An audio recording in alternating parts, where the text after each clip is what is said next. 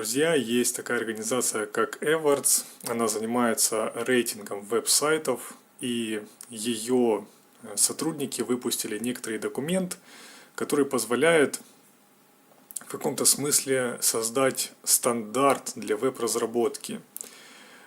И сейчас я вас ознакомлю с самим документом, а также с теми правилами, действиями, которые приведут ваш сайт к успеху.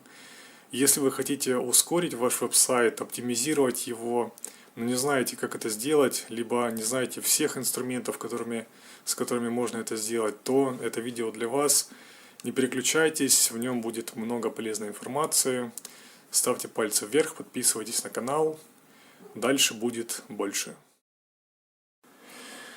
Данный документ можно найти вот по этой вот ссылочке, введя, допустим, в гуглике вот такую фразу, и вы попадете на него, и вот здесь есть такая стрелочка, нажимаете сюда и попадаете на этот документ.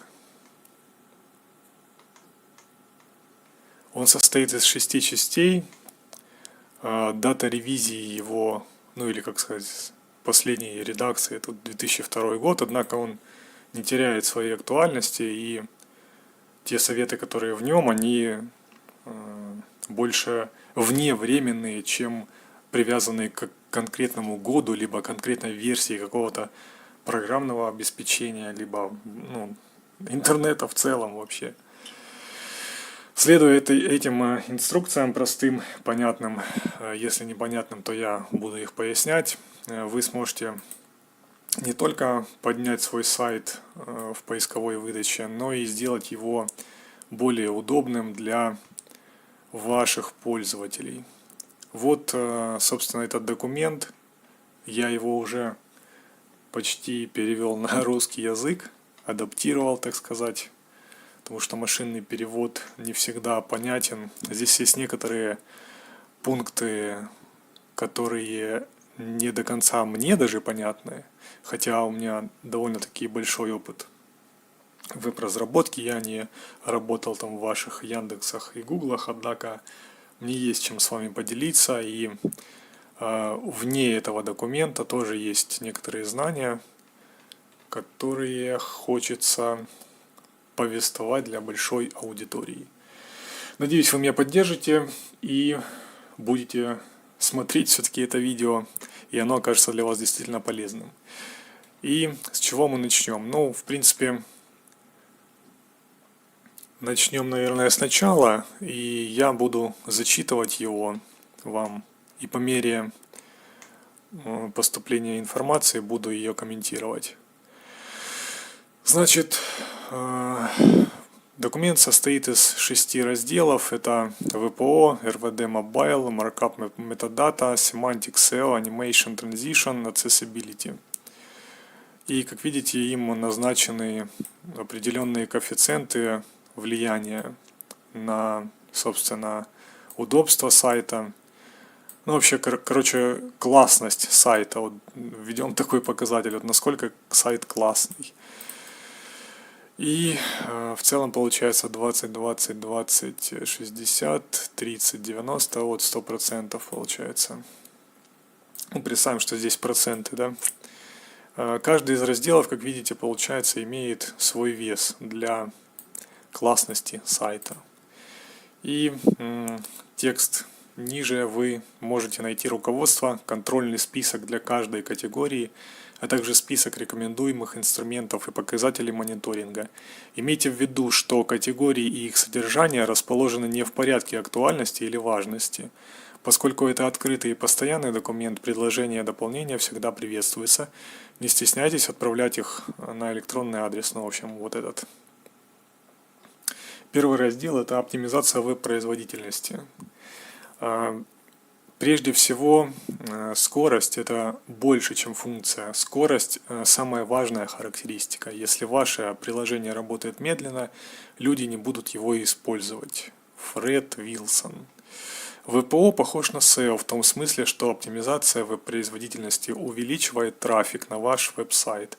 На WPO не останавливаются Но ВПО не останавливается на достигнутом.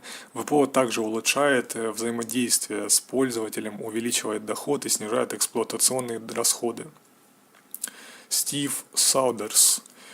Ну и, в общем, краткая предыстория к вот этой вот категории первой.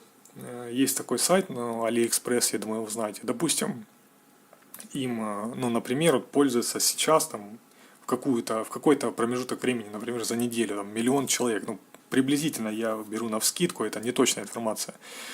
И вот представьте, что этот сайт, допустим, завис на 1 минуту. Если учитывать, что из этих 1 000 000 человек в данный момент покупает что-то, допустим, 100 тысяч человек, то, соответственно, 100 тысяч человек эту минуту не могут что-то купить. Соответственно, 100 тысяч человек умножаем, допустим, хотя бы на там условно $10, это получается $1 000 000 теряет компания за 1 минуту простоя сайта. Естественно, сайты бывают разные, они бывают очень большие, бывают очень маленькие, бывают с посещаемостью там, в несколько миллионов, а может быть даже миллиардов человек. И сайты, которые посещают 10 человек, допустим, в месяц даже. Но, тем не менее, какие бы вы сайты ни создавали, потенциал всегда есть для роста, и, естественно, каждый из нас заботится о том, чтобы их посещало как можно большее количество человек. Соответственно, чтобы их посещало как можно большее количество человек, они были удобными, понятными и приносили доход, либо делали этот мир лучше за счет того, что вы, допустим, выкладываете какую-то информацию на нем.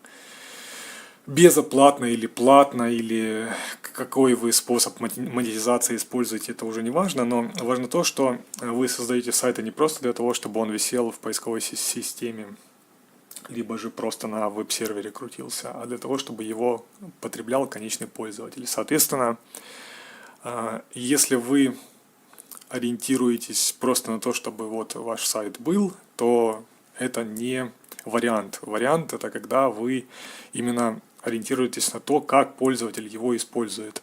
В свое время у меня было несколько моих ресурсов, которые посещало около 10 тысяч человек до времен 2021 года. Вот. Поэтому мой день начинался не с кофе, а с анализа веб-аналитики. Ну, в общем-то, Яндекс.Метрики, Google аналитики и, собственно, поисков и улучшения моих ресурсов. Но сейчас как бы я о них не буду детально углубляться, потому что это неинтересно. Интересно то, что впереди нас ждет уникальное путешествие в мир оптимизации и производительности вашего приложения. Как видите, здесь ну, вот есть какие-то цитаты каких-то людей. Кстати, авторы, я так понимаю, это Twitter, ссылка, да. Авторы здесь указаны, дата ревизии, чего-то я не понимаю, это, наверное, просто дата создания, наверное. Хотя, может быть, и реальной ревизии. В общем, трудно сказать на самом деле, когда этот документ был создан, когда его редактировали, но факт в том, что он есть, и факт в том, что в основном все, что в нем написано, актуально будет очень много лет. Соответственно, его желательно изучить. Вы можете, конечно, погуглить, что это за люди, чего они добились и стоит ли их слушать, точно так же, как и меня, стоит ли слушать или не слушать. В общем, дело ваше, конечно, но я бы рекомендовал хотя бы изучить тот документ, который я вам предоставлю. Ну, на русском языке, либо хотите, используйте оригинал. Вот. И продолжим, собственно, по теме оптимизации веб-производительности. Цели. Какие цели должны быть достигнуты в этом разделе? Лучшие практики и методы, реализованные для повышения производительности веб-сайта и более быстрого отображения содержимого для конечного пользователя, а также для экономии пропускной способности и энергопотребления. Оптимизированная эффективность контента, доставки данных и улучшенное время отклика с сервера. Надлежащее управление блокирующими ресурсами рендеринга, минификация отложенные скрипты, встраивание, общее количество HTTP запросов, баланс между числовыми показателями и пользовательскими показателями и воспринимаемой производительностью. В общем-то, наверное, каждый из этих пунктов требует некоторого пояснения, потому что, особенно если вы новичок в веб-разработке, трудно понять, о чем вообще идет речь. Что такое лучшие практики и методы, реализованные для повышения производительности веб-сайта? Прежде всего, это некоторые действия, которые вы производите с вашим веб-сайтом, способные сделать его более быстрым, более понятным, ну, в данном случае для данной именно как бы категории первой, это именно производительность веб-сайта. И вот, допустим, я скачал бесплатный какой-то шаблон HTML5, и вот с ним я и буду производить, собственно, действия, которые направлены на его оптимизацию и пояснять вам, что вообще происходит. Если что, я просто его скачал, разархивировал. Вы можете ввести, допустим, в поисковике HTML5 free template и дальше установить Node.js, если он у вас не установлен. Затем установить HTTP сервер вот такой командой npm install-g HTTP сервер, если он у вас еще не установлен, а потом просто его перейти, допустим, в папку, где вы распаковали вот именно, допустим, такие файлы, где есть индекс HTML, и запустить HTTP сервер вот такой командой HTTP сервер просто. Соответственно, у вас будет HTTP сервер, если вы, допустим, не используете какой-то IDE там или еще что-то, уже в готовом виде, то есть вам больше ничего не надо будет делать, и у вас запущен будет сайт. Зачем я это сделал? Чтобы, естественно, конечно же, на примере вам показывать, каким образом можно оптимизировать ваш веб-сайт.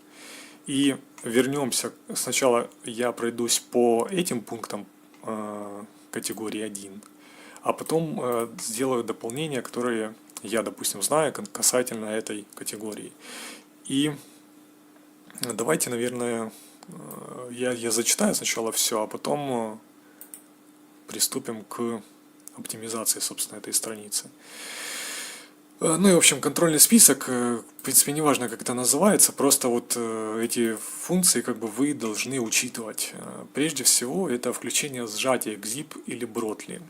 Современные веб-сервера, если, допустим, у вас есть такая возможность, либо у хостера вашего есть такая возможность, либо вы арендуете сервер, то есть это все разное, конечно же, инфраструктура может быть у вас для конкретного сайта, но в основном, как сайты делаются, взяли там какой-то CMS, допустим, WordPress, либо Joomla, либо еще что-то, накидали туда шаблон там каких-то текстов, картинок и кинули на хостинг, который, условно говоря, там поддерживает PHP, MySQL, ну и, собственно, больше никак не настроен, вряд ли. Хостеры что-то делают для того, чтобы ваш сайт был быстрее. Единственное, что они могут сделать, это поставить либо более мощное оборудование, либо брать с вас больше денег за то, что есть там всякие преимущества, типа Brotli, например, либо HTTP 3 серверах. В лучшем случае сейчас есть HTTP 2 у нас сервера. Ну, в общем, если у вас есть такая возможность, то, конечно же, лучше использовать тот веб-сервер, либо же самому его настроить, либо арендовать уже готовый, ну, допустим, Shared, так называемый хостинг использовать, либо VPS, либо, собственно, персональный сервер. Лучше, конечно, использовать те преимущества, которые дает современный веб. Это Brotli плюс HTTP 3. Об этом у меня есть видео на канале. Ссылочка будет и в описании, и всплывет сейчас подсказка. Если вы не знаете, как это сделать, либо не понимаете вообще, о чем идет речь, то погуглите, я не знаю тогда, что вам посоветовать. В общем, включить сжатие gzip Brotli. Что такое сжатие? Вот у нас, допустим, есть какой-то архив. архив есть у нас. Ну, обычно это zip, там, либо rar на винде. И когда мы архивируем файлы, ну, у меня тут на английском, в принципе, не важно, и у нас есть уровень компрессии. Точно так же работает и веб. Он по этой же технологии, gzip называется, архивирует как бы пакеты и отдает их частями. То есть, грубо говоря, например, есть какой-нибудь файл стилей. Вот. Он весит 58 килобайт. В gzip он будет весить, допустим, там 25 килобайт. Соответственно, нам веб-сервер отдает файл не целиком, как он есть, а сначала его сжимает, потом передает по сети вам, а ваш браузер его уже как бы разархивирует. То есть, по сути, каждый из файлов, который передается по сети, это некоторый архив, который разархивирует в итоге ваш браузер. Соответственно, если вы включаете сжатие, либо gzip, это более старое и распространенное, либо Бродли, это более новое и пока менее распространенное, но он сжимает больше, чем gzip, соответственно, поэтому он и используется, наверное, сейчас. Ну, как бы есть тенденция его использования. Если вы включаете вот эти вот, ну, gzip, в общем, будем говорить, чтобы было понятнее, то, соответственно, ваши файлы по сети передаются в меньшем размере. Соответственно, вы экономите трафик.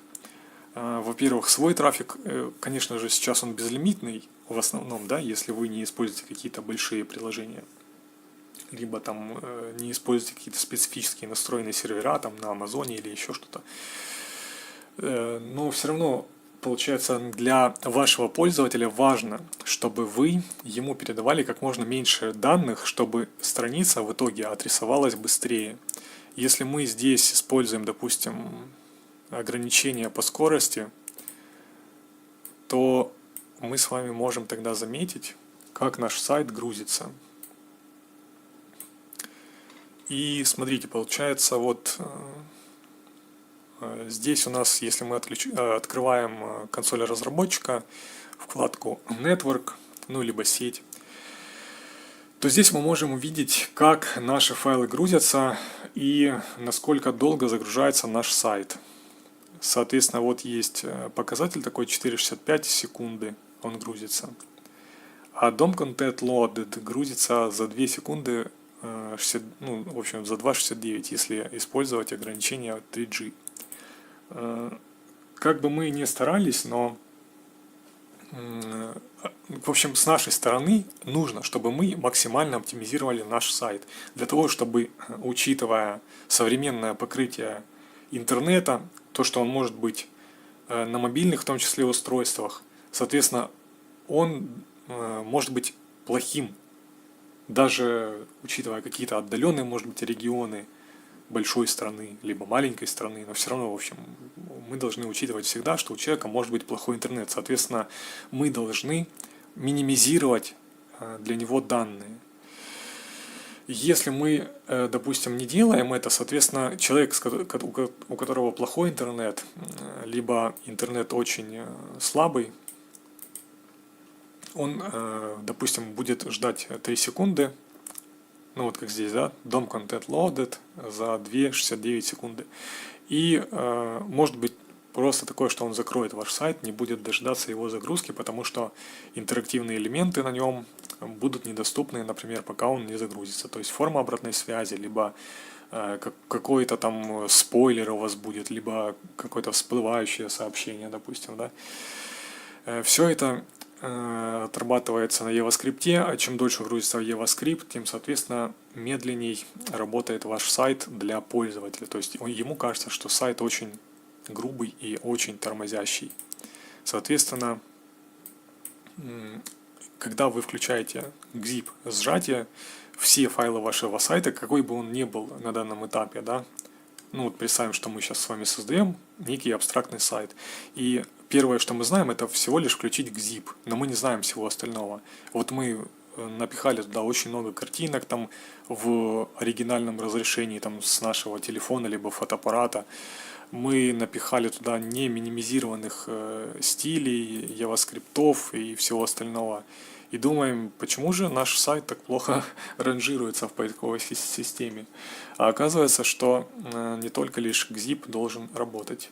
Ну, в общем, с Gzip, я думаю, понятно, что это функция, которая позволяет минимизировать некоторые из типов файлов, то есть, допустим, видео он не минимизирует, и некоторые другие файлы, то есть, допустим, JavaScript, стили, HTML он может минимизировать, текстовые, допустим, какие-то файлы, но те файлы, которые поставляются, допустим, видео, либо же просто какой-то файл, который вы отдаете для скачивания, например, тот же архив, он минимизироваться не будет, потому что они большие, соответственно, это идет нагрузка на сервер. Зачем это делать, если получается выгоды не будет для вас? А когда есть выгода для вас, то есть JavaScript или CSS файлы, ну, я называю CSS, не знаю, режет вам слух, не режет, когда, допустим, эти файлы минимизируются, соответственно, для вас это тоже выгодно, потому что в итоге пользователь быстрее получает информацию, ну и HTML тоже. Дальше следующий путь – это критический путь рендеринга, загрузка, анализ и порядок загрузки ресурсов. Смотрите, получается, у нас есть некоторые файлы, которые мы указываем в исходном коде. Каким бы образом вы ни создавали, какое бы приложение вы ни создавали, все равно у вас есть какие-то файлы стилей, какие-то JavaScript на странице. Потому что представить, что современный сайт работает без JavaScript, практически невозможно. И вот у нас здесь, по крайней мере в этом шаблоне, сделано правильно. Смотрите, у нас есть файл скриптов, вернее файл стилей, и он находится вверху, а файлы скриптов находятся внизу. Получается, что у нас есть некоторый, вот как я уже вам говорил ранее, путь для загрузки файлов, в том числе и картинки. Если я обновляю, допустим, у нас идет вот очередность некоторая. Вот приоритет еще есть такая штука.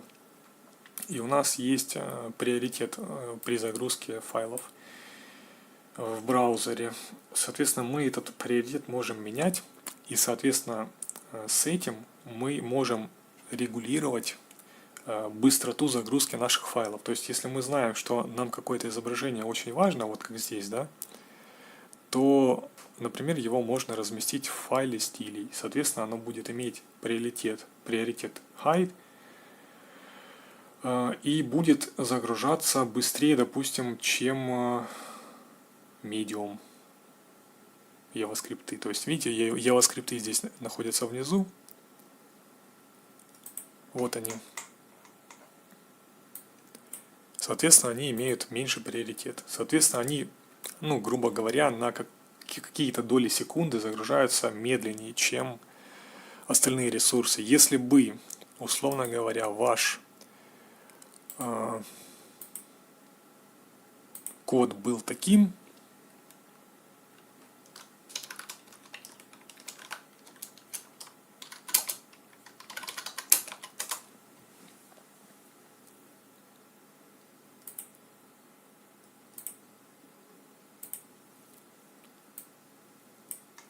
например, скрипты бы у вас лежали здесь, вверху,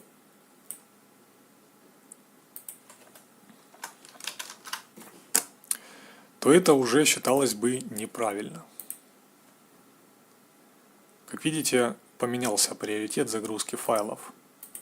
И теперь сайт данный не работает, потому что, естественно, здесь идет обращение, скорее всего, к каким-то дом-элементам, которые не существуют в данный момент времени. Ну, я думаю, вы знаете, что существует такое понятие, как дом дерева и выборка дом дерева через JavaScript. Соответственно, если JavaScript находится в самом верху, даже если бы мы в баде его разместили, обращались бы мы, допустим, к header, то JavaScript, размещенный выше, этого, он бы еще не получил доступ к этому элементу. Соответственно, во-первых, для оптимизации лучше, что скрипты находятся внизу. Во-вторых, для вашего кода, в зависимости от того, конечно, как вы его сделали, нахождение JavaScript внизу – это лучшая практика.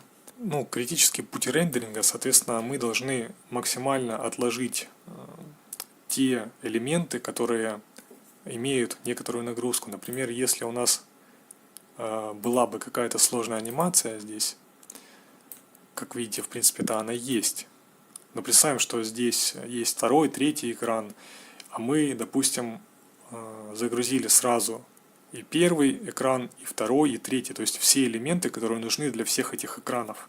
Обычно же сайт имеет несколько экранов видимости, то есть можно прокрутить его вниз. То это не очень хорошая идея. То есть изначально у нас первый экран всегда открывается, ну, в 98, допустим, процентов случаев, если только пользователь не чуть-чуть пролистал, да, и у него потом перезагрузилась страница, либо он сам нажал перезагрузить, и, соответственно, обычно браузер перематывает к тому моменту, где пользователь остановился. Но, допустим, в 98% случаев пользователь переходит по какой-то ссылке, которой поделились с ним, либо он нашел в поисковой системе, и, соответственно, он вышел на ваш сайт в первый экран. Когда он находится на первом экране, соответственно, эта информация, которую он видит, это самая важная информация из всей HTML-страницы. Она же может быть большой у вас, правильно? Вот, соответственно, наши усилия нужно сосредоточить на том, чтобы эта страница, первая страница, первый экран, он отрисовался как можно быстрее.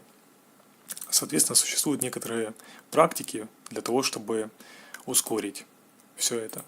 Ну, во-первых, как видите, допустим, вот если взять чисто этот пример, мы можем создать файл стилей, которые отвечают только за вот эту вот область видимости.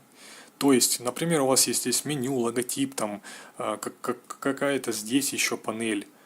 Ну, сейчас я покажу вам. То есть, например, здесь у нас меню еще какое-то есть. Здесь там логотип, например, ваш. Здесь еще какая-то там панелька важной информации. Там картинка, допустим, кнопка. Картинка, кнопка, там еще что-то. В общем, я думаю, вы понимаете, да, прототип такой. Соответственно, вот эта вот вся информация должна находиться, вернее, ну, как описание этой информации, которая здесь находится, ну, и в том числе HTML, можем мы сделать таким образом. Даже написать HTML, который ответственен за первый экран, а затем уже после загрузки полностью всех данных с этого первого экрана мы можем подгрузить остальные данные. Но это, конечно, уже в таком самом, как сказать, перфекционистском варианте. Соответственно, обычно у нас HTML весь приходит, но отрисовать мы его можем только после того, как, допустим, загрузится наш главный экран. То есть главный экран у нас является одним из основных элементов, который должен получить пользователь при загрузке нашего сайта. Соответственно, вся информация, которая находится на главном экране, она должна работать моментально. Что мы можем для этого сделать? Ну, как я уже сказал, либо разместить только тот HTML изначально, который должен быть для первого экрана, либо, ну, в классических случаях у нас есть весь HTML, но мы можем использовать только те стили, JavaScript, которые обрабатывают именно первый экран, а остальные мы можем загрузить уже после того, как появится вся информация для первого экрана. То есть JavaScript, картинки, там, я не знаю, что вы еще используете, ну, стили, естественно, HTML, видео, еще что-то. И, соответственно, тогда первый экран нашего сайта будет загружен максимально быстро, что будет способствовать улучшению user experience, то есть пользовательскому опыту.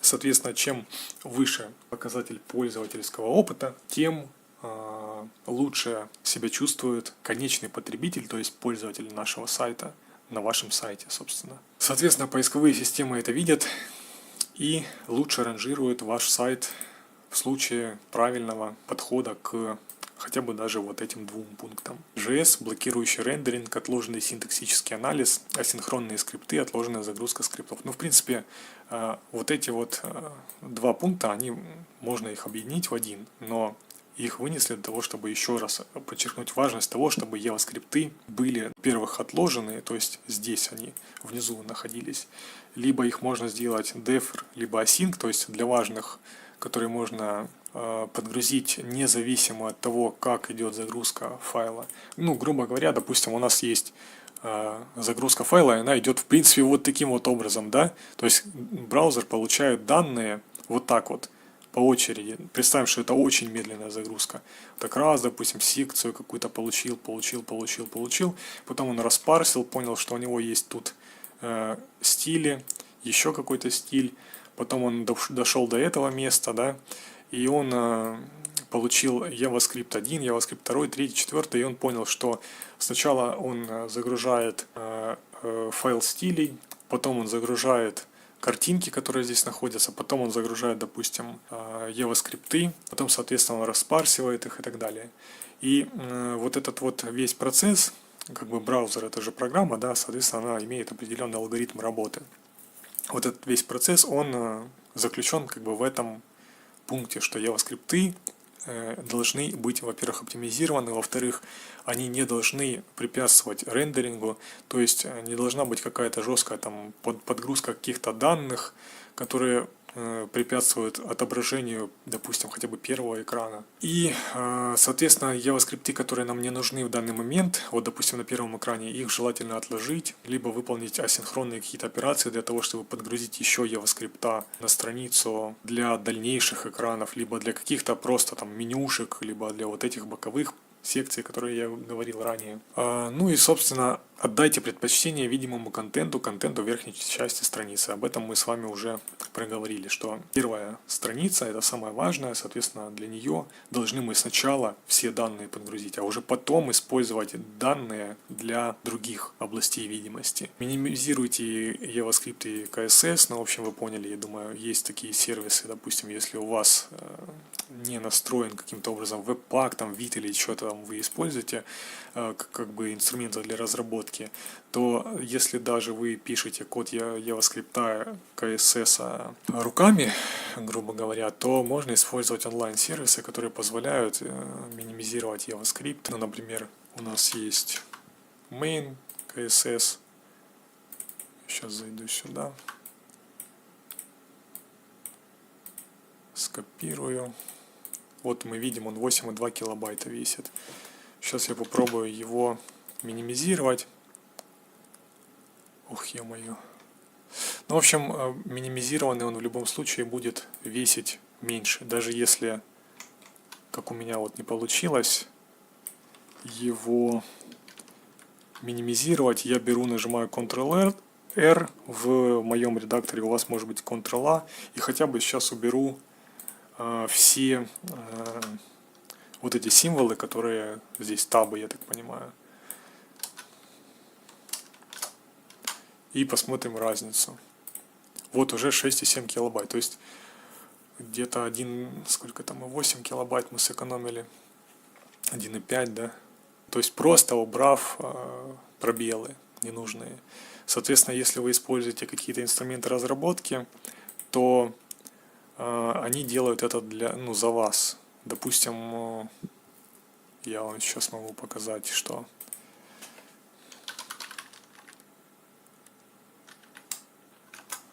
например, своего мандалорца, который я создавал. Как видите, вот минифицированный файл JavaScript, например, он выглядит вот таким вот образом, что здесь максимально сжатые функции, то есть нет человекопонятных, допустим, каких-то вот, допустим, переменных, да, old scroll position, допустим, а здесь, допустим, вот так вот e там равно c равно там такому-то элементу.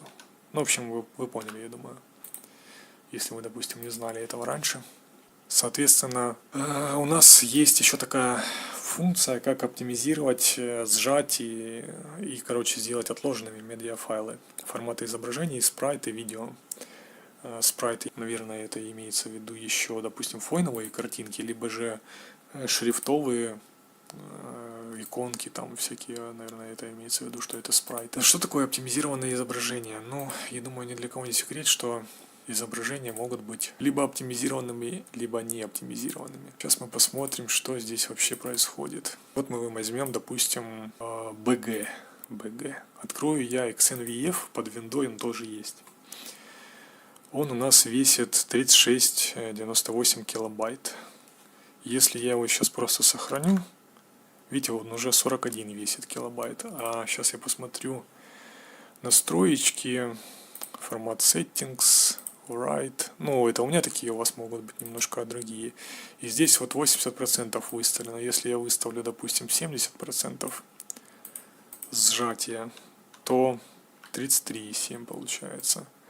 А оригинал весит 33,8. Ну, в принципе, здесь он довольно-таки сжатый. Естественно, у нас изображения могут быть не такого формата, во-первых, то есть не маленькие и не размытые, а, допустим, ну, я не знаю, какие-нибудь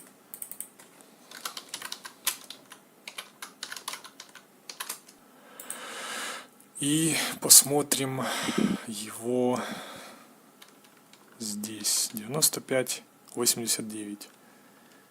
То есть было у нас 95 килобайт, а сейчас 89. 6 килобайт мы сэкономили.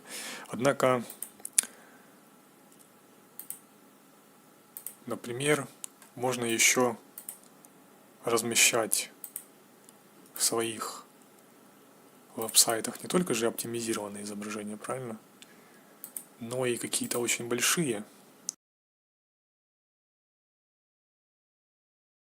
Очень большие изображения мы можем разместить, допустим, на своем веб-ресурсе. Соответственно,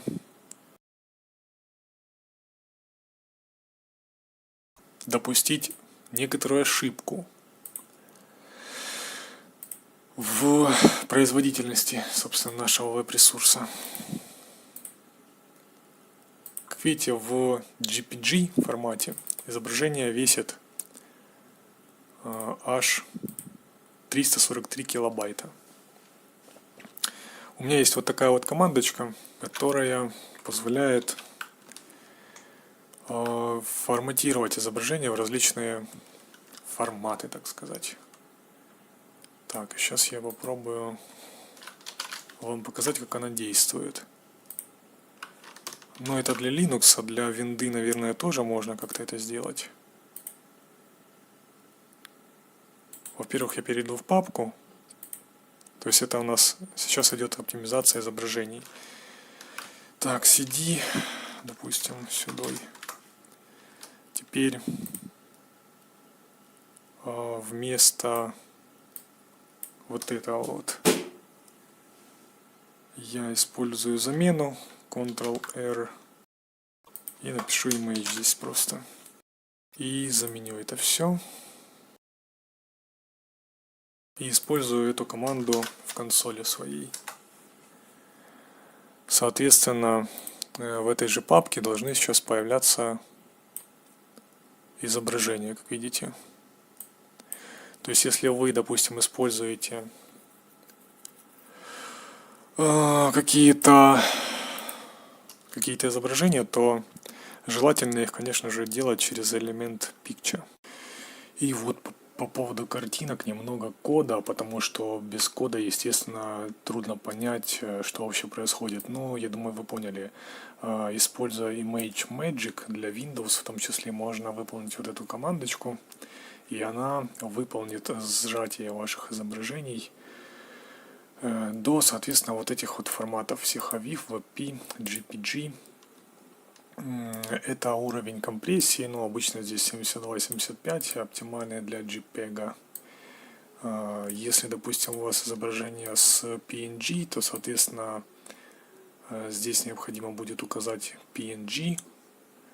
Ну и тут входящее как бы изображение, которое мы конвертируем в разные форматы, тоже должно быть в формате PNG. WebP и AVIF поддерживают прозрачность, как и PNG. в отличие от GPG. Я немножко прикалываюсь, конечно, но я думаю, вы меня поняли. Значит, не стоит забывать о том, что существуют такие экраны, как Retina, допустим, двойная, тройная в современных телефонах, например, ну и некоторых мониторах там очень супер-пупер-мега крутых. И вот такой пример кода, как можно использовать современный подход для написания элемента picture и, соответственно, вывода изображений на вашем сайте. То есть изначально, допустим, какая-то одна картинка, ну вот как у меня, допустим, image JPG. Ее мы можем разместить в нескольких вариантах. Во-первых, не только в WebP, но и, как я указал ранее, в 3 разных вариантах. И здесь вот есть fallback, типа, если не работает WebP, то подгружаем GPG. Вот, и получается здесь мы используем двойную ретину и как бы одинарную. Далее я представил вам фрагмент JavaScript. Допустим, у нас есть какой-то дивчик, который мы ранее выбрали, и в него я вставляю, ну, вот такой вот HTML фрагмент.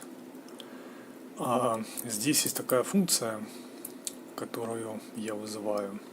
Ну, естественно, я это сам написал. Она позволяет вставить мне элемент picture вот в таком вот виде.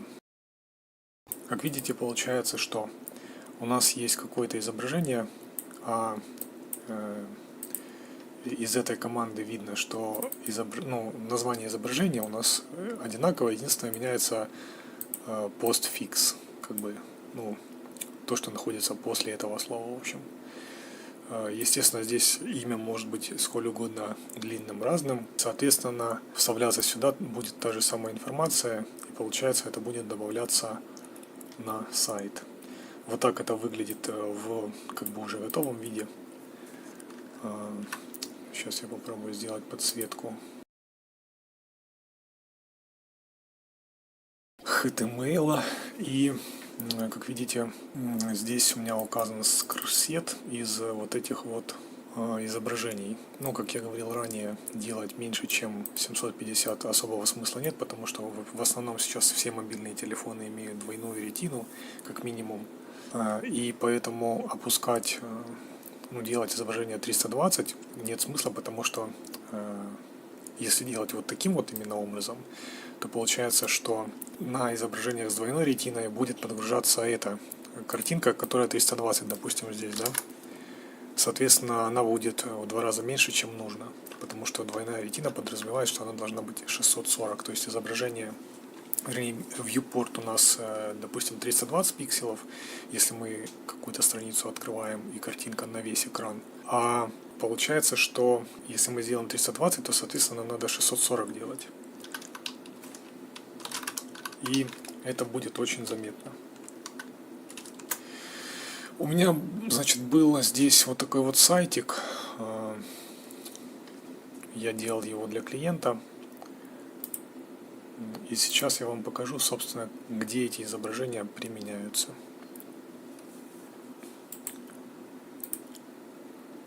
Ну, как минимум здесь идет у меня loading lazy, то есть поставлена обычная картинка 1080 пикселов. Сейчас я ее открою. Ну, вот такой вот она оригинальный размер имеет. То есть это для клиента было отрендерена вот такая вот картиночка именно красивая. Вот, допустим, как видите, здесь получается у меня немножко картинок. То есть всего раз, два, три картинки, а вот здесь уже идут курсы.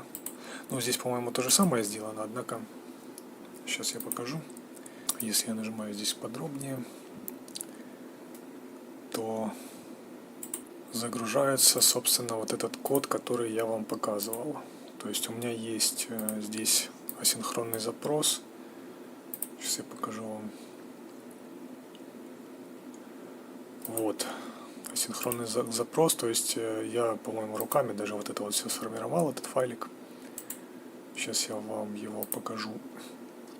Ну вот, допустим, такие вот джейсоновские данные.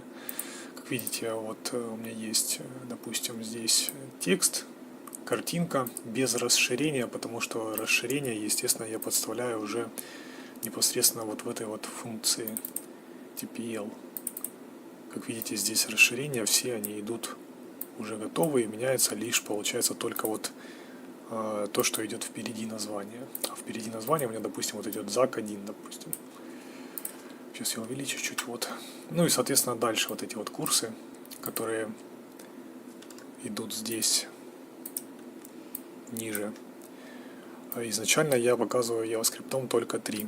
То есть, получается, смотрите, я делаю запрос сюда, фетчом, потом, сейчас инициатор покажу, потом у меня есть некий шаблон, с помощью которого я вот эти вот создаю штуки. Ну, естественно, я вам показывал уже ранее его. Вот он. Приблизительно так он выглядит. И получается, что из вот этих вот данных, таких вроде бы небольших, я получаю вот такие вот красивые штуки. Главное, чтобы вы понимали, что есть такая возможность. Допустим, вот это CMS Joomla. Если мы посмотрим исходный код и найдем здесь JSON, который я использую, то получается вот у меня в исходном коде есть только вот, допустим, наши курсы и заполнить форму, и все. А вот этот дивчик у меня называется load prices, допустим. Соответственно, изначально у меня вообще нет вот этих вот данных, то есть не вот этих вот фильтрационных данных, не этой кнопки, а только вот эта форма есть. То есть таким образом, во-первых, я получаю намного меньше HTML, то есть если бы, допустим, мы делали это в Joomla и использовали именно какие-то обычные средства, то, соответственно, нам бы пришлось вот эти вот все штуки создавать каждый отдельно, то есть дивами, там, картинки вот эти все делать. А я придумал таким образом, что вот в этом вот файлике JSON у меня хранятся некоторые данные, и с помощью JavaScript я создаю вот эти вот все вот дивы, и получается, что, смотрите, всего лишь я получаю, сколько там, допустим, здесь 10 позиций, да, но там есть некоторые категории, в которых больше намного позиций. Я получаю, допустим, здесь 10 позиций, соответственно, вот представьте, 10 элементов этих, они бы сразу отрисовывались в Joomla. И получается, что в исходном коде все это выглядит вот так. Изначально у меня, допустим, есть все эти 10 позиций из вот этого файла, да, я уже их создал, хотя можно было бы еще больше оптимизировать и, допустим, вывести только 3 изначально, а все остальные по клику на эту кнопку уже создавать, то есть в дом-дереве именно. Ну, как бы, это уже прям сильная упоротость. Получается, вот эти дивы, да, создаются из этого JSON, по сути, с помощью JavaScript. Главное, что, получается, мы вместо того, чтобы получать 10 или 60, или сколько здесь будет курсов разных, сразу мы получаем и изначально только вот такую вот маленькую, по сути, строчечку, вот это вот, и всего лишь вот так вот мало JavaScript, но это, по сути, мало JavaScript для того, чтобы выводить вот это вот все.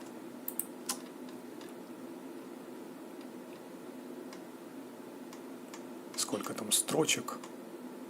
277 минус 126. 151 строка всего лишь. Ну и, соответственно, это еще можно минифицировать и получить еще более выгодную позицию для себя с точки зрения производительности. И при нажатии, допустим, вот всех курсов, как видите, картинка изначально подумала, а потом она прогрузилась. Посмотрим, как она реализована, конкретно картинка, насчет чего мы с вами, собственно, и рассуждаем сейчас. У нас есть элемент Picture, и как видите, получается, что все эти элементы, они находятся в наиболее выгодной позиции с точки зрения оптимизации. Почему? Потому что, получается, браузер подключает в данный момент именно ту картинку, которая необходима. Вот, допустим, в данный момент используется 1600 на 1080, хотя еще можно было бы, допустим, упростить эту штучку, потому что, смотрите, например, у нас есть вся ширина экрана, да, у нас сейчас 1920 разрешение на 1080. Соответственно, браузер подставляет сюда вот ту картинку, которую он посчитал нужной. А VIF именно вот этот вот 75 килобайт. Но смотрите, здесь она вот такого вот огромного размера, а здесь используется она вот такая вот маленькая. Соответственно, JavaScript можно было бы еще узнать разрешение экрана и в зависимости от этого уже делать не элемент Picture, а проверять именно по доступности. Это опять же один из элементов оптимизации, проверять по доступности AVIF поддерживается ли браузером, или WebP поддерживается ли браузером, и в зависимости от этого уже подставлять просто здесь image с определенным разрешением. То есть, грубо говоря, вместо того, чтобы использовать здесь picture, мы можем использовать здесь просто image, но предварительно, естественно, у нас все эти файлы должны быть. И, ну так, положа руку на сердце, получается 2560 здесь никогда не будет использовано, как и 1080. Потому что, ну, допустим, в нормальной ситуации у нас изображение здесь, вот сейчас посмотрим, какое оно. 392 на 223, да, размер, сейчас покажу.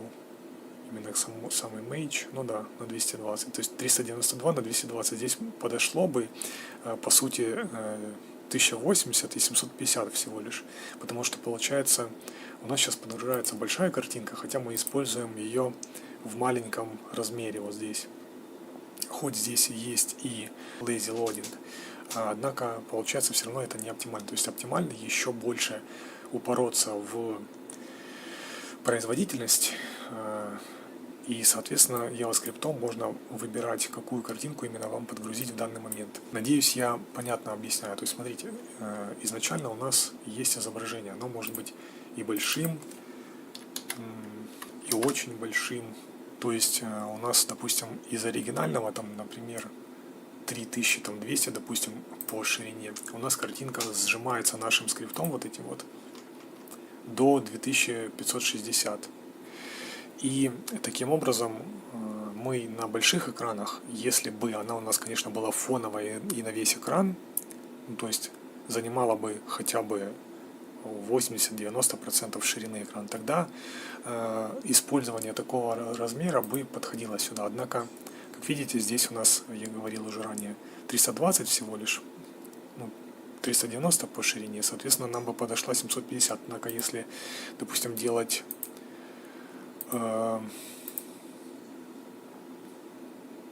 оптимизацию для разных устройств, соответственно, у нас бы минимальная, она была бы, ну, наверное, вот такой. И сейчас она 659. Соответственно, здесь можно было бы оставить 750 высоту и, нет, ширину, и 1080. Все. Эти два размера бы оптимально бы сюда подошли. Итак, подведем итоги. Получается, элемент Picture нужно использовать, естественно, тоже с головой. Как видите, я здесь его использовал просто потому, что у меня везде на сайте он подгружается одинаково. Я не стал делать отдельно еще здесь разный, короче, функционал, то есть разный JavaScript, как я уже вам ранее упоминал, для разного вывода в разных частях сайта. То есть, допустим, если у меня есть фоновая, ну, у меня вообще изначально здесь была фоновая картинка, а потом заказчик решил избавиться от нее. И у меня она подгружалась на весь экран, то есть, соответственно, этот элемент Picture здесь бы был оправдан.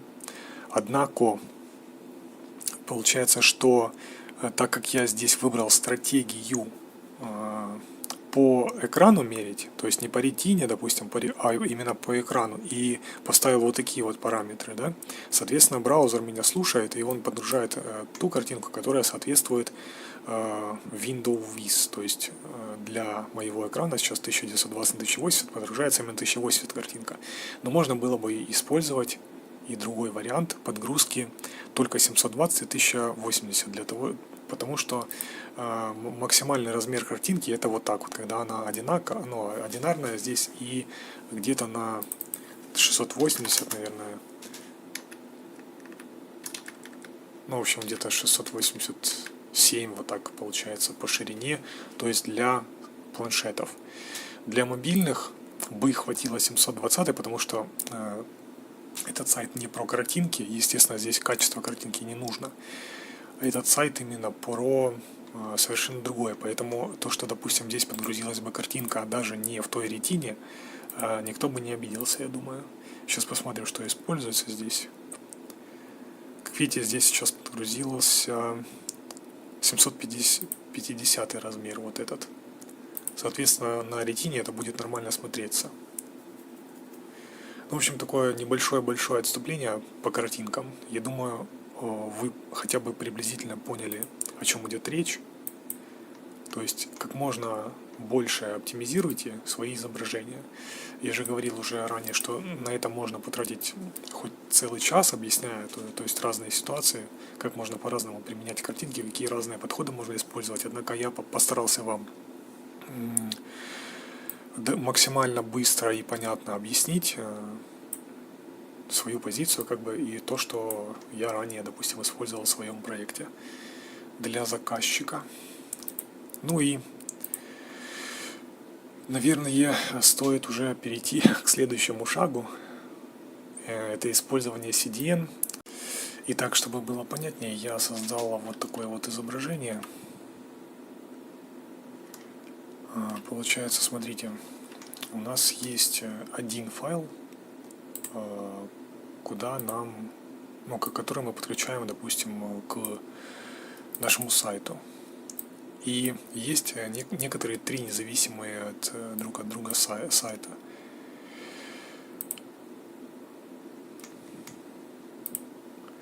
Далее, получается, если мы переходим, допустим, на сайт номер 1 и запрашиваем этот файл, то он в этом контексте использования браузером остается в кэше только этого сайта, например.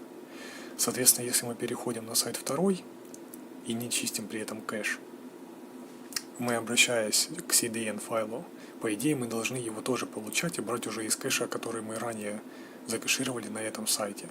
Ну и, соответственно, с третьим сайтом точно так же. Однако современные браузеры, возможно, делают немножко иначе. Они делают так, что для этого сайта у нас есть свой кэш, какое-то определенное хранилище, где лежат файлы только для этого сайта. Соответственно, если мы загружаем этот файл с CDN, то он лежит только для этого сайта. Допустим, там браузер создает для себя определенную папку, куда складывает все эти файлы. И потом, даже не без очистки кэша, в общем, мы запрашиваем этот файл. CDN, хотя он и работает, и по идее должен у нас взяться файл из этого сайта, однако, получается, если браузер использует эту технологию защиты ваших данных персональных, то он все равно будет запрашивать файл из HTTP, а не из кэша первого сайта. Соответственно, с третьим сайтом точно так же, и с любым другим. Значит, смотрите, я сейчас создал вот эту страничку, одну, и размещу на своем каком-то ресурсе. Так, сейчас я открою сразу инструмент разработчика, чтобы понять, включен ли у меня кэш, и открою этот свой документ. Посмотрим, что здесь у нас Animate.js загрузился, да? И сейчас он, видите, когда я запрашиваю ее второй раз, она загружается из memory cache. Допустим, я сейчас почищу кэш. Он опять загрузился с HTTP. Теперь опять после очередного обновления он загрузился из memory cache, то есть из памяти оперативной. Сейчас я попробую использовать какой-нибудь другой домен и сделаю индекс 1, например. И посмотрим сейчас. Получается, смотрите, если я перезагружаю на этой странице, он постоянно у меня использует memory cache. Так, значит, попробую сделать так. Сейчас он у меня находится в памяти. По идее, когда я закрою браузер, он выгрузится из памяти. Так, по идее, браузер выгрузился. Теперь я погуглю для того, чтобы открыть инструмент разработчика и понять при первом запросе вообще, что происходит. Вот, видите, он грузится с диск кэш. Вот написано диск кэш. Соответственно, теперь, так как он у меня уже лежит в диск кэш, то, по идее, если моя логика верна, то сейчас он опять загрузится с диск кэш. Однако, видите, он загрузился с HTTP. То есть, как я вам и говорил, каждый сайт для браузера считается как отдельный, ну, как бы он для себя внутри, там где-то в своей системе создает как бы отдельную как подпапку для каждого сайта и туда грузит все файлы, которые есть на этом сайте. Соответственно, использование CDN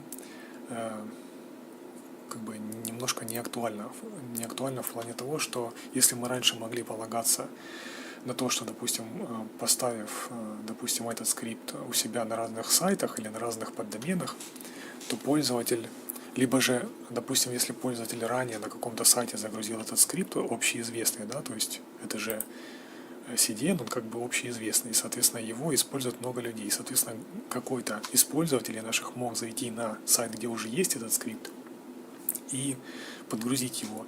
И мы надеялись раньше на то, что если даже его нет, то он подгрузится по HTTP, а если он есть, то он подгрузится просто из кэша. Однако теперь получается, что из кэша он не подгрузится, если мы используем другой сайт. То есть на нашем сайте он будет подгружаться из диск кэш или из memory кэш, если при повторном обращении к этому же файлу. А получается, если мы используем на другом сайте, то, соответственно, он уже не будет доступен из кэша. И CDN в данном случае нам нужен только ради того, чтобы, получается, быстрее доставить файл клиенту. То есть, грубо говоря, если мы, допустим, находимся, например, в Евразии, да, а сервер у нас расположен в Америке, то, соответственно, время задержки будет очень большое. Сравнительно большое, естественно, там какие-то миллисекунды, но все эти миллисекунды, естественно, влияют на то, как быстро грузится ваш сайт. Если наш сайт территориально расположен, сервер, или не наш сайт, в принципе, любой сайт на территории, допустим, Штатов, а мы находимся в Казахстане, CDN позволяет нам, допустим, использовать какую-то страну поближе, например, в Турции, если еще расположен дубликат как бы нашего файла, то, соответственно, мы, видите, судя по расстоянию, по идее, должны получить этот файл быстрее, чем если бы он находился в США. Вот CDN предполагает именно такую технологию, то есть позволяет расположить наши файлы критически важные поближе к тому клиенту, который, собственно, его запрашивает. А ранее, получается, если мы использовали, например, вот такие вот штуки, то еще у нас была возможность использовать файл, который закэширован на клиенте. То есть один раз, допустим, клиент запрашивает этот файл, соответственно, он всю жизнь живет у него в браузере, пока он не почистит кэш. Но теперь такой возможности нет, и получается, что каждый раз файл запрашивается отдельно. И следующий этап – это уровни кэширования. Уровни кэширования браузера, CDN, веб-сервера или приложений. Соответственно, у нас есть некие заголовки. В принципе, можно даже початить GPT.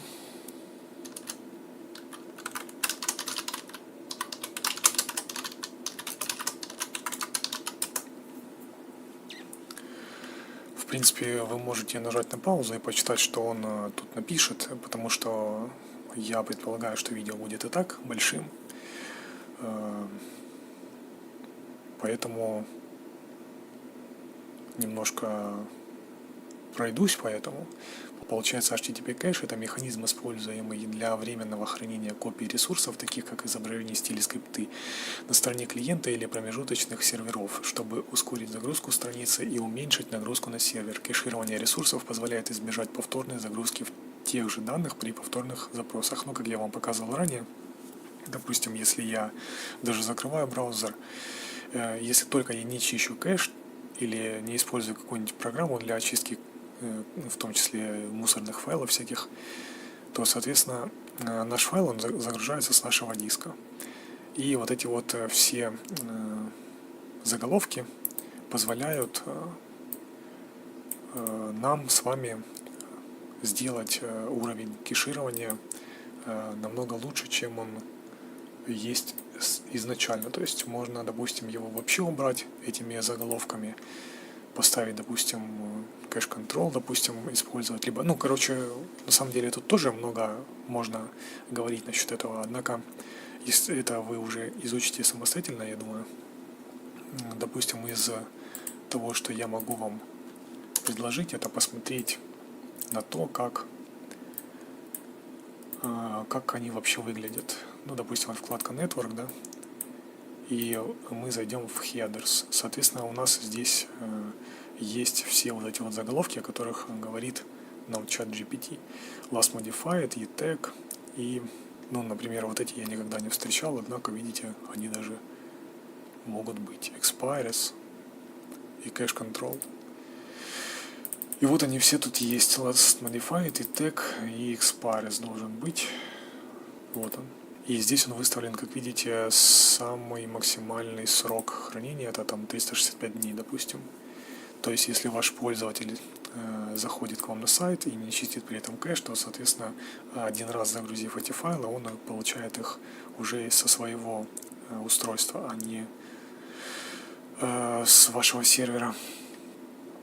Ну и здесь, как видите, это, по-моему, Cloudflare CDN. И, соответственно, тут есть еще на что посмотреть и чему поучиться у них. Как видите, Content Encoding Broadly именно. Это то, что по заголовкам, по уровням кэширования. Уменьшить количество запросов DNS. Что это значит?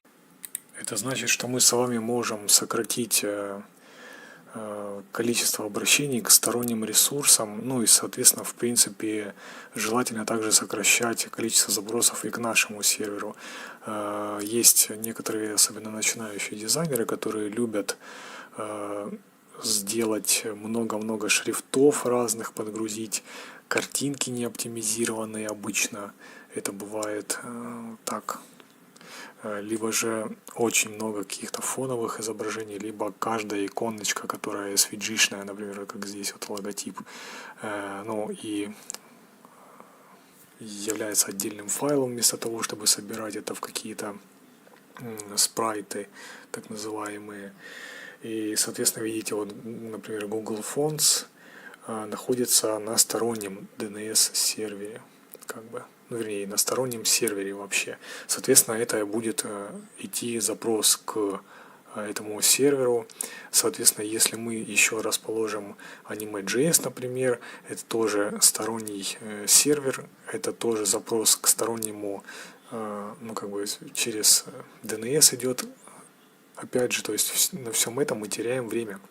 Соответственно, нужно располагать либо у себя на сервере все файлы, потому что актуальность CDN сейчас теряется, и актуальность использования в том числе гугловских шрифтов с гугловских серверов тоже теряется, потому что, как я говорил вам уже о том, что CDN использовать смысла нет, потому что для каждого сайта имеется свой браузерный кэш. И вот, как бы, опять же, если представить, что все эти Яндекс.Метрики, Google Аналитики, там, которые мы подключаем, это тоже идет отдельный запрос каждому из них, и для каждого из них запрос идет прежде всего к DNS-серверам. Соответственно, либо можно сделать отложенный запуск Яндекс.Метрики, той же Google Аналитики, там, или еще что вы используете, либо вообще не использовать их. Ну и следующее, это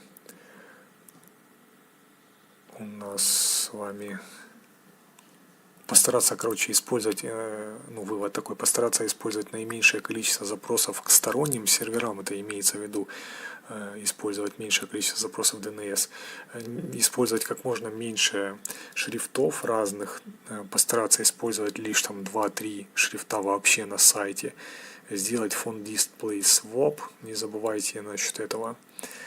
Ну и в принципе стараться вообще сократить количество запросов к любому серверу, то есть неважно, это ваш сервер, либо сторонний сервер, пытаться сделать спрайты для SVG, например, иконок, либо используете, если вы шрифтовые иконки, то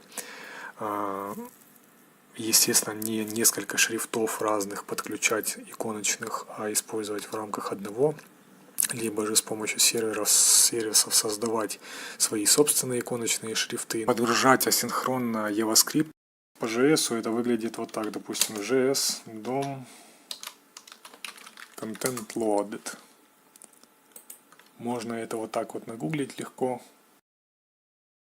Например, использовать вот этот код. Допустим, пишите документ add event lister, content loaded, event. И здесь уже делаете, допустим, запрос фетчом на там тот скрипт, который вам необходимо подгрузить. Подгружаете его, потом создаете скрипт и, соответственно, этому скрипту присваиваете inner HTML, то, что пришло из ответа. Далее меньше перенаправлений. Есть некоторые сайты, на которые ты, допустим, заходишь, ну, как минимум, перенаправляют с HTTP на HTTPS, если ты, ну, допустим, зашел случайно так. По HTTP обычно раньше использовали браузеры предпочтительно HTTP, а теперь они используют предпочтительно HTTPS, поэтому это уже одно, допустим, перенаправление. Потом, например, у вас есть один сайт, да, а картинки, например, он подтягивает с другого сайта. Соответственно, там тоже могут быть какие-то проверки, перенаправления и все остальное. И то есть, получается, чем больше перенаправлений мы используем, тем хуже грузится наш сайт. Ну, соответственно, все это, понимаете, оно влияет на какие-то микроскопические отрезки времени, но если мы учитываем все факторы, складываем их в одну стопку и избавляемся от них, соответственно, мы эти микроскопические секунды, миллисекунды, там доли секунд, избавляемся, собственно, и от них. Соответственно, наш сайт грузится быстрее за счет того, что мы делаем эту оптимизацию. Меньше сторонних плагинов, то есть, как я вам говорил ранее, допустим, сейчас здесь на этом сайте, например, используется jQuery. Сейчас я попытаюсь увеличить. Как видите, jQuery. Этот сайт, как видите, он очень простой. Здесь просто есть такие вот всплывающие сообщения, там какие-то кошки. И все. И ради этого тянуть целую библиотеку jQuery, просто огромнейшую по весу, ну, 89 килобайт, на чистом JavaScript эта реализация заняла там от силы 5-6 килобайт веса. Из-за того, что, допустим, автор этого шаблона не знал, как сделать, либо ему было лень, либо еще что-то, соответственно, он придумал вот использовать jQuery. Соответственно, и от него мы можем полностью отказаться. Браузер min, я вообще не знаю, что это за дичь. Ну, какая-то странная штука, проверка браузера, наверное. Что такое breakpoints, тоже трудно понять, потому что, наверное, это очень какой-то старый шаблон. Ну, во-первых, здесь используется jQuery. Во-вторых, breakpoints, что уже, естественно, делается все даже на стилях, просто без использования JavaScript. Также, допустим, здесь utils, опять же, тут jQuery, все. Непонятно зачем все это. То есть можно было бы, допустим, вообще использовать только самописный JavaScript, который, допустим, здесь весит 7,2 килобайта, но увеличить максимум его до 14 и убрать вот эти вот все плагины. Соответственно, ну, во-первых, конечно, это предполагается, что вы бы писали сайт совсем по другой технологии, то есть на нативном JavaScript, например. Либо же использовали какие-то более продвинутые техники написания без вот этих каких-то там проверок. Может быть, с помощью стилей просто изменяли бы размеры. Но я так понимаю, breakpoints это именно про изменение размеров для разных разрешений. Как видите, тут все как-то так анимируется красивенько. Хотя, по идее, это абсолютно не нужно, вот эта вот анимация мягкая при изменении размеров экрана. То есть для нее написан JavaScript, но какого-то конкретного критического значения она не имеет, поэтому лучше от нее вообще избавиться было и все. Даже если вы считаете ее красивой, но ее увидит минимальное количество человек. То есть изменять вот так вот размеры будет минимальное количество человек. То есть я не знаю, для кого это сделано, для QA, что ли, чтобы они вот так пришли, посмотрели, ух ты, классно, когда я клацаю здесь, оно так красиво меняется. Но на самом деле это никто не увидит, кроме QA и разработчика сайта. Либо же того человека, который просто перевернет этот сайт горизонтально, что происходит очень редко. Соответственно, смотрите, получается небольшой такой вывод. Мы можем на этом конкретном, допустим, примере избавиться полностью от jQuery, от проверок вот этих браузеров, там, от breakpoints, от utils, и использовать только main.js для того, чтобы показывать вот эти вот всплывающие сообщения, которые можно делать на нативном JS. И стилях просто. И все. Соответственно, у нас вот 89, 12, 90, там 100, около 100 килобайт JavaScript просто улетит в никуда. Ну, мы его выбросим. Соответственно, допустим, если вы, ну, например, у вас сайт какой-то другой, побольше, вы используете какой-то там слайдер, но этот слайдер, например, находится на втором, на третьем экране, то можно его отложить. То есть его появление можно отложить, то есть загрузку его JavaScript. Ну, как я говорил ранее, то есть мы создаем изначально либо для первого экрана только JavaScript стили и HTML, либо для первого, второго, например, чтобы сразу отрисовались оба два. Ну, либо как-то комбинируем подход, используем только, допустим, JavaScript мы подгружаем потом, а стили и HTML сразу же. Ну, в общем, каждая ситуация требует своего решения, поэтому я вам, допустим, вот подсказал, как можно делать, а вы уже сами для себя, естественно, думайте, потому что способов оптимизации достаточно много, то есть можно и так, и так, и так сделать, и это все зависит от конкретной задачи. Далее, меньше сторонних плагинов обсудили, нет iframes. Ну вот, например, у меня есть сайт такой, здесь есть загрузка iframe, то есть ютубчика видео. Сейчас я вам покажу. Так, вот он iframe у нас идет. И как видите, здесь он загружается сразу. Допустим, ну это в принципе распространенная ситуация, когда необходимо добавить тот же ютубчик на страницу, и, наверное, вам иногда приходится это делать. Ну, во-первых, для iframe можно поставить тоже loading lazy, как видите, здесь он стоит именно, loading lazy. Далее, если вы немножко более продвинуты в программировании, можно получить, сейчас я посмотрю, get image, get preview image.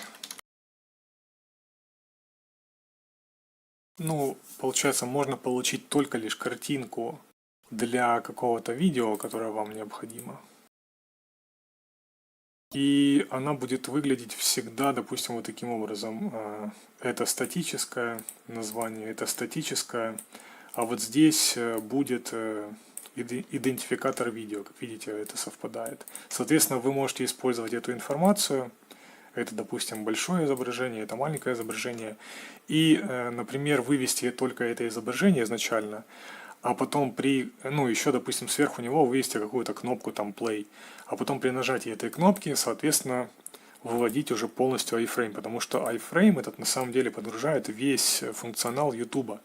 То есть, смотрите, вот, допустим, сколько JavaScript ненужного подгружается изначально, которого нет на этой странице, ну, в смысле, который подгружается именно в iframe, а не для этой страницы конкретной. То есть вот все вот это вот считайте JavaScript именно от YouTube, насколько его много. И весь он, ну, достаточно много весит. Соответственно, используя подход предварительной загрузки только изображения, мы грузим, по сути, только изображение, допустим, вот это, например, да, а пользователь вообще может просто зайти на страницу и, например, не нажать просмотр видео. Соответственно, ну, допустим, у меня подробнее кнопка есть. И вот пользователь, например, зашел, ему нужно скопировать только код, например, на этой странице, и все. А видео он не будет вообще смотреть. Вы можете, допустим, также сделать, ну вот как здесь, например, сделать изображение фоновое, кнопку play и, допустим, вывести название, но это, наверное, вручную только можно получить либо с помощью API YouTube, но это, конечно, уже более продвинутые техники, либо же сделать, посмотреть на YouTube, допустим, вот так же можно, чтобы человек сразу перешел на YouTube. Ну, например, я редко, когда захожу на сайт и вижу встроенный плеер YouTube, я обычно смотрю это все на YouTube. Ну, я не знаю, как вы делаете, но, например, я делаю так. Опять же, вот, допустим, человек перешел, ему нужно только, ну, нужно, допустим, посмотреть только на картинку, и все. Либо, ну, скопировать какую-то команду, либо, допустим, скачать тот же архив. То есть само видео, естественно, не нужно. А все вот это вот эти вот все скрипты, они грузятся именно, вернее, из-за ютубчика. Так, что у нас еще? Избегайте фильтров. Что это значит, трудно сказать. Адаптивные изображения. Ну, про изображение мы уже поговорили. Встроенные сценарии стиля изображения, SVG, Data URL. Ну, как бы у меня есть на сайтике, на моем сайтике есть способы, как можно сделать изображение более гибким. И даже где-то есть на ютубчике у меня. То есть, смотрите, есть, допустим, даже демо какое-то. Сейчас я покажу вам. Есть разные способы добавления SVG на сайт. Как видите, ну, допустим, изначально его можно добавить только картинкой. И получается, что если, допустим, вот здесь 3 картинки, да, а, например, вот здесь у меня на сайте вот это SVG, это, ну, короче, все иконки это SVG. Соответственно, каждый раз добавлять эту картинку не очень удобно. И получается, тогда мы увеличиваем запросы к серверу, то есть не DNS запросы, а именно запросы к нашему серверу. Хотя, по сути, наверное, это кэшируется информация. Первый раз, когда мы запрашиваем информацию с нашего сервера, соответственно, запросы DNS закэшировались, и, соответственно, уже потом это все залетает быстрее, если с нашего сервера. Но, опять же, каждой картинки, если бы вот это все было отдельным файлом, мы бы обращались отдельно, что даже если вы используете HTTP 2 либо HTTP 3, можно это сделать более гибко. То есть, смотрите, если я сейчас наведу сюда, на SVG, у меня здесь такая штука есть, как use. Здесь я поясняю, как это сделать. Вот таким вот образом должен выглядеть SVG файл. То есть сейчас я вам покажу.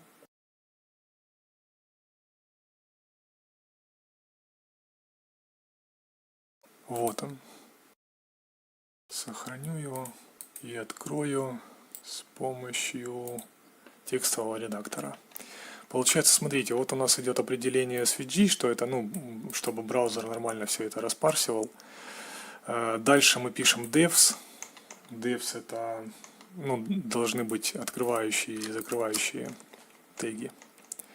А потом вот в каждом из G, ну G это групп, я так понимаю, мы пишем, допустим, отдельный айдишник какой-то и вставляем сюда какую-то картинку. Но у меня есть видео на канале, я добавлю ссылочку, для себя запишу. И получается, что таким образом, если мы собираем вот эти вот все иконки в один SVG файл, соответственно, мы уменьшаем запросы к себе на сервер таким образом. Получается, если бы у нас каждый файл этот лежал отдельно, то, допустим, дата, там, D3, я не знаю, что это, about, ну, в общем, все вот эти иконки, они бы запрашивались отдельно. А так они, получается, запрашиваются каждая в SVG файле лежит, и этот файл запрашивается только один раз, и все. То есть это тоже идет своего рода хорошая такая оптимизация, рекомендуемая к использованию. Ну, тут есть, опять же, два подхода там к оформлению SVG. Можно как символом его делать, можно группой, но обязательно должен быть уникальный айдишник для каждого из них, если вкратце. Ну и, собственно, допустим, вы скачиваете какой-нибудь SVG, здесь пишите просто G, отдельный айдишник для него, а сюда вставляете ну, как бы оптимизированную версию кода SVG именно из того скачанного файла. И все. Тут нет ничего замудренного, сложного. Либо, может быть, есть какие-то плагины для Node.js, там, Webpack или чего-нибудь такого, которые делают это за вас. Но я их не искал, это слишком долго. По поводу даты URL можно, допустим, представить так, что каждая картинка, она может быть по-своему реализована. Например, здесь, видите, у меня есть картинка, она загружается с моего сервера, но не имеет разных разрешений для разных экранов. Ну, в принципе, для меня это, как бы сказать, не критично, потому что это не высокопроизводительный сайт с высокой нагрузкой. А можно, допустим, также использовать такой подход, как Data URL. То есть вместо того, чтобы сюда мы вставляли путь, мы можем сюда конвертануть, например, PNG в Data URL. Что это значит? Это значит, что мы можем взять, например, PNG и сделать вот так вот. To clipboard. Ой, короче, как-то тут по-странному немножко. Я надеюсь, оно скопировалось. Да. И, например, где-нибудь тут картинку какую-нибудь взять.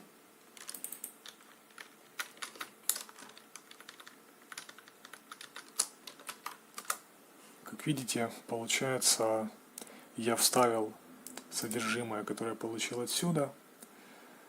просто в путь к этой картинке. И, естественно, она у меня отобразилась.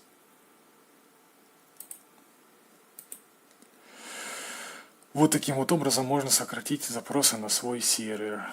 Прогрессивное улучшение, мягкое ухудшение. Ну, это, наверное, тоже насчет картинок. Трудно сказать насчет чего. Это таблица стилей вверху, сценарий внизу.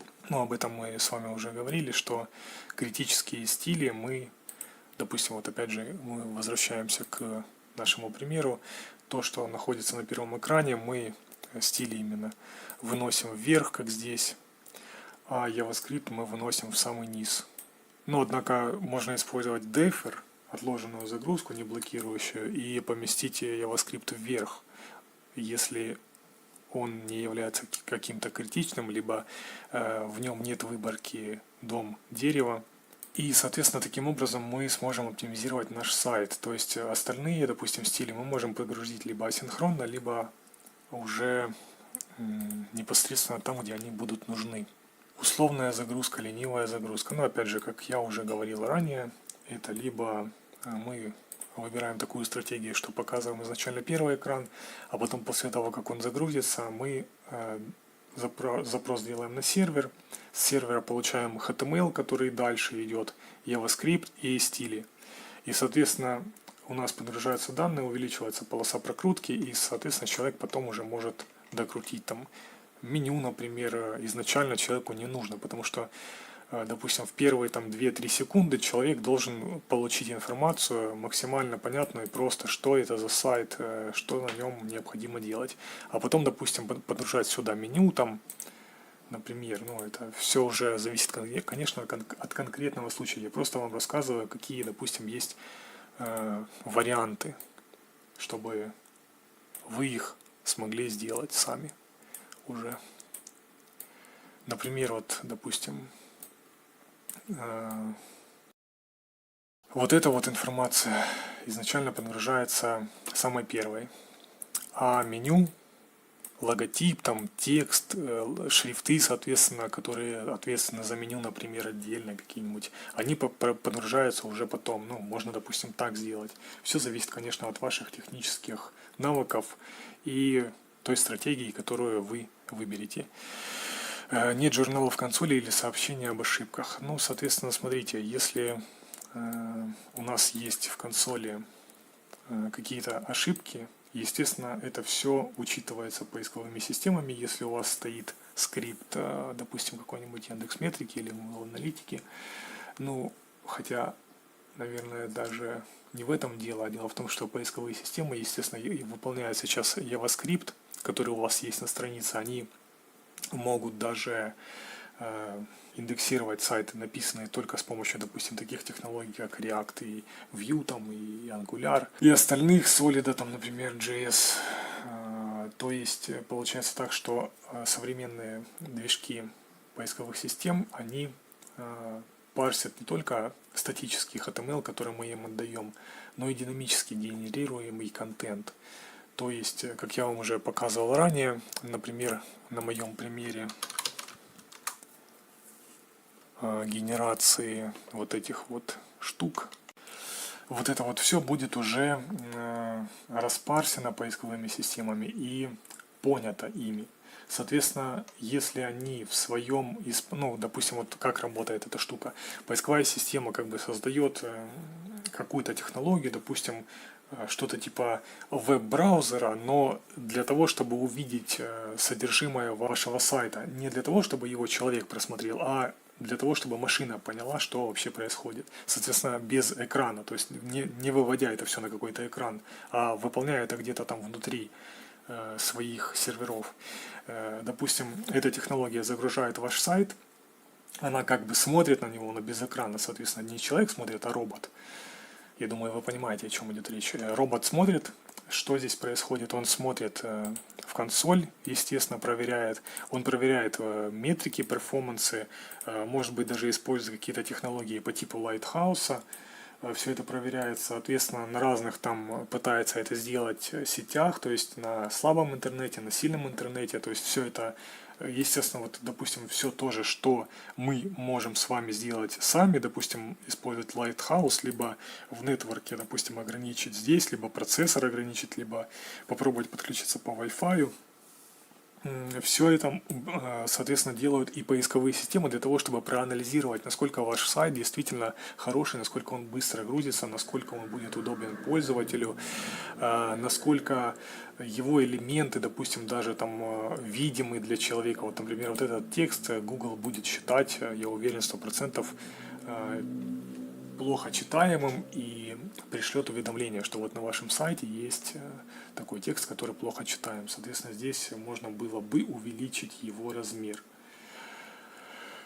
Вот, например, такое вот отступление. Поэтому нужно следить, чтобы в консоли не было ошибок. Кроме того, что вы, допустим, как разработчик, либо как заказчик сайта должны отследить в своем браузере наличие либо отсутствие ошибок. Кроме того, еще необходимо попробовать открыть ваш сайт в других браузерах, которые, допустим, там, вот я использую Opera, надо открыть еще, например, в Chrome, в Firefox, и попробовать также, допустим, разные операционные системы, то есть это и Linux, и Android, и iPhone, посмотреть, как там все это работает. То есть, естественно, не только в одном браузере, не только на одном устройстве должен работать ваш сайт без ошибок и без каких-то глюков, с удобной навигацией, в общем, со всеми теми штуками, которые, по идее, должны быть на сайте изначально. То есть, допустим, вот удобные кнопки, понятный текст большого размера, чтобы любой человек с любым зрением, а мы ориентируемся прежде всего на человека с плохим зрением, например, мог рассмотреть все, понять, что от него хотят. Например, допустим, вот опять же, это клиент мой так захотел, вот этот текст, он сразу будет распознан поисковой системой, допустим, Гуглом, как очень маленький, и он будет на это ругаться, это будет являться ошибкой, соответственно, он может из-за этого текста, потому что он находится вверху, например, меньше ранжировать сайт, просто вот, а так вот захотел мой клиент, я ему ничего не могу сказать, что я так не буду делать. Я знаю, что это неправильно, но поделать с этим ничего не могу. Производительность рендеринга, об этом я уже говорил неоднократно. Что такое рендеринг? Вообще, браузер наш, это не просто то, что мы видим вот с вами, да, это прежде всего программа, которая подчинена определенным алгоритмам, заложенным ее разработчиками. Соответственно, каждый из этих элементов, которые мы видим, это отрисованное изображение, это и называется рендеринг. То есть, по сути, это вот этими вот всякими дивами, там, стилями, JavaScript мы описываем то, каким образом браузер затем создаст изображение. Именно вот это вот все является скрытыми изображениями. Кроме того, что это картинка, допустим, здесь вот, допустим, текст размытый, вернее, фон размытый, box shadow, допустим, вот есть, да, как видите. Соответственно, все это является картинками. И чем больше у вас будет таких нагруженных стилей, допустим, того же вот размытия, как видите здесь, это тоже нагруженный элемент фоновых видео, допустим, как у меня, все это, естественно, нагружает процессор. То есть вот идет видео, здесь, как видите, фоновое. Сейчас я уберу, в общем, подложку эту, и будет более видно. Вот. Но кроме того, что здесь идет видео, еще, как видите, эта подложка есть. Соответственно, это все тоже нагружает немножко браузер. Во-первых, при моменте первой отрисовки, а во-вторых, во время воспроизведения видео, соответственно, тоже. И учитывая все вот эти вот мельчайшие моменты, да, которые,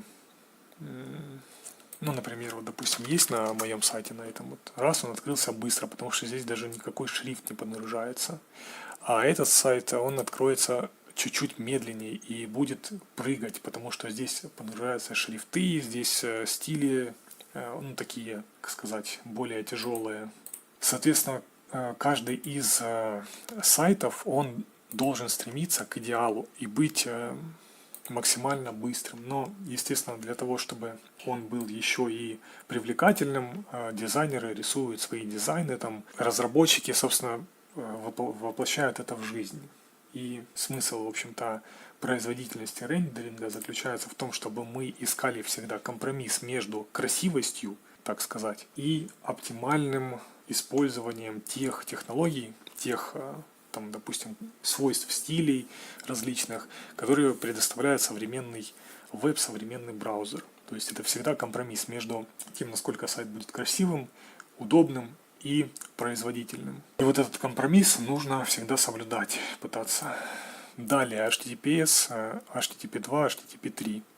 Ну, HTTPS, я думаю, вы понимаете, что современный сайт, он обязательно должен иметь сертификат шифрования для того, чтобы пользователь, который оставляет, допустим, свои данные, например, в форме обратной связи, эти данные хотя бы на уровне там TLS 1.2, 1.3 шифровались, и, ну, как так сказать, обычный школьник не мог получить к ним доступ. Соответственно, на это тоже обращают внимание поисковые системы, есть ли у вас сертификат или нет его.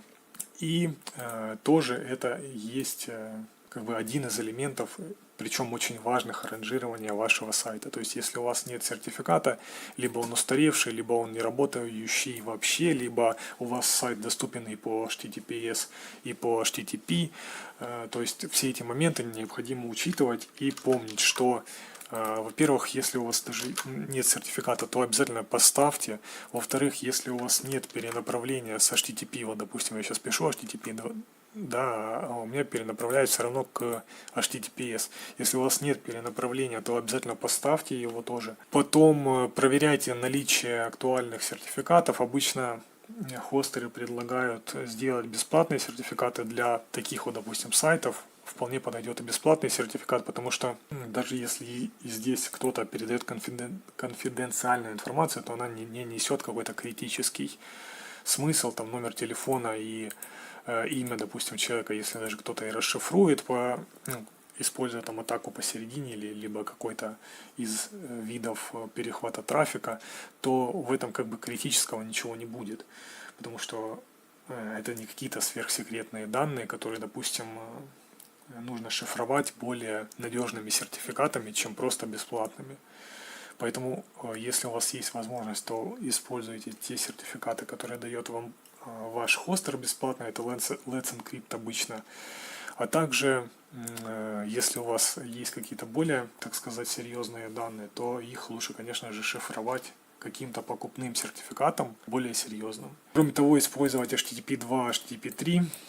Ну, в общем-то, я думаю, ни для кого не секрет, что уже существует HTTP 2 давно, где-то тут можно это как-то проверить, по-моему, по протоколу, да. То есть здесь можно использовать столбец этот протокол и понять, с какого именно протокола грузится наш, во-первых, сайт, а во-вторых, тех скрипты, которые мы подгружаем.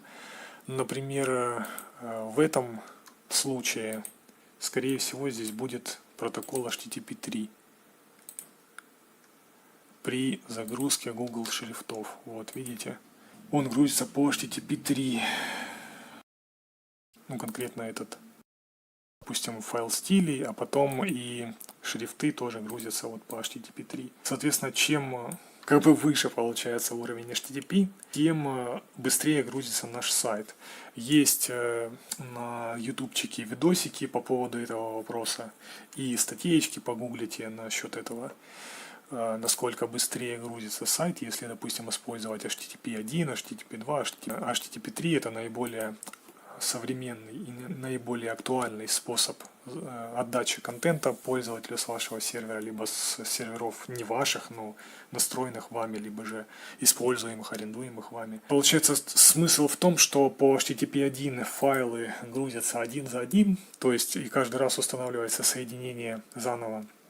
То есть, допустим, мы сначала запрашиваем HTML, потом HTML, в HTML, допустим, есть CSS, JS, И каждый раз HTTP1 запрашивает эти файлы как бы отдельно, ну, допустим, не поддерживая дальнейшее соединение. По HTTP2 эта технология выглядит немножко лучше тем, что, по-моему, там соединение остается поддерживаемым, и получается за счет этого быстрее накидываются файлы с сервера. То есть стили, там, допустим, JavaScript, они прилетают немножко быстрее за счет того, что поддерживается, то есть кэшируется соединение, идет еще лучше штука, потому что здесь используется как бы типа что-то миксование между HTTP и веб-сокетами, то есть TCP и UDP протоколы используются для того, чтобы подключаться к нашему серверу, то есть один раз устанавливается соединение за счет запроса к нашему сайту, допустим, вот этому вот первому запросу, а потом JavaScript, стили, картинки, все остальное, что находится на вашем сервере и находится под управлением HTTP3 протокола, оно уже прилетает намного быстрее, чем по HTTP2, ну и, соответственно, чем по HTTP1. Надеюсь, я нормально пояснил.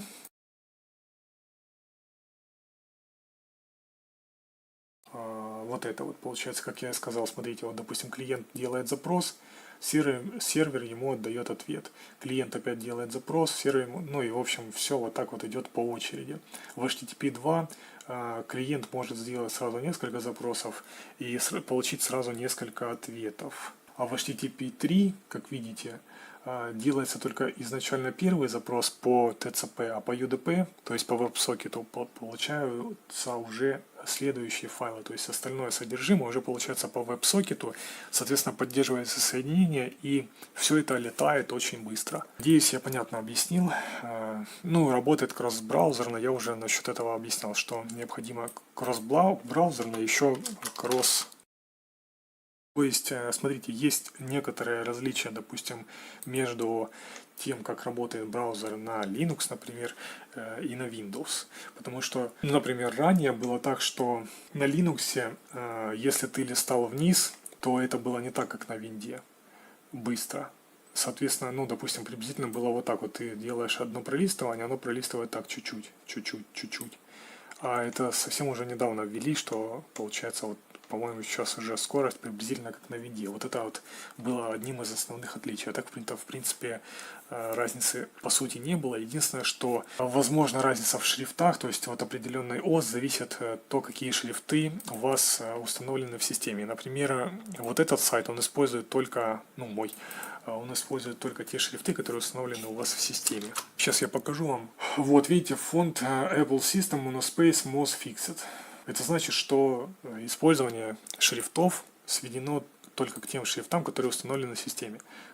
Соответственно, если, допустим, я сейчас бы его открыл на винде, то он бы выглядел немножко иначе. Соответственно, все вот эти кнопочки, они бы были, допустим, чуть-чуть шире, чуть-чуть уже, там, чуть-чуть выше, потому что каждый шрифт, каждый глиф его имеет определенную там размерность, определенную, ну, по ширине, высоте.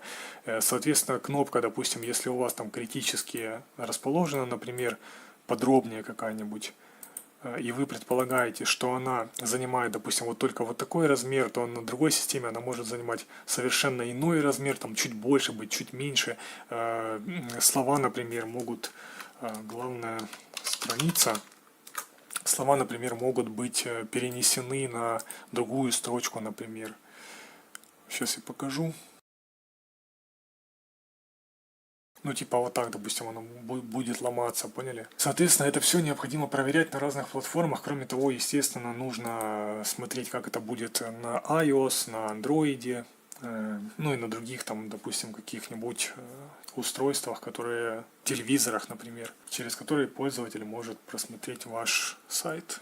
Соответствующие показатели. В общем, этот раздел как бы говорит, на что нам обратить внимание. И, естественно, вот эти все вышеперечисленные мной элементы, они влияют на скорость загрузки нашего сайта. Соответственно, мы должны здесь проверять, вот, насколько грузится быстро наш сайт. Проверять мы это можем следующим образом.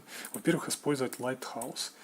Lighthouse, допустим, для мобилы. Например, вот таким вот образом мы можем его использовать, этот Lighthouse.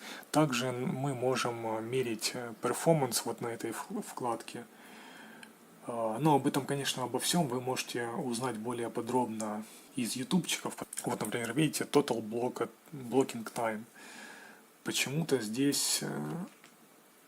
ну вот, видите, получается, из-за того, что есть ютубчик, он говорит, что у тебя слишком много, получается, JavaScript грузится, и поэтому парень, твой код не идеален. В общем-то, смотрите, получается, вот на этой странице у меня нет ютубчика, и здесь, допустим, 96, 91, 100. Я могу, допустим, попробовать еще раз померить. Ну, это чисто для себя посмотреть и вам показать, что какая разница может быть при загрузке страницы с айфреймом и без него, айфреймом YouTube конкретно. Почему-то здесь best practices. Короче, получается, смотрите, если не использовать YouTube подгрузку сразу, то видите, получается показатели почти 100. А почему best practices я не... insecurity request found. Что-то я не понял, что это за дичь вообще. Если здесь сделать схему и найти ее, попробовать упорядочить по схеме, он говорит, что у меня какой-то небезопасный запрос на HTTP выполняется, типа, но как бы все вроде бы нормально. Не знаю, что-то он глюканул, что ли. Короче, в принципе, я вообще не понимаю, в чем прикол, потому что это же эта страница и так. Где находится эта ссылка, мне трудно понять, поэтому, видите, даже такое бывает, что вроде бы все идеально, но что-то не идеально, по мнению роботов. Также мы можем использовать, как я говорил, вкладку Preference, посмотреть, что у нас является, допустим, блокирующим, как все происходит, ну, в общем, рендеринг. Об этом тоже можно, конечно же, записывать целый видосик. Я думаю, на ютубчиках это все и так прекрасно есть. То есть вот это вот все можно изучать, смотреть, что в какой момент происходит, как происходит вообще обработка нашего сайта, как он рисуется. Ну, это, конечно, на этом более простом сайте все так просто. А если, допустим, использовать какой-то там 3GS, то перформанс будет довольно-таки печальным. Да, вот здесь такая штука, как предупреждение, она говорит нам о том, что нам нужно желательно подключаться, ну, вернее, делать проверку со страницы инкогнито. То есть, допустим, я вот сейчас зайду на какой-нибудь сайт, включу здесь инструменты разработчика. Теперь... как это сделать, интересно, это же все равно будет уже закэшировано. То есть изначально нам нужно зайти сюда, перезагрузить страницу, потом, допустим, зайти сюда, очистить данные сайта, потом уже пробовать анализировать это.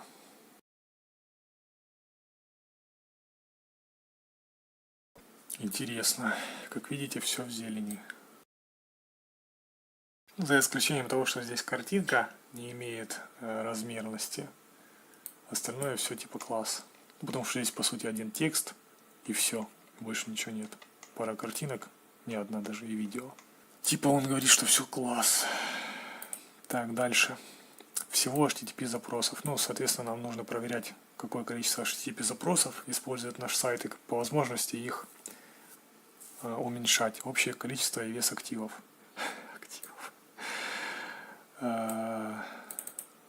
Файлов, наверное, напишу. То есть мы должны понимать, какое количество файлов мы используем на сайте и что все эти файлы могут влиять на скорость загрузки нашего сайта. Соответственно, если бы, допустим, я поставил здесь картинку не такого размера, допустим, там в 50 раз больше,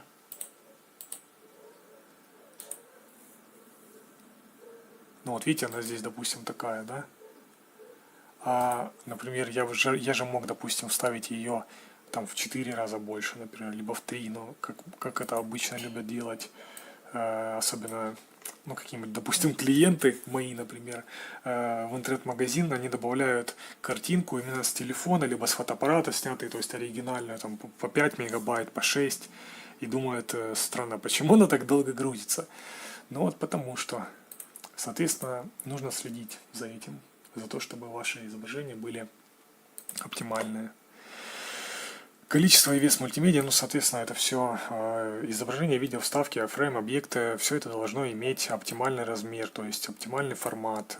Допустим, те же видосики можно тоже сжимать, использовать различные современные, тот же V1 формат, допустим, VP, я не знаю, какой там формат у видосиков, ну, MP4 максимально сжатый, например. И тоже здесь можно в видео сделать source list, и браузер тоже может подбирать тот формат, который он поддерживает. Всего доменов. Ну, это DNS запросы имеется в виду. Наиболее меньшее количество DNS запросов. Всего сторонних зависимостей, то есть аналитика, ретаргетинг, реклама, социальные виджеты, фреймворки, библиотеки, плагины, веб-сервисы. То есть, допустим, есть какой-нибудь сайт, например, даже этот, да, вы знаете, что здесь обычно есть, ну, на некоторых бесявых сайтах там, типа, онлайн-чат какой-нибудь, который подгружается прям сразу. Вот ты заходишь, а потом он еще открывается на полэкрана вот так. И все это дико бесит. Ну, о чем я уже говорил ранее, либо мы используем отложенный запуск этих скриптов, либо используем какие-то хитрости и уловки для того, чтобы они заработали немножко позже. RVD Mobile. Цели. Согласованное взаимодействие с пользователем в различных модулях приложений и виджетах, независимо от размера экрана пользователя или функций, поддерживаемых на его устройстве. Четкие и унифицированные принципы дизайна веб-сайтов, реализация и привлекательность для разных устройств. Важный контент и функции доступны для различных типов пользовательских методов ввода, например, нажатие, клик, пролистывание, свайп, касание, тап. Контрольный список, гибкая компоновка на основе сетки, гибкий пользовательский интерфейс, резиновые носители, изображение, видео, вставки, iframes, объекты, адаптивные изображения и оптимизация медиа, согласованность через медиа-запросы, точки останова на различных устройствах, производительность, скорость, время загрузки и так далее, удобочитаемость и отзывчивая типографика, условная загрузка, ленивая загрузка, прогрессивное улучшение, мягкая деградация, метатек окна просмотра и другая информация, связанная с head, обнаружение EH по user-агент, ну в принципе это уже, наверное, не актуально. Ретина и плотность пикселей, правильный пользовательский ввод, соответствующий размер таб мишеней, схемы навигации RVD, отзывчивый резиновый дизайн. Работает кросс-браузерно. В общем-то, в принципе, я думаю, некоторые из этих вопросов уже были озвучены ранее. Единственное, что требует некоторые пункты дополнительных пояснений. Ну, в принципе, что это такое RVD вообще? Давайте посмотрим. Просто мне самому даже интересно. Задний привод. RVD in web. Desync approach make pages render will and resolution will. Короче, это, я так понимаю, адаптация для различных видов экранов. Адаптивный дизайн. Адаптивный дизайн, так и запишем. Я думаю, тут цели довольно-таки понятные. Ваш дизайн, дизайн любого сайта, который вы делаете, с которым вы взаимодействуете, так или иначе воздействуете на его создание, должен иметь отзывчивый дизайн. Что это значит? Это значит, что пользователь, с какого бы он устройства ни зашел, соответственно, он должен, во-первых, видеть его в нормальном разрешении. Например, здесь 4К экран, включаем, да, смотрим, как он отображается, ну и так далее. Допустим, какие-то типы ноутбуков, дальше планшеты, мобильные устройства, ну и совершенно маленькие какие-то мобильные устройства. Смотрим, как это все отображается на тех ресурсах, которые доступны для редактирования вам. Соответственно, ваш сайт должен быть адаптивен для всех тех устройств, с которых, по идее, заходит ваш пользователь на него. То есть удобная навигация, удобные ссылки, понятные инструменты, которыми будет пользователь пользоваться, понятные, допустим, формы, чтобы, соответственно, они имели определенные типы. Допустим, видите, здесь тип tel, здесь тип текст. Ну и здесь, по идее, тоже текст просто. То есть для каждого из этих полей можно делать свои типы данных. Email, например, еще есть у нас. Соответственно, для мобильного устройства здесь будет выведена определенная клавиатура. То есть можно будет сразу ввести, допустим, собаку. Если здесь тип tail, то на мобильном устройстве человек нажимает, и клавиатура, естественно, будет цифровая. То есть там можно будет, допустим, ввести +7, ну и остальные цифры.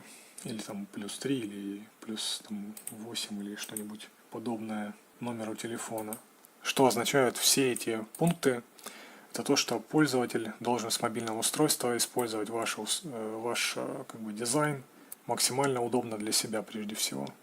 То есть, когда вы создаете любой сайт, сейчас, кстати, приоритетом является именно мобильная разработка, то есть сначала делается мобильная версия сайта, а затем уже адаптируется для других устройств, потому что количество мобильных телефонов все растет, и пользователи, естественно, заходят с них чаще, чем с, допустим, компьютеров либо ноутбуков. И, соответственно, под эти изменения необходимо подстраиваться. Поэтому стоит задуматься, если ваш сайт имеет, допустим, вот как здесь горизонтальная полоса прокрутки, на этом виде 1440 пикселов, допустим, появляется. Этого не должно быть. Должны быть удобные и понятные элементы навигации. То есть, вот, например, здесь, например, какая ошибка? То, что маленький текст. Пользователь, допустим, его захочет прочитать, но не сможет. Например, вот у меня зрение так себе. И у меня, например, расплываются здесь буквы, я не понимаю, что здесь написано. Хотя, по идее, это самый верх, самый топ, как сказать. Соответственно, размер шрифта должен быть, хотя бы там 1 рем, чтобы пользователь спокойно мог его прочитать. Но мой заказчик посчитал, что нужно оставить такой цвет шрифта. Желательно, конечно же, адаптация под светлую темную тему, потому что современная тенденция, она заключается в том, что человек, допустим, насмотревшись там модных всяких ютубов, думает, что пользоваться темной темой это значит, во-первых, круто, а во-вторых, меньше вредит глазам, хотя я в этом очень сомневаюсь. Я начал пользоваться белой темой, например, везде, где я смог, например, вот Кейт белой темы, там, допустим, YouTube белой темы сделал, и у меня глаза перестали настолько сильно уставать, как это было раньше. Но, тем не менее, всех мы не убедим пользоваться ей, поэтому мы должны отслеживать поведение браузера, то есть, допустим, в стилях мы можем посмотреть, каким образом в стилях мы можем указать, для какой темы какие цвета мы будем использовать. Например, вот есть такой медиазапрос. Если, допустим, тема темная, то, соответственно, все шрифты можно поменять их цвет текста, в смысле. Дальше там фоны, полосы прокруток, кнопки. В общем, задний фон там и так далее. Все это можно поменять.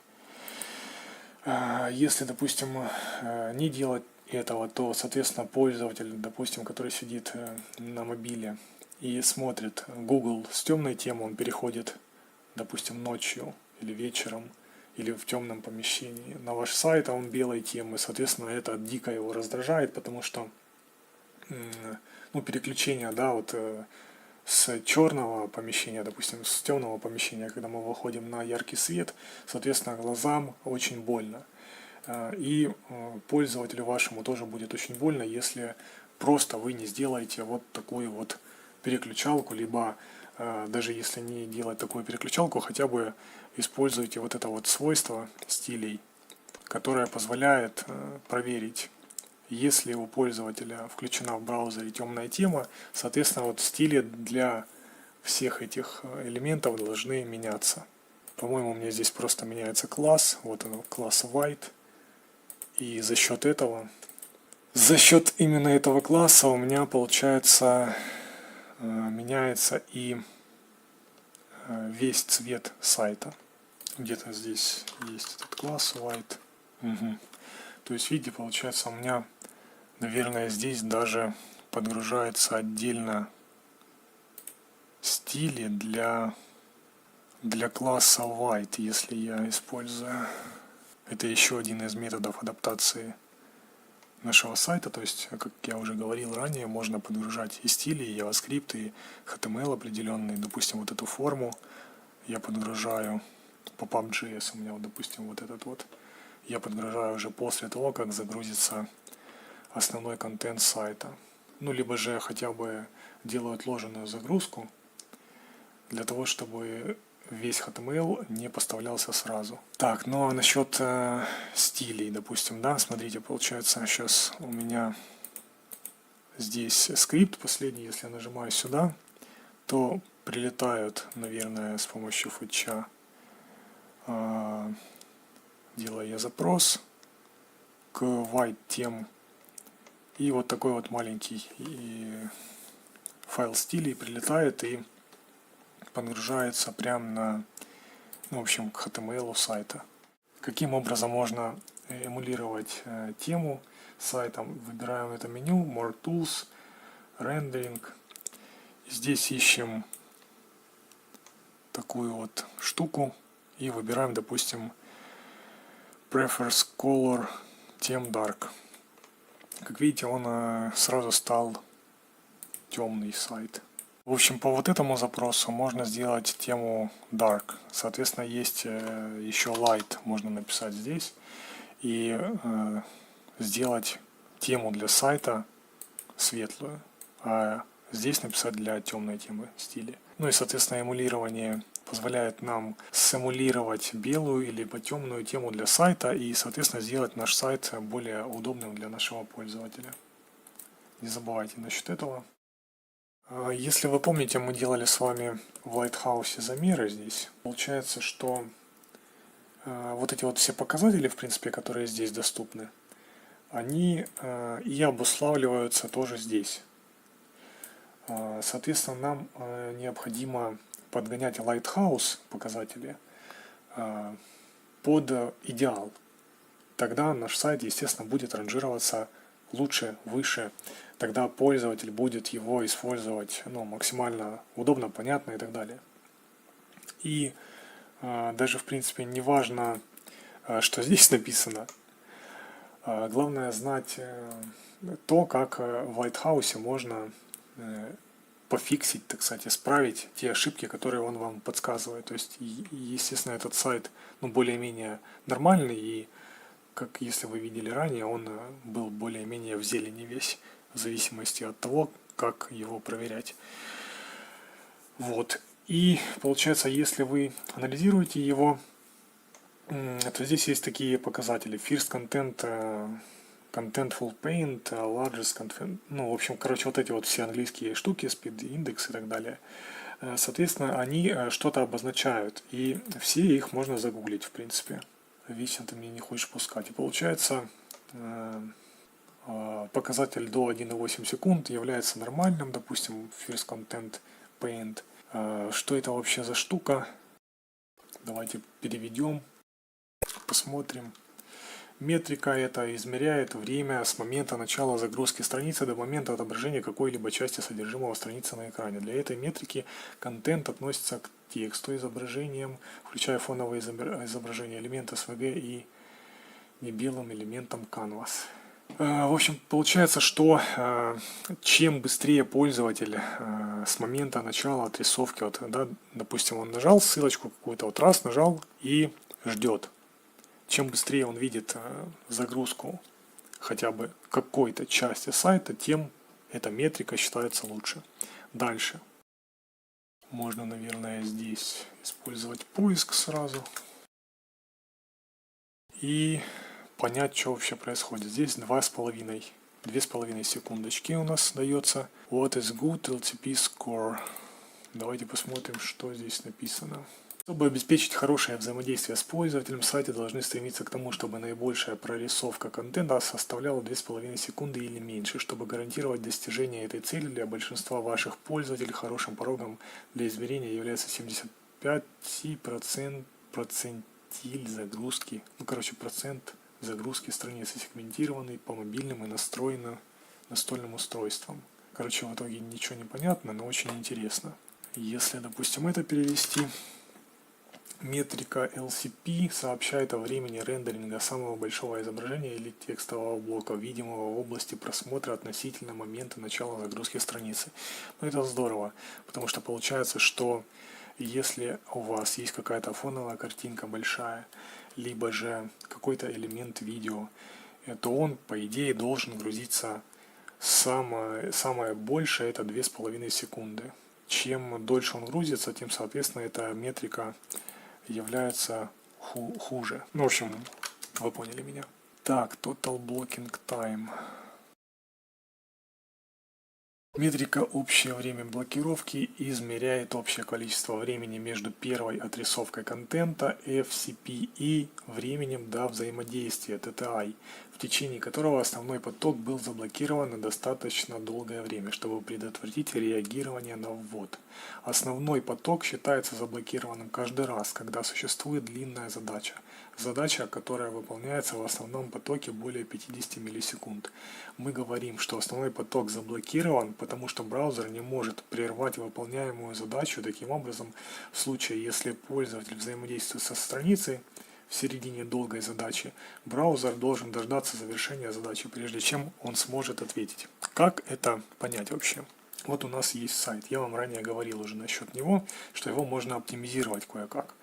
Например, убрать лишний JavaScript. Смотрите, получается около 100 килобайт JavaScript, ну приблизительно там плюс-минус, да, если условно говоря мы перепишем его на нативный JS, там, то этот будет там 20 килобайт, соответственно здесь будет где-то 95 килобайт JavaScript, который мы можем убрать. Соответственно, представим, что это не 95 килобайт, которые мы можем убрать, а более килобайт. Ну или хотя бы, да, вот 95 у нас есть, и представим, что человек заходит с очень плохого интернета. Как вы считаете, сколько сайт этот будет грузиться, даже учитывая, что всего лишь 95 килобайт лишнего JavaScript ему нужно загрузить. И получается, что если мы еще расположим вот эти вот скрипты все вверху, соответственно, пока они все не загрузятся, ну и без def, без async, пока они все не загрузятся, все остальное содержимое будет в режиме ожидания. Точно так же со шрифтами. И если, допустим, не использовать такую штуку, как, сейчас я покажу, например, стили, да, и у нас есть такой параметр, как Font Display Swap. Что такое Font Display Swap? Вот эта вот штука позволяет нам сделать загрузку шрифта ленивой. И в основном всегда рекомендуется использовать именно Font Display Swap. Почему? Потому что, смотрите, получается, какая логика загрузки вообще шрифтов.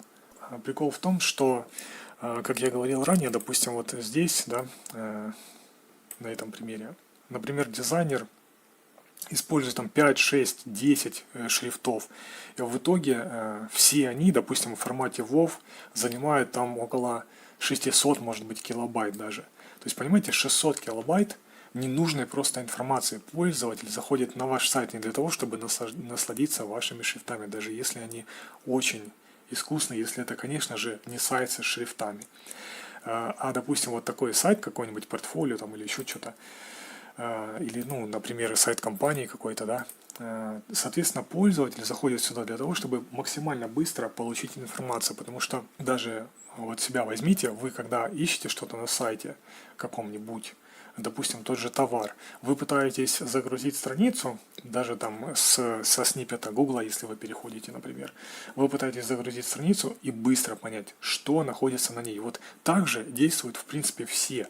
Человеку нужно быстро найти информацию и получить ее. Соответственно, вот эти вот все показатели, которые мы с вами ранее изучили, они именно на это направлены, чтобы максимально быстро пользователь нашел ту информацию, понял, что находится, на каком сайте он находится, что сайт этот от него хочет, куда нажимать нужно, чтобы, допустим, связаться с человеком, ну, например, да, через форму обратной связи, либо позвонить по номеру телефона, там, например, какому-то, либо написать на e-mail, либо, ну, я не знаю, совершить какое-то действие, которое будет человеку понятным. Соответственно, чем меньше шрифтов, именно если касательно шрифтов, мы вбрасываем в наш сайт, он быстрее тем быстрее он грузится. Смотрите, даже учитывая то, что он находится на хостинге, DOM Content Load, это у меня происходит за 736 миллисекунд всего. Если я сейчас, допустим, попробую померить, но я не знаю, сомневаюсь, конечно, что здесь будет какой-то хороший показатель, но будем надеяться, что он будет хороший. Соответственно, чем больше мы шрифтов грузим, чем больше мы JavaScript грузим, чем больше мы стилей грузим, и особенно мы грузим это, допустим, для всех сразу страниц, для всех сразу экранов, то есть вы понимаете, да, что, допустим, для каждой страницы отдельно можно создать свой JavaScript, CSS, HTML. И, ну, HTML то понятно, но, допустим, для каждого экрана можно создать свой HTML и подгружать только следующий, например, экран во время загрузки, да, первого, а потом уже по мере прокрутки страницы мы подгружаем следующий экран. Ну, короче, здесь, в принципе, для фантазии, для оптимизации довольно-таки много. Посмотрим, что у нас тут происходит. Ага, ну, видимо, из-за того, что я переключил вкладку, он вообще не понял, что происходит. Поэтому попытайтесь понять такую штуку, что как бы самым главным для пользователя является, что вообще ничего не пойму, что тут происходит. Странно, очень странно, впервые с таким сталкиваюсь. Ну ладно, в общем, в принципе, это не важно. Попытайтесь понять очень важную штуку, что каким бы ни был красивым ваш сайт, как бы он ни привлекал свое внимание для конечного пользователя с вашей точки зрения, либо с точки зрения вашего заказчика, либо с вашей точки зрения как заказчика, он никогда не будет популярным, либо востребованным многим пользователям, если он будет тормозить и будет жутко неудобным. Какой бы ваш сайт не был красивый, вы должны ориентироваться всегда только лишь на конечного пользователя. Каким бы вы ни хотели сделать свой сайт красивым, но вы должны идти на компромисс. Компромисс между его скоростью загрузки, между его удобством и красивостью. Поэтому, если вы хотите, чтобы он действительно был четкий, то придется чем-то жертвовать. Ну, в общем, поясняя дальнейшие все элементы, важный контент функции должны быть доступны на различных всяких там кликах, свайпах, этапов. Ну, например, есть такая штука, называется она слайдер. По-моему, у меня где-то он был. В принципе, даже на этом примере можно посмотреть, что вообще здесь происходит. Смотрите, во-первых, у меня здесь идет удобная кнопка «Показать все возможности сервиса». Вот, например. В чем смысл? Смысл в том, что современный CSS позволяет сделать что-то типа position sticky. То есть прилипание кнопки к определенной части экрана во время того, как вы скроллите определенные элементы. И как видите, эта кнопка остается на месте ровно тогда, до того момента, когда в этом контейнере, когда она нужна, она остается на месте. Когда она не нужна, она улетает. И есть такая кнопочка «Скрыть», которая скрывает, и как видите, вот идет перелистывание к верхней части экрана. Можно было бы сделать, допустим, к нижней части этого элемента, чтобы пользователь вообще был в курсе того, где он очутился в конкретный момент времени. Так, далее, что еще? Ну, по поводу скролла, например, да. Вот такой вот горизонтальный скролл, он как бы не очень классный, но вот эту штуку делал не я, поэтому она такая, это просто iframe идет. Вертикальный скролл, он имеет за собой определенные смыслы. Почему? Потому что, допустим, вот здесь, смотрите, представлено два варианта. Да, всего, к сожалению, два, но я попробую добавить еще один. И как видите, получается, у меня идет здесь прокруточка такая. Современный CSS позволяет даже без JavaScript сделать удобный слайдер. То есть, по сути, это является слайдером. На мобильном устройстве полоса прокрутки, она не такая страшная. И пользователю привычно свайпать, даже без кнопки. Видите, здесь нет кнопки, типа туда-сюда прокрутить. CSS слайдер.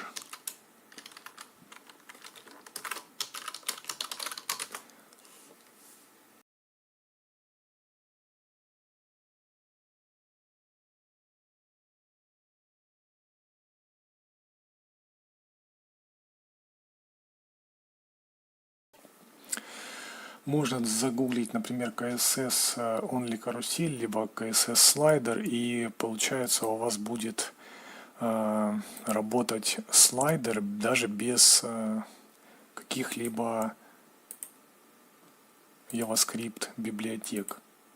Тем самым, получается, современный CSS позволяет сделать так, чтобы мы не использовали вообще JavaScript, допустим, вот на мобильных устройствах. И, допустим, вот даже в этой штуке можно увидеть, каким образом легко сделан слайдер. Да, вот здесь вот эта штука, она работает, так как по этому примеру вот приблизительно. Получается, без JavaScript абсолютно идет слайдер. Вот видите, я чуть-чуть перемещаю, оно все равно возвращается назад. Если я сильнее, оно центрируется. Соответственно, крайний он остается здесь. Соответственно, чем меньше JavaScript мы используем на странице, тем это лучше для конечного потребителя, потому что конечному пользователю ему, ну, как бы не абсолютно все равно, ему интересно, конечно, когда сайт имеет некоторые красивости, но, допустим, вот этот сайт, он создан для деловых людей, и им, ну, главное, чтобы все было понятно. Понимаете, основной упор делается не на то, чтобы сайт был очень красивым, с уникальными там эффектами, какими-нибудь там кнопками, 3D-шными или еще что-то. Основной упор делается на то, чтобы человек пришел, увидел цены, понял, что от него хотят, заказал это и, соответственно, совершил ну, какие-то действия целевые на сайте. Поэтому естественно, чем меньше вы используете всяких крутых там библиотек, всяких крутых скриптов, стилей, HTML, тем лучше для конечного пользователя, тем вероятнее он совершит какую-то конверсию. То есть нажмет на кнопку «Купить», заполнит эту форму, если она будет у него понятная. Как видите, если я нажимаю сюда, например, да, на кнопку «Купить», то, соответственно, у меня сразу фокус здесь становится. Здесь у меня идет тип tel, как я говорил ранее. Соответственно, у пользователя сразу здесь выскочит клавиатура цифровая именно. Он может ввести сразу свой номер телефона. То есть вот эти вот маленькие штуки, которые позволяют пользователю удобнее совершать навигацию по вашему сайту, они берут, а не красивый дизайн. То есть красивый дизайн важен, но важно, чтобы кроме того, что он был красивый, он был еще понятный, доступный и так далее. То есть опять же вот просто CSS слайдер.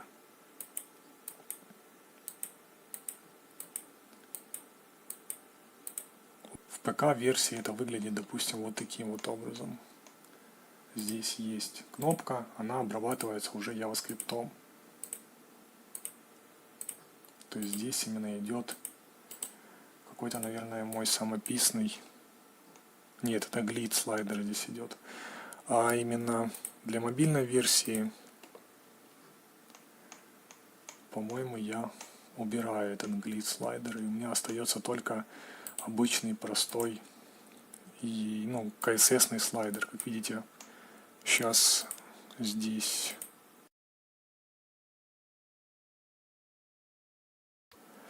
короче, классы никакие не меняются, ничего здесь не происходит, поэтому получается, что это все работает без JavaScript.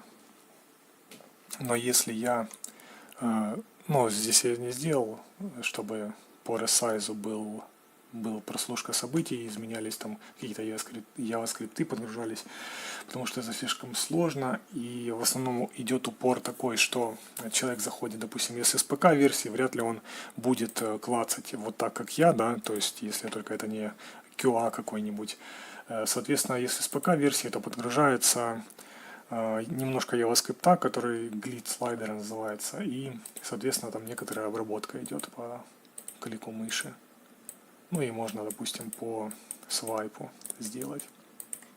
То есть вот эти вот пункты, они именно о том, чтобы вы максимально дали пользователю возможность пролистать что-то, нажать на что-то. То есть, видите, здесь, допустим, вот меню идет. Ну, это мой заказчик выбрал такие расстояния здесь дикие. На самом деле, здесь достаточно около 10 пикселов разницы между этими элементами. Но так как заказчик выбрал именно такое расстояние, естественно, я должен наставить такое расстояние.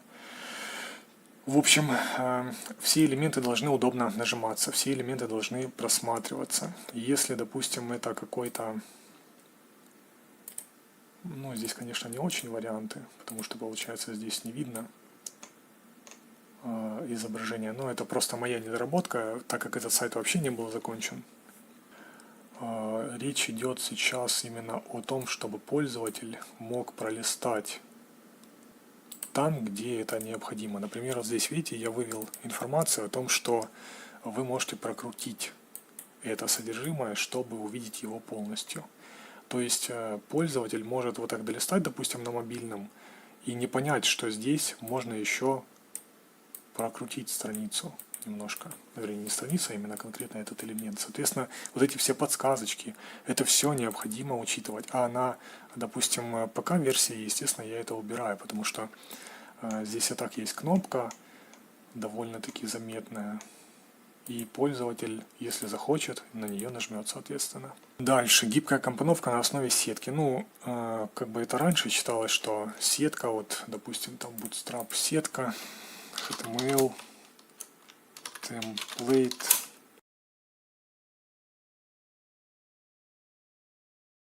То есть, получается, раньше считалось, что сайт это как бы как газета, в нем должны быть какие-то вертикальные, какие-то горизонтальные строчки, и все for Photoshop, может быть, загуглить for Photoshop.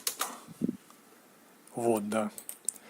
И все вот эти элементы, они как бы должны располагаться на одном уровне. Если это картинка, она должна, допустим, занимать там либо 3, либо 4, вот, либо 5. Ну, короче, какое-то кратное число. Не, допустим, не...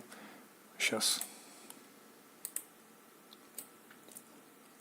Если это картинка, например, да, она должна занимать вот такое вот расстояние, например.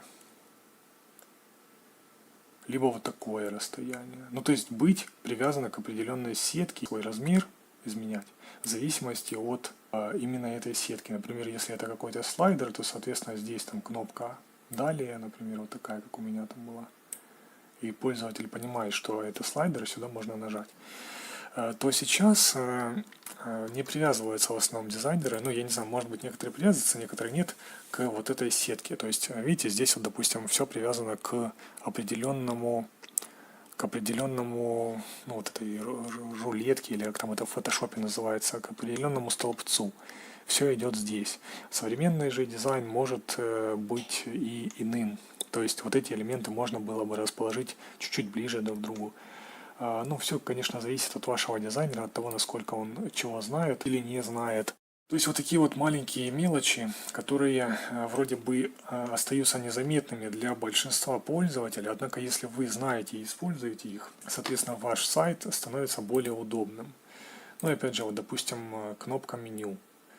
Она, я считаю, должна быть всегда, допустим, вот вверху и всегда доступна, чтобы даже пользователь, который пролистает страницу вниз сразу, который, может быть, даже не заметит ее вверху, он ее обнаружил у себя вверху своей как бы страницы, своего браузера и мог в любой момент нажать.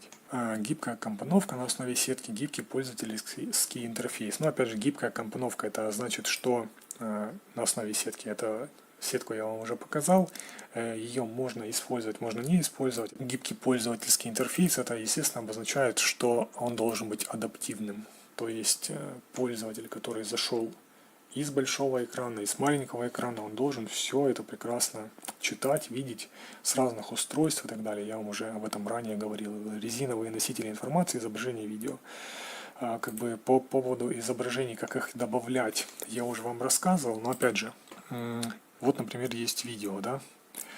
Для мобильных телефонов можно сделать более маленькое, допустим, видео, если оно, например, сейчас у меня, видите, оно, допустим, 1900 на 1200, 1080, соответственно, для мобильных можно было бы его уменьшить, потому что даже если пользователь его сделает на весь экран, хотя здесь нет контролов, и это, по сути, невозможно было бы сделать, наверное, но если бы только он не сделал горизонтальный просмотр, то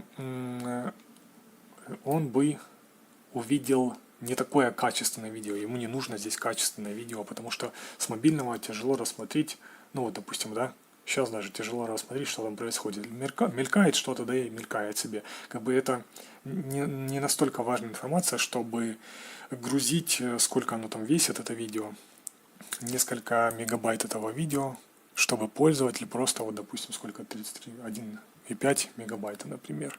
Вот, можно было бы его ужать, еще там, допустим, оно бы весило там 700 килобайт. Соответственно, это было бы еще продуктивнее для нашей с вами штуки. Как бы по поводу консольных ошибок я вам уже говорил, да. Здесь у меня идет доступ к, по-моему, какой-то метрике, да, Яндекс метрике. У меня она заблокирована на уровне localhost, ну, в файле hosts. И дальше от блокером здесь заблокированы всякие еще штуки. Ну, как бы это, считайте, не важная информация, однако вот это вот cannot read properties of null, вот это вот уже важная информация. Потому что, получается, этот баннер, ну, в этом баннере в JavaScript вызывается какая-то ошибка. Соответственно, поисковая система это видит и плохо на это реагирует. То есть даже если я выключу сейчас вот эти вот все штуки, то здесь не будет ошибок. Ну, нет, все-таки появились. Connection refused. Ну вот, получается, это connection refused из-за того, что у меня она заблокирована метрика. А вот эта вот ошибка, это плохо. То есть вот это вот уже не сможет, вернее, может нам дать плохой показатель отзывчивости в поисковой выдаче. Дальше, адаптивное изображение и оптимизация медиа. Как я говорил вам ранее, есть вот такая вот командочка, которой можно конвертануть изображение в разные форматы, потом добавить их, вернее, с помощью вот такой вот HTML конструкции, либо вот такой ссылочки, эти все я вам оставлю. Также на конфигурацию Nginx для кэширования. Также я для вас создал страничку определенную. Сейчас покажу. В которой у меня есть вот такие вот изображения разного размера с подписями типов файлов, для того, чтобы вы смогли, допустим, у себя где-нибудь тестить.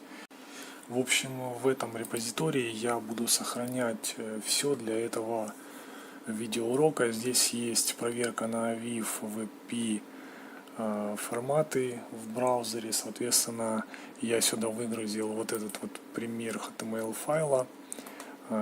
Ну и еще сюда нужно мне добавить, сейчас будет вот этот файлик.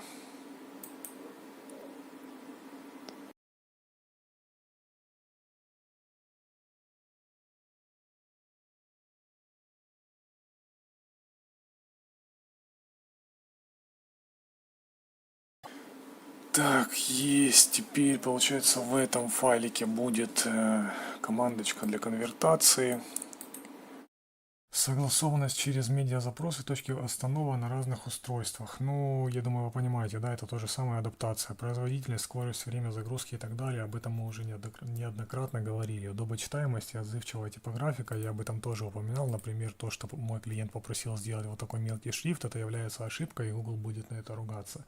Соответственно, необходимо делать такие шрифты, которые были бы наиболее, размер шрифтов, естественно, наиболее оптимальные для просмотра пользователей. Вот видите, допустим, здесь много всяких штук подгружается. Если я нажму кнопку подробнее, то, соответственно, вот столько, аж целых, сколько там, много, короче, HTML подгружается. Вот они все тут. И можно, например, посмотреть в XShare, JSON, бух, здесь 47 штук, видите. Получается, это наиболее оптимальная, наиболее оптимально это именно подгружать их таким вот образом, допустим, как я сделал, либо же делать какую-то отложенную загрузку, но все равно не использовать вот этот весь HTML сразу. Или если вы даже его используете сразу, то хотя бы делать адаптивные изображения, которые, видите, они подгружаются, получается, после того, как загрузился некоторый фрагмент кода. То есть, я думаю, вы понимаете, короче, если я прогрузил определенное количество пикселов, да, продвинул экран, то, соответственно, нижние изображения начинают загружаться. Далее, что еще можно? Допустим, можно использовать такую JavaScript библиотеку, как LowZ. Она позволяет более гибко использовать загрузку изображений. Как видите, получается, во-первых, вот этим скриптом мы можем, сейчас сделаем тут, проверить, какой тип данных, вернее, какой тип изображения у нас поддерживается браузером. Далее, после того, как мы это проверяем, мы, допустим, подгружаем только определенный тип и только определенный размер изображения. Сюда вставляем сразу, то есть через тег image, а не через тег picture. Тег picture мы используем, если только у нас нативный HTML идет без обработки каких-то JavaScript событий. Соответственно, здесь также можно, используя LowZ, добавлять класс для изображения, чтобы оно более мягко показывалось. То есть, допустим, сначала делать opacity 0, допустим, transition opacity 0,5 секунд linear. И, допустим, затем, когда мы подгружаем это изображение, уже менять opacity. И получается, оно будет вот так мягко показываться. Кстати, один из методов оптимизации, в том числе и для мобильных, и для ПК, но в основном для мобильных, это адаптация анимаций. И дальше это будет здесь у нас производительность, скорость, время загрузки и так далее. Опять же, об этом уже я говорил ранее, удобочитаемость и отзывчивая типографика. Естественно, допустим, здесь видите, на этом сайте примере,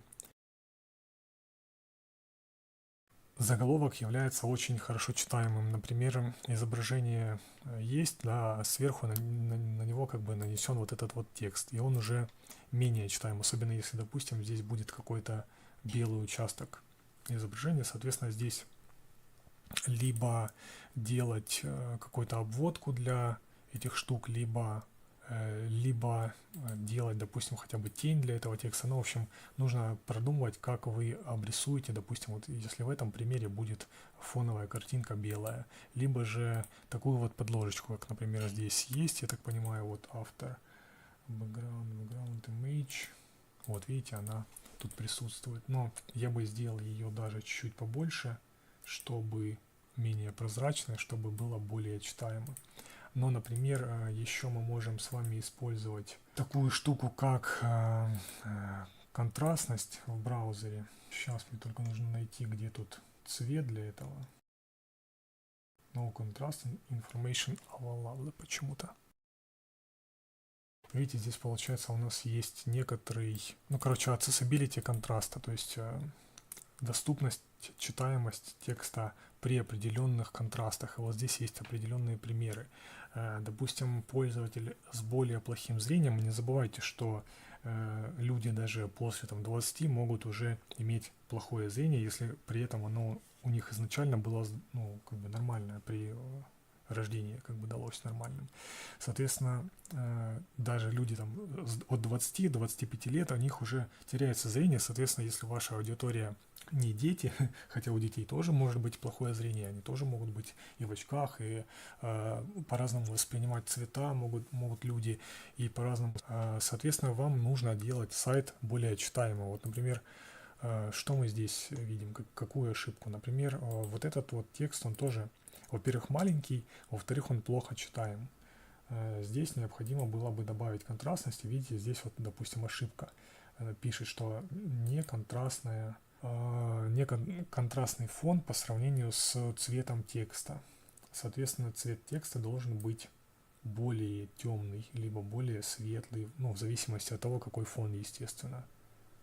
Вот если мы делаем, допустим, аж вот такой цвет, тогда он считает, что контрастность нормальная. Соответственно, вам нужно учитывать все эти параметры и подгонять в том числе даже контрастность фона. Удобочитаемость и отзывчивая типографика. Это была условная загрузка, ленивая загрузка. Но опять же, lazy loading для всего того, чего доступно оно в данный момент, а это именно, допустим, изображение, фреймы, возможно, видео. Но, скорее всего, видео пока недоступно. Я не проверял, по крайней мере, крайние версии браузеров.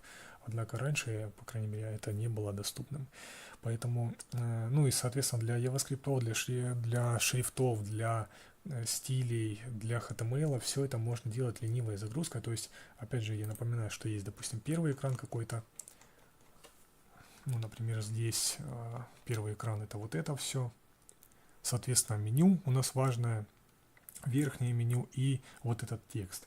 Изначально можно подгрузить лишь вот это вот все, то есть разметку, например, сделать размер, ну, короче, какой-нибудь, допустим, прелодер, как это делается на YouTube, допустим, когда вы заходите на YouTube, подгружаются сначала такие вот квадратики, да, а потом эти квадратики заполняются уже некоторым содержимым. Соответственно, здесь точно так же на любом сайте можно сделать точно так же. Сначала подгрузить основной макет, то есть какую-то разметку, потом накидать на этот макет уже, соответственно, реальные данные и сделать, ну, выбрать стратегию наиболее подходящую для ваших технических возможностей, для ваших знаний, реализации различных возможностей подгрузки. То есть, допустим, опять же, вот этот JSON я могу подгружать не только когда страница загрузится, а по какому-то событию, либо когда я начинаю скроллить страницу, то есть проскроллил там вот 10 пикселов, например, от реального, ну вот от начала страницы, соответственно, можно подгрузить наши курсы, либо же по нажатию на кнопку, допустим, там показать наши курсы. Ну, все зависит от того, какая перед вами стоит задача, опять же. Не забывать за адаптивность изображений. Метатег окна просмотра, ну, имеется viewport. Что это означает? Это означает, что в head у нас должен быть метатег viewport. Вот он. Я его сюда добавлю, чтобы сразу было понятно, о чем идет речь. Для чего он нужен? Я думаю, вы знаете, он нужен для того, чтобы пользователь, который зайдет с мобильного телефона, вот этот тег позволит ему адаптировать, ну, весь сайт как бы под его устройство. Соответственно, если бы этого тега не было и у нас не было бы адаптивной верстки, то сайт был бы совершенно в другом виде. Ну, я думаю, вы знаете, да, он уменьшается в размере как-то. Сейчас где-то здесь должно быть. Типа вот так вот будет он. Плохо читаем, плохо видим и так далее. Далее Ну, вот это уже устарело, поэтому я просто это типа закомментирую, как будто это не нужно. Ретина и плотность пикселей. Но опять же, это уже мы с вами проговаривали насчет изображений, насчет, допустим, канваса, если у вас есть какие-то интерактивные элементы на канвасе, либо же вы используете WebGL, 3GS, либо что-то подобное. Соответственно, у вас эти изображения должны иметь адаптацию для ретины. То есть проверяется ретина, и, соответственно, ну, на 3GS это автоматически делается, если вы используете какую-нибудь стартовую сцену. А если вы используете самописные канвасы какие-нибудь, то, конечно же, лучше всего проверять все. Допустим, если я сейчас перейду вот так, сделаю здесь full, открою инструмент разработчика, посмотрю на Canvas, где он у нас тут, вот он. И получается, смотрите, размеры канваса здесь указаны такие, как размер экрана. У меня экран с одинарной ретиной, с обычной. Если бы он был двойной ретины, соответственно, размеры здесь можно, в принципе, оставлять такими же, но, естественно, я думаю, вы понимаете, что это не только вот эти размеры важны, а размеры важны самой картинки, которая получается. И если я, допустим, сейчас выведу z-индекс, сделаю z-индекс, сделаю 2, ну, короче, если бы можно было бы сохранить это изображение, а я, в принципе, сейчас вам покажу, наверное. Соответственно, если бы у нас была двойная ретина, то мы бы видели вот такие вот артефакты, в общем, попиксельные вот эти вот, поняли, да, как это называется, ступеньки. Вот так бы мы видели это изображение, если бы у меня была двойная ретина приблизительно. Соответственно, вы должны подстраиваться под ретину, если вы используете какие-то такие элементы. Ну, либо даже те элементы, которые там есть на главной странице, типа вот таких. Это же тоже Canvas, только это 2D Canvas, по-моему. Так, а я его могу здесь сделать, интересно, z-индекс 0, 1, 2, 3, 4, 5. Вот, save image я могу сделать. Посмотреть, видите, получается здесь 1900 пикселов по ширине. А если бы у меня была двойная ретина, соответственно, это там 2800 было бы. И оригинальный размер 100% был бы вот таким вот, видите, попиксельная вот такая фигня, опять же, как я вам уже показывал, была бы. Соответственно, вам, если у вас есть такие элементы, вы должны учитывать это. Дальше, правильный пользовательский ввод. Ну, я уже вам об этом говорил, что если, допустим, человек заходит с мобильного устройства, у него в полях, вот здесь вот, если он что-то ищет, либо вводит свои данные, должны быть определенные типы. Если это номер телефона, то номер телефона, если это email, то это email. Пока ничего не вспоминаю, что еще есть. Соответствующий размер тап мишеней. Ну, это означает то, что, допустим, вот у нас кнопки, интерактивные элементы должны располагаться друг от друга на расстоянии. То есть, если бы, например, у нас здесь не было вот этого класса margin bottom, получается, видите, элемент слипается. Ну и, например, вот эта ссылочка, она бы была не здесь, а внизу, да, и как вот пользователю с мобильного телефона нажать здесь по этой ссылочке, либо же даже по этой галочке, то есть он бы с трудом нажимал, соответственно, должны быть определенные расстояния между элементами, хотя бы около 5 пикселов. И вот эти вот галочки, они тоже должны быть около 5 пикселов, чтобы человек с мобильного устройства мог ее нажать. Ну, тут она не интерактивная, потому что это просто типа псевдогалочка. Если бы вы использовали настоящие галочки, либо какие-то радиобаттоны, то, соответственно, они должны иметь определенные размеры для того, чтобы их было нажимать удобно с любого устройства. Посмотрим этот пример. Как видите, да, допустим, если я с мобильного сюда зайду, то для меня это будет довольно-таки удобно. А, например, если мы расположим их очень близко к тексту, а текст может быть, допустим, ссылкой какой-то, да, куда-то вести, то, соответственно, это будет очень плохо для мобильного пользователя. Ну и вы должны об этом знать, подозревать и использовать. Схема навигации мобильного как бы мобильной адаптации. Отзывчивый резиновый дизайн. Ну, это мы уже с вами говорили, что, допустим, следует учитывать не только те позиционные точки, которые обозначены, допустим, здесь, но также желательно просматривать свой сайт и для других разрешений экранов, потому что, допустим, если вы чисто ориентируетесь там на какие-то определенные устройства, например, на айфоны, либо на андроиды какие-то конкретные, то, соответственно, да, вам нужно знать просто разрешение этих экранов и все, использовать их для того, чтобы поставить для своей мобильной версии только, допустим, вот для 425, там, например, для 768 разрешения, да, но, например, сайт, как я вам уже показывал, ну, вот у меня на 1440, у меня была там где-то плохая адаптация. Соответственно, мне было бы, а вот, да, полоса прокрутки появляется, видите, по-моему, из-за видео. То есть избегать вот этой полосы прокрутки, потому что она может быть на самом деле очень большой, и пользователь, во-первых, может запутаться, во-вторых, это, ну, как бы не классно, когда она есть. Далее, работа, ну, кросс-браузерная, это понятно, кроме того, что кросс-браузерная, опять же, кросс-платформенно. То есть проверять не только на, допустим, мобильном своем телефоне, как у вас работает, но также на разных операционных системах. Если вы, допустим, не знаете, ну, допустим, сидите под Windows и не знаете, как установить Linux, то у меня есть, во-первых, видео по поводу того, как установить Linux на реальный компьютер, допустим, по соседству с вашим жестким диском. Вы можете купить какой-то SSD недорогой, там, допустим, на 120 гигабайт, и поставить туда Linux для того, чтобы тестировать на реальном примере с реальной производительностью ваш сайт. А можете также использовать, допустим, VirtualBox для того, чтобы запускать разные операционные системы. Например, у меня тут Windows 10 и Manjaro есть. То есть точно такая же операционная система для того, чтобы...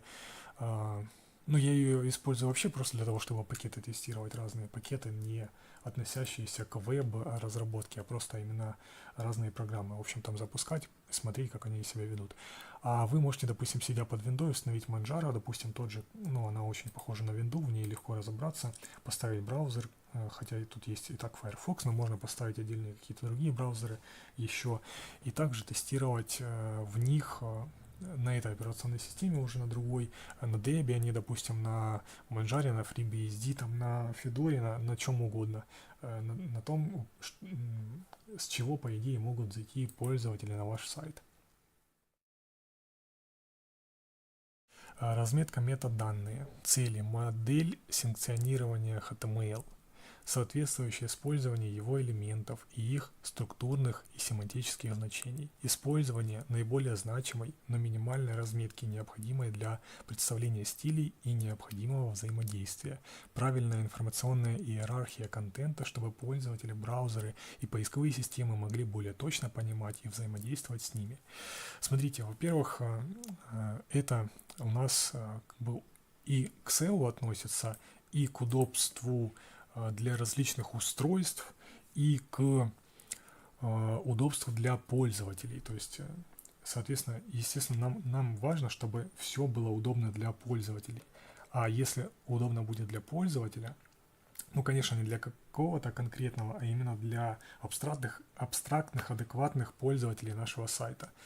Допустим, там хотя бы 60% из 100 наш сайт должен быть сразу понятным, сразу удобным, чтобы им, допустим, никто не объяснял, как им пользоваться, куда, на какие кнопки нажимать, чтобы человек заходил, сразу понимал, вот это, наверное, кнопка обратной связи. Нажму я сюда, ага, вот здесь написано «Задайте свой вопрос», и сюда написано, ну, здесь написано «Введите номер телефона», а здесь введите ваше имя.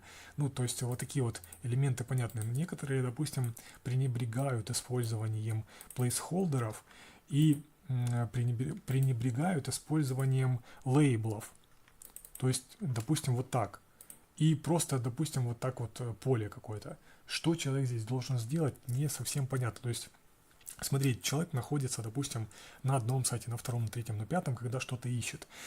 И чтобы он оставил ваши данные, вернее, свои данные вам, вы должны очень постараться для этого. Во-первых, вы должны сделать, чтобы сайт очень быстро грузился.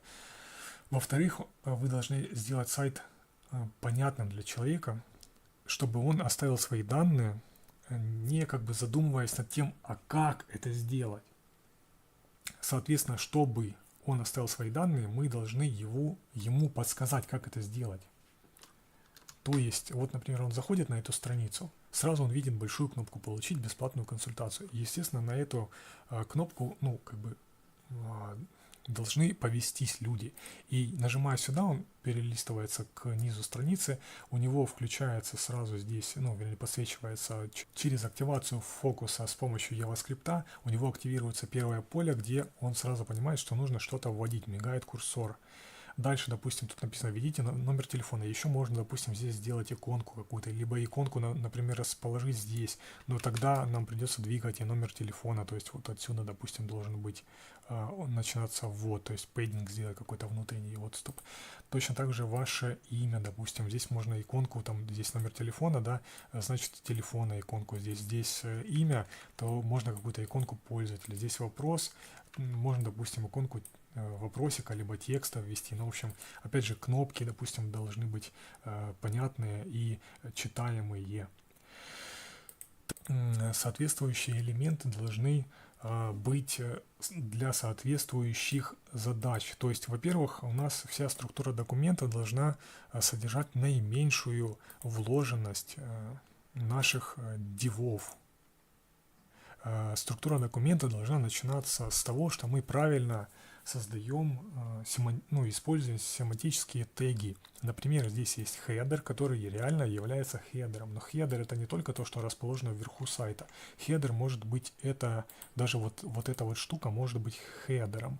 То есть вместо того, чтобы сделать, допустим, сделать h1, здесь можно написать header, потом h1 и еще что-то написать. Вот эти два, получается, h1 и h2 можно разместить в хедере, и семантически это будет правильно. Значит, есть такой сайт v3c check. Можно так, допустим, сделать такую вот штуку. И обязательно ваш сайт проверяйте на этом сайте. Смотрите, что здесь происходит. Это сайт проверки вашего кода на правильность использования семантических вот этих всех тегов. Он вам показывает, что есть некоторые, допустим, ошибки в вашем файле. Я знаю, что многие разработчики говорят, что да, сейчас же там все на реактах, на Vue. Да, это понятно, что на реактах на Vue, но если даже ваш сайт как-то отрендерен уже в браузере, вы можете взять, например, у меня, да, вот эти элементы, они рендерятся как-то отдельно. Допустим, представим, что это сделал Vue, React или еще что-то. Вы можете взять Ctrl-C, нажать и сюда вставить просто, переоткрыть эту вкладку, например, дубликат, Tab, удалить это все, Direct Import сделать и проверить вашу валидность. Естественно, конечно, желательно изначально создать какой-то, допустим, файл index.html, потом, например, сделать вот так и сюда расположить уже ваши дивы, и потом, получается, их сюда вставить. То есть, чтобы все было правильно, естественно, нужно HTML, body, всякие там штуки ввести. Что-то он ругается. Просто что он говорит, что ваш документ на русском, а вы пишете, что он на английском. То есть, единственное, что он нашел. Соответственно, когда ваш React или Vue или что там вы используете отрендерит уже какой-то готовый компонент, желательно его проверить таким вот образом, потому что в любом случае семантические теги, в любом случае, все должно соответствовать определенным правилам, а не просто наобум делаться. Конечно же, по семантике и использованию семантических тегов можно долго и нудно рассказывать, как я это уже делаю на протяжении, наверное, там нескольких часов вам, да. Но, тем не менее, без этих всех штук, без этих функций вы, к сожалению, если не будете их использовать, ваш сайт будет плохо ранжироваться. Соответственно, вам нужно, чтобы он ранжировался хорошо, поэтому желательно использовать именно все вот эти подсказочки, которые я вам говорил. Смотрите, во-первых, получается, у нас есть определенная разметка, правильно, и определенные правила создания. Допустим, вот в хеаде мы не можем писать там никакие дивы. В дивах, ну, в смысле в баде мы не можем писать хеад. Ну и так далее. Вот эти вот все штуки, их нужно знать, понимать, как они используются. Допустим, если вы пишете section, то в нем обязательно должен использоваться какой-нибудь из заголовков от H1 до H6.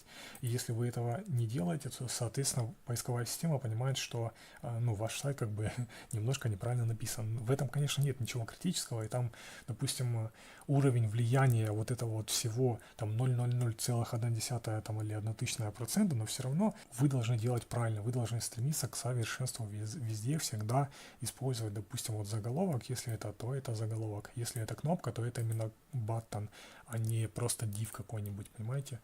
Если мы идем дальше, что у нас получается? У нас, допустим, есть навигационный такой элемент, называется tab.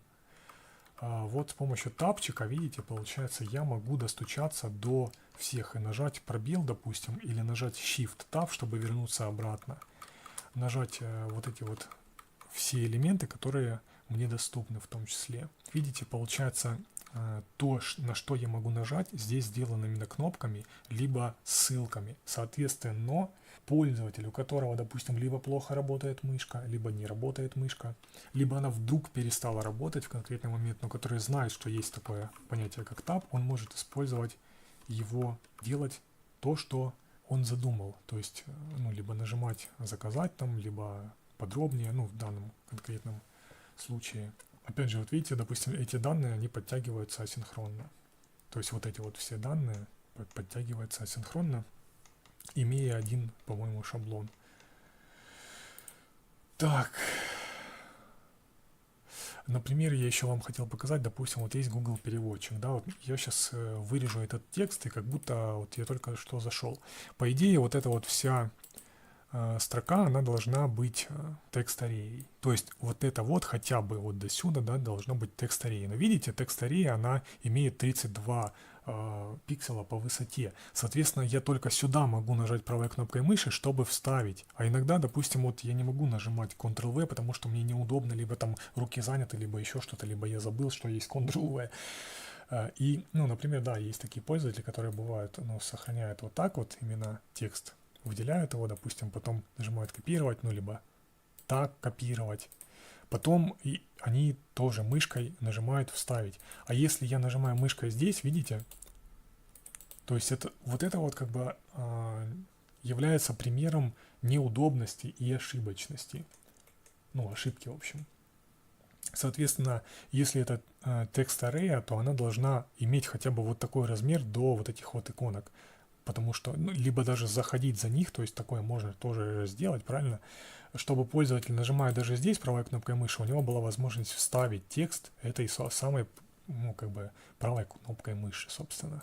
Соответственно, ничто в этом мире не идеально. И, допустим, если мы сейчас посмотрим, то текст-арея, она уже чуть-чуть увеличилась, да, но опять же, я не могу, например, опять здесь нажать правой кнопкой мыши, а только лишь здесь. Соответственно, когда мы используем правильные семантические теги, то наш пользователь более понятно использует наш сайт. Если бы, например, здесь вместо текст-арея был просто div с таким content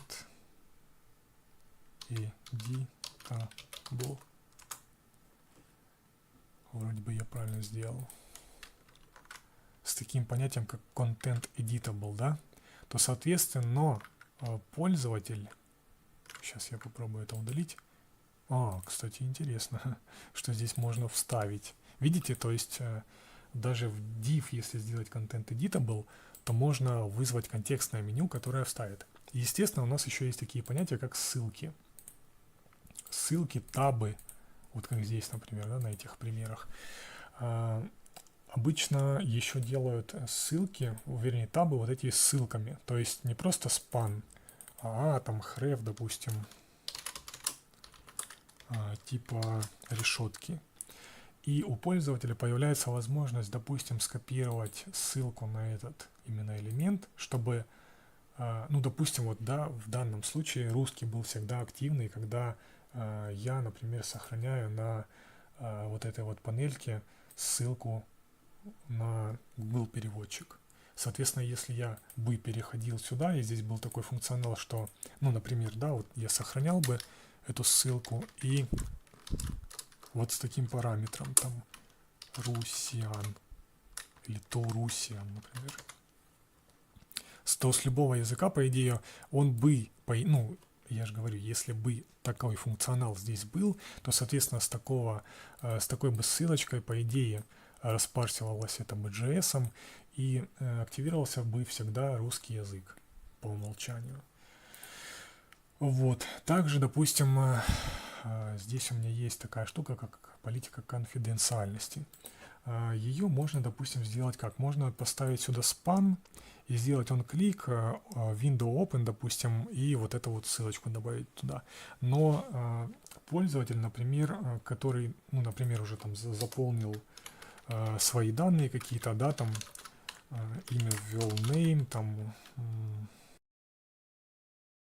он уже ввел свои данные, и если он нажмет сюда, и у него, ну, короче, произойдет то, что произойдет, по идее, да, откроется политика конфиденциальности, это, то, соответственно, все эти данные потеряются, ну, либо останутся, но уже в другом месте. То есть, если я нажимаю сюда, да, у меня этот модуль, как бы в Joomla, отсутствует на этой странице, видите?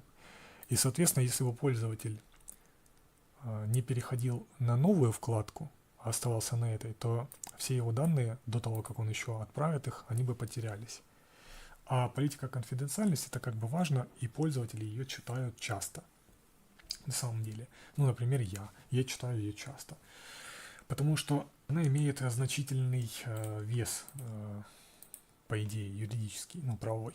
Соответственно, если я, допустим, уже заполнил какие-то данные, а потом эти данные сбросились, причем на этой странице, допустим, же нет этой же формы, соответственно, я не отправлю эти данные, они просто останутся тут висеть и все. И мне нужно еще их отправить, кроме того, что я их заполнил. То есть насчет чего я хотел сказать, что ссылка, во-первых, должна быть ссылкой, чтобы пользователь мог использовать контекстное меню и использовать, допустим, Open a Link in UTab, ну, открыть ссылку в новой вкладке, например, а не просто здесь спам там или div on click. Также при заполнении формы желательно сохранять ее содержимое, допустим, в local storage. То есть у нас есть прослушка событий, когда, допустим, человек нажимает какие-то кнопочки на мобильном либо на компьютере, соответственно, эти данные сохраняются в local storage куда-нибудь сюда.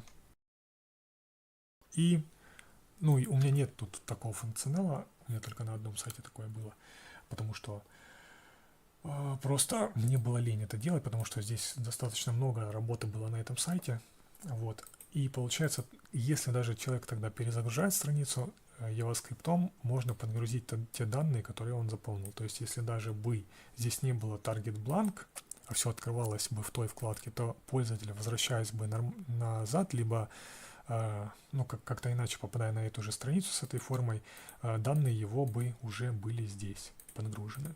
То есть это тоже достаточно удобно для конечного пользователя.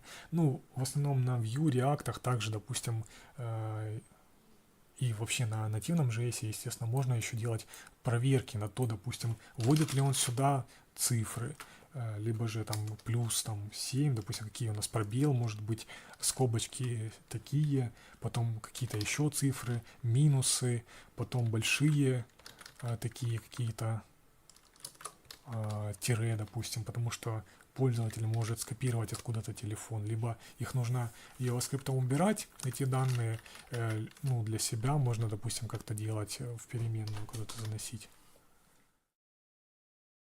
Что ж, работаем дальше.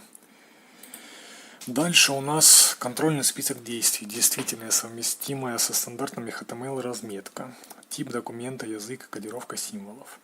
Ну, смотрите, в исходном коде у нас есть все это. Doctype, и кодировка UTF-8 в основном сейчас используется. Я давно не встречал Windows 1251 кодировку. Это было, наверное, когда jQuery был жив еще. Дальше. Элементы, документы и глобальные атрибуты. Заголовок. Прикольно. Язык, основа, ссылка, мета, стиль. Ну, в общем, все эти вот семантическая семантика, наверное. Я вот так вот помечу. Семантика.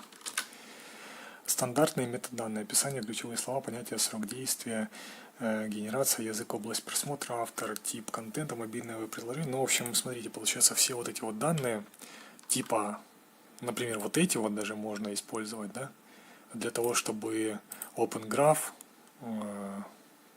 подтягивал эти все описания. Также description, meta-key можно использовать, но, наверное, сейчас вообще это не актуально, meta-key, потому что поисковые системы сейчас ориентируются именно больше, я так подозреваю, во-первых, на то, чтобы у вас не было JavaScript ошибок, на то, чтобы ваш сайт был удобный, на то, как его использует пользователь, на то, как часто он оставляет заявки там или обращается к вам. Семантическая верстка должна быть правильная, кнопки должны быть кнопками, ну и так далее. Я уже вам это упомянул ранее. Стандартные метаданные, разметка структурированных метаданных и микроданные. Ну, это, допустим, опять же, вот эти OpenGraph, это тоже относится к структурированным данным, потому что получается, что эти данные могут быть подтянуты, во-первых, какими-нибудь там роботами, типа, когда вы добавляете в соцсеть, вот эта картинка, она подтягивается сразу в мир. Это описание, ну и все остальное. Во-вторых, для семантических сайтов, вернее, тематических сайтов microdata HTML есть такое понятие, как микроразметка.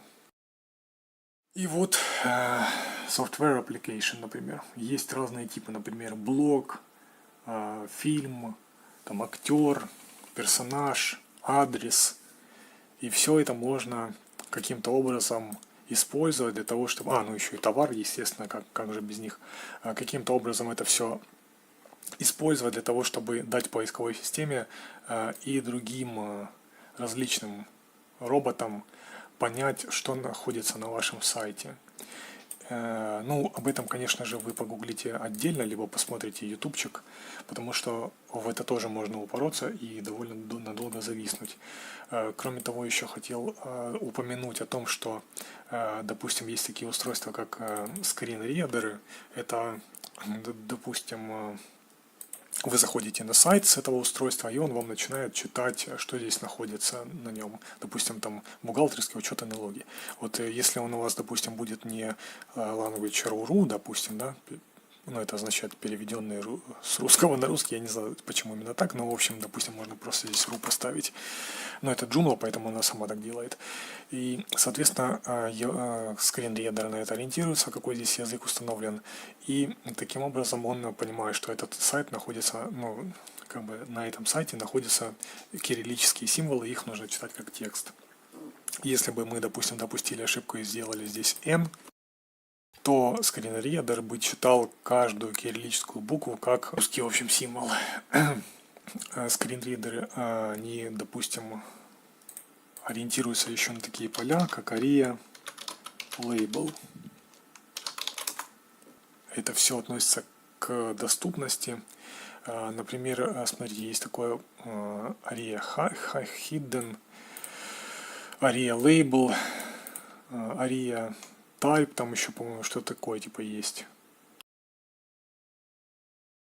Ассоциируется также с лейблом, видите, ну то есть вот эти вот все ARIA, они позволяют сделать доступность более доступной, так сказать, для скринридеров особенно. То есть есть, допустим, люди, которые плохо видят, они используют их. Есть люди, которые просто лентяи и используют скринридеры для того, чтобы они читали информацию с сайтов. Есть люди, которым это действительно необходимо, хоть они и видят, и не лентяи. Соответственно, вот эти вот все параметры, они очень нужны, и их желательно использовать, если вы создаете какой-то навигационный портал, например, либо какой-то справочный портал, либо просто сайт с широким кругом пользователей. Вот, Open Graph, я уже вам говорил, что в исходном коде желательно добавлять его, вот сюда, в head, и таким образом давать социальным сетям возможность создавать нормальные сниппеты для вашего сайта, если им делятся с кем-то. Либо использовать разметку схема.org, также подписывать изображения альтом и делать для них with и hate. То есть, если у нас, допустим, есть какая-то картинка, сейчас где-то тут она была у меня, вот, например, такая картинка, да, соответственно, для нее должен быть определенный alt, чтобы поисковые системы проанализировали ее на уникальность, во-первых, там на безопасность, и дальше, может быть, она каким-то образом появится в поисковой выдаче даже. И, соответственно, если ваш сайт будут посещать в том числе и из изображений, если на нем будут уникальные картинки, которые будут брать, либо просто, допустим, копировать с поисковика, либо переходить на ваш сайт и именно искать по картинке ваш, допустим, товар, то это будет очень большим плюсом и хорошим источником трафика. Структура документа, организация, связанность. Соответственно, все эти элементы должны быть семантически связаны, не просто разбросаны абы как. В section, я уже говорил, должен быть аж 2. Допустим, в span мы не можем вкладывать какие-то дивы, там, параграфы. Соответственно, также в head мы должны иметь определенный порядок. Здесь, естественно, не должно быть никаких дивов там или чего-то такого, которое используется для разметки текста или картинок. Дальше удобочитаемость, отступы, использование пробелов и комментариев. Как я вам уже показывал ранее, допустим, на этом примере можно посмотреть, что, во-первых, интерактивные элементы расположены на значительном расстоянии друг от друга. Например, вот это вот у меня сделано ссылочкой. Видите, получается, человек с мобильного телефона может нажать сюда, и сразу появится у него номер телефона как ссылкой. Соответственно, он сможет сразу позвонить. Если, допустим, мы говорим об электронном адресе, то, соответственно, здесь нужно писать mail to, допустим, и вводить электронный адрес, чтобы человек, нажимая сюда, и, допустим, даже с ПК, либо с мобилы, он сразу попадал в свою почтовую программу и, соответственно, писал сообщение на этот адрес. Кроме того, использование, допустим, каких-то комментариев, поясняющих, что человеку нужно делать, например, как я вам уже показывал ранее. Например, даже вот эта вот кнопочка, да, показать все преимущества, чтобы она была доступна не только вот так вот, когда человек пролистывает и не видит ее, да, а чтобы она вот так вот каким-то образом оставалась на определенном месте. Кроме того, допустим, когда у нас есть некий слайдер, мы должны человеку давать возможность понять, что это именно слайдер, и его можно нажимать. Либо же здесь делать именно какую-то большую кнопку. Например, естественно, это маленькая штука, однако может быть же и большая, правильно? То есть может быть, допустим, слайдер из вот таких элементов состоять, которые можно прокрутить, но если не будет доступной и понятной кнопки здесь, куда человек может нажать, чтобы слайды эти листались, то, соответственно, человеку будет трудно понять, что с этим делать. Соответственно, с этим можно как-то бороться и давать ему возможность понять, что вот нажмите, допустим, сюда, и у вас будет там пролистывание какое-то элементов, для того, чтобы пролистать эти элементы. Да, в диадоке у меня есть эта штука. Вот она, да, прокрутите таблицу, чтобы увидеть ее полностью. И, соответственно, как я вам говорил уже ранее, вот у меня есть элемент, который, допустим, занимает 60-80%, а следующий элемент у меня занимает остальные там 10 оставшиеся, либо 30%, чтобы человек понимал, что есть некоторая информация, которая скрыта от него, и он мог ее дальше пролистать, то есть чтобы он понимал, что, опять же, здесь почему-то есть горизонтальная полоса прокрутки. Кстати, опять же, горизонтальная полоса прокрутки — это очень плохо, особенно на мобильных устройствах. Если на ПК это не так плохо, то на мобильных устройствах это очень плохо, потому что она может быть, допустим, очень большой, и человек случайно передвинет все вправо, и у него, естественно, будет здесь пустая область, он просто покинет ваш сайт. Поэтому это очень важно, проверяйте ее наличие. описательные имена переменных и соглашения о семантических именах. Ну, в общем, в принципе, это все относится к исходному коду. Интерактивные элементы должны соответствовать их назначению.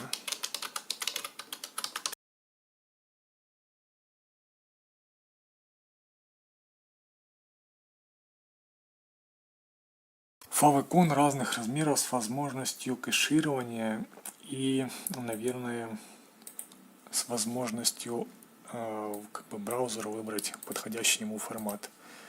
Ну, допустим, у меня здесь Favicon в AVIF формате.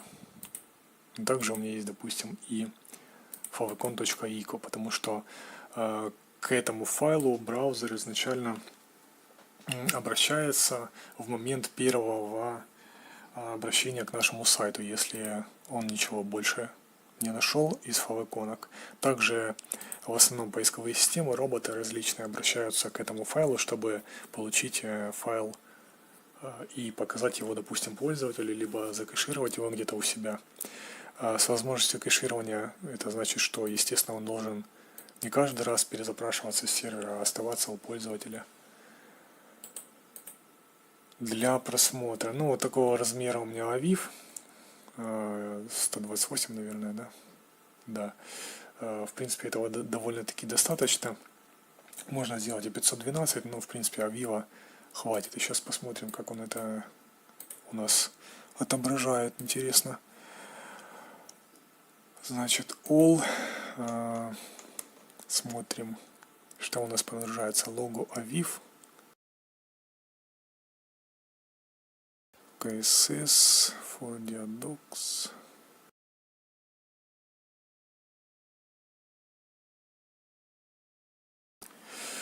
Да, у меня подгружаются, видите, и AVIF, и ICO, а используется, скорее всего, именно AVIF.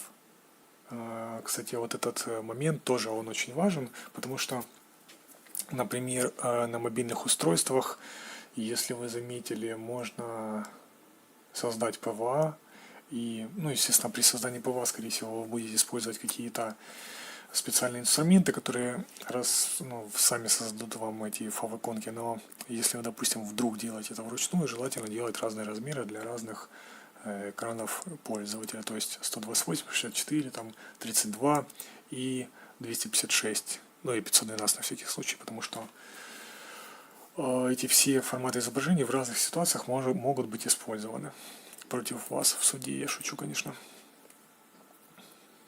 Ну, а вообще, в принципе, достаточно в таком случае и, как у меня, допустим, и двух favicon.ico и какой-нибудь там PNG, допустим, если вы не хотите использовать AVIF. В любом случае, если у браузера не будет доступен формат AVIF, то он использует favicon, этот, который, ну, именно ICO, с расширением XICON, формата XICON. Майкрософтовским, а если у браузера будет доступен AVIF, то он, соответственно, использует этот AVIF. Можно как сделать? Допустим, посмотреть вот это изображение, сохранить его, допустим, сделать его черно-белым, а это изображение сделать обычным, и посмотреть, какое из них подгрузится. Дальше. Совет. Изолируйте содержимое веб-сайта и пытайтесь мысленно спроецировать его разметку и семантику. Рассматривая контент, в первую очередь, вы уже формируете структурное и семантическое мышление. Итак, друзья, следующий наш с вами раздел – это семантика и SEO. Помимо SEO, еще одним преимуществом семантической разметки является то, что она обеспечивает основу для доступного сайта. То есть, в принципе, смотрите, я уже вам говорил, что, допустим, мы создаем какой-то условный сайт. Изначально эта фраза у меня была на том, что мы знаем только то, что существует GZIP-сжатие. Ну, GZIP или Brotli. Соответственно, двигаясь ниже по этому тексту, мы уже с вами довольно много знаем, я уже вам довольно много всего описал. Соответственно, следующим этапом является SEO. Но SEO, оно также относится и к доступности, и к разметке метаданных, допустим. То есть он объединяет в себе, по сути, все предыдущие наши с вами пункты, так как SEO – это и правильная структура сайта, это и правильная иерархия, допустим, заголовков H1, H2, H3. Это и доступность, то есть удобство для использования сайта для конкретных устройств, для конкретных браузеров.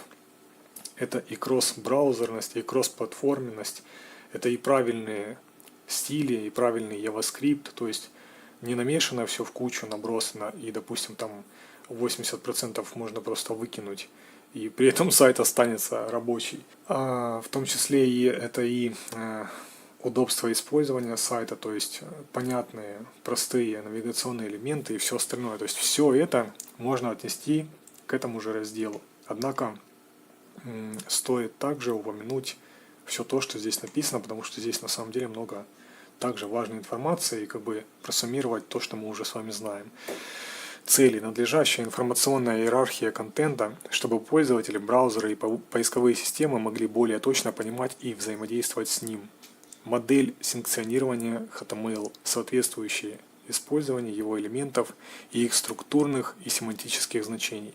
Внедрение лучших практик и методов, помогающих Google и другим поисковым системам индексировать, ранжировать и отображать веб-сайт и его содержимое. Контрольный список. Метатеги уникальные, точные, семантические, краткие, но описательные для определения метатегов для каждой страницы. Название, описание, ключевые слова, срок действия, язык, автор, издатель и так далее. Но это то, что я вам говорил уже, то, что относится к исходному коду страницы. Прежде всего, естественно, это правильный doctype, это кодировка, это VF-порт для того, чтобы мобильные телефоны правильно отображали сайт. Фав-иконки и так далее. И правильный заголовок, кстати, титул, потому что это, он является одним из основных. То есть, допустим, вот если мы с вами его бы могли загуглить, но у меня сейчас нет интернета, и этот сайт бы, допустим, был у меня в поисковой выдаче выдавался каким-то образом, то, соответственно, мы бы с вами могли понять, что этот заголовок – это, по сути, то, что поисковик выдаст в поисковом сниппете, то есть это там, где ссылочка на сайт, какой-то текст и какой-то описательный маленький текст с названием, то есть то, на что обычно мы там смотрим, когда выбираем нажимать на сайт и переходить на него или не переходить. Соответственно, иерархия, структура сайта и все остальное, это тоже должно быть учитываться вами. Улучшенная структура URL. Если вы помните, допустим, раньше ссылки, они были не вот такими вот человекопонятными, а там был, допустим, вопросик, там item, допустим, равно там 12, потом end, там, допустим, article равно там 33, там еще какие-нибудь такие там проценты или во что-нибудь такое вот неудобно читаемое. Соответственно, поисковая система тоже на это обращает внимание. И если у вас еще, допустим, на сайте нет человекопонятных ссылок, то, соответственно, их лучше всего завести, чтобы они были именно приблизительно хотя бы вот такой вот формы. Допустим, наши сервисы, потом продукты для бизнеса и какой-то из предложенных вариантов. То есть структурно должны делиться. Соответственно, на вашем сайте желательно должны быть вот такие тоже хлебные крошки. Соответственно, чтобы человек, допустим, перешел на главную, посмотрел все продукты, либо продукты только для бизнеса, либо выбрал конкретный продукт. Вот уже он здесь, кстати, без ссылки, если вы видите. Кстати, для SEO не рекомендуется использовать, допустим, какой-то текст с ссылкой на эту же страницу, если что. Просто некоторые сайты так делают. Дальше, производительность и время загрузки, это то, о чем мы раньше с вами говорили. Во-первых, это использование только актуального JavaScript и стилей. Во-вторых, сжатие, минификация их, то есть, чтобы там, допустим, не были длинные имена переменных, чтобы все это сжималось каким-то скриптом, либо онлайн, вы можете это сделать спокойно. Естественно, после того, как это все вы сожмете, выгрузите на сайт, то желательно это все проверить. Например, у нас есть файл style.css,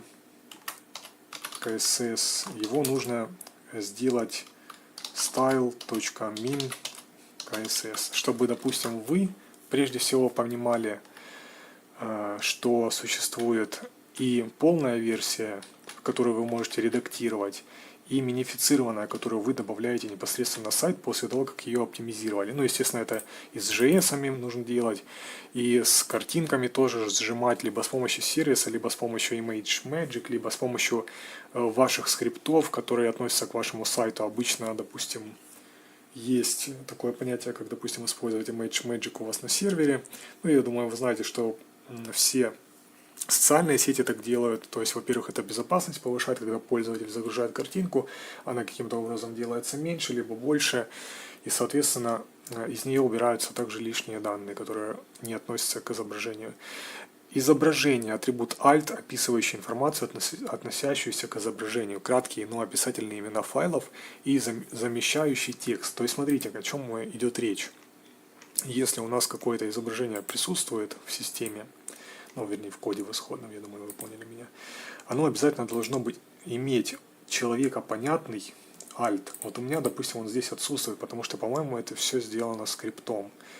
То есть вот эти вот все штуки, они сделаны скриптом.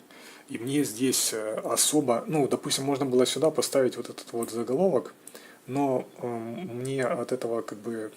В общем, смотрите, я уже немножко в этом разбираюсь, поэтому где-то я понимаю, что это необходимо, а где-то можно этим пренебречь. Потому что, во-первых, это не основной как бы текст этой статьи.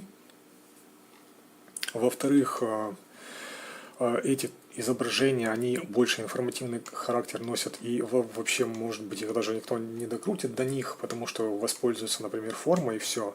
В-третьих, ну, короче, по сути, здесь alt можно сделать, можно не сделать, то есть это не важная штука. Главное, чтобы он был везде внутри артикл и статьи.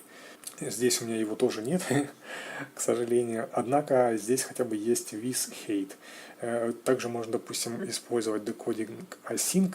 Это, опять же, позволяет браузеру отложить декодирование изображения, то есть его как бы отрисовку для и подгонку для конкретного вот размера сюда его, да, допустим, раз он и подогнал его.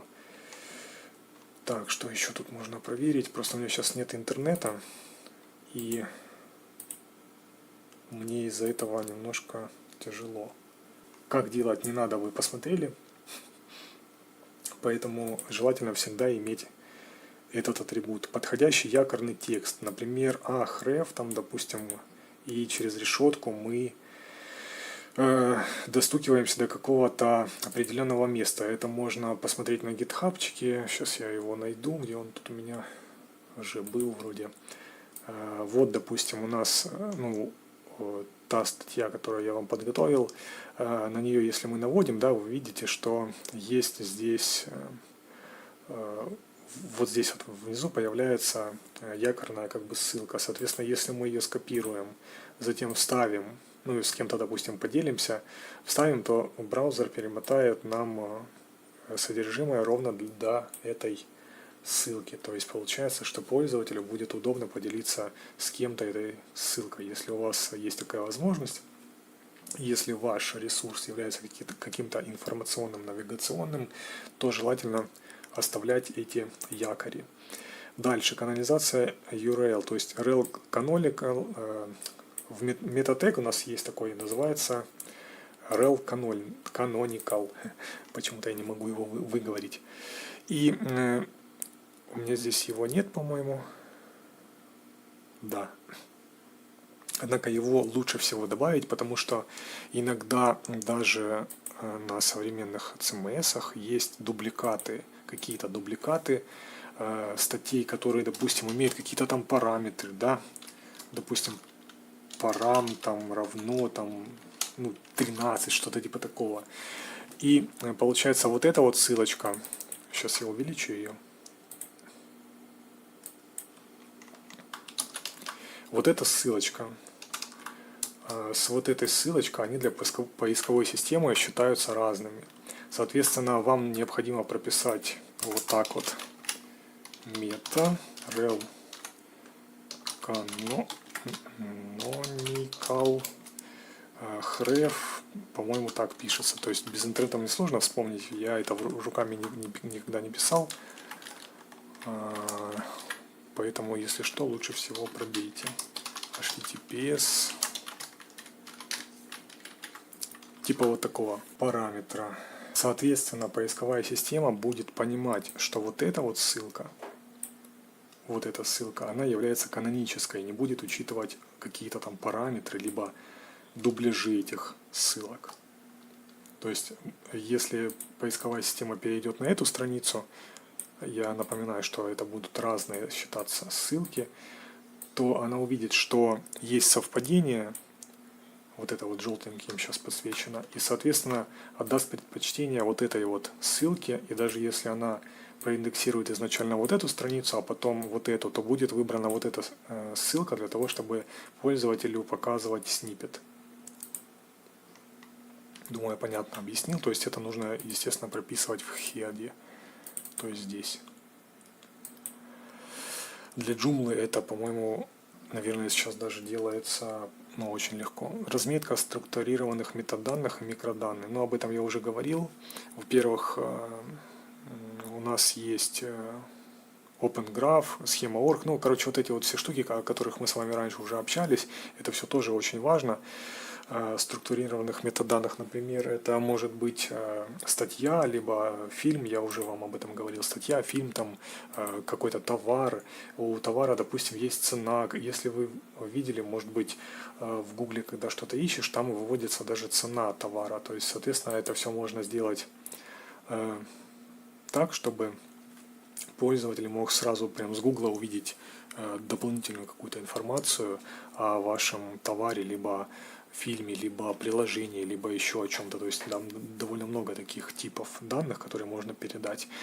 Наборы данных, микроданных, микроформатов, это вот мы сейчас с вами пообщались. Собственно, для социальных сетей вот эти вот все тоже форматы нужно учитывать и желательно их добавлять, как, допустим, у меня здесь type, title, image, site name. Так, объявление языка в элементе HTML, я думаю, вы поняли, о чем идет речь. Это именно вот об этом вот заголовочке, вернее, как теги. Количество длинных слов. Конкретно я не понимаю, о чем здесь идет речь, либо о том, что мы не можем в метатегах использовать длинные слова, либо же считается неправильным использование длинных слов именно в тексте. Но, скорее всего, речь идет именно о метатегах. То есть здесь должно быть лаконичное описание любой статьи. То есть, допустим, если это какой-то, допустим, титул, да, заголовок, то он должен быть небольшим, до 120 символов приблизительно. Если больше, то это считается уже неправильным. Семантическая разметка HTML5, навигация, страница, раздел, нижний колон, титул и так далее. То есть это футер имеется в виду.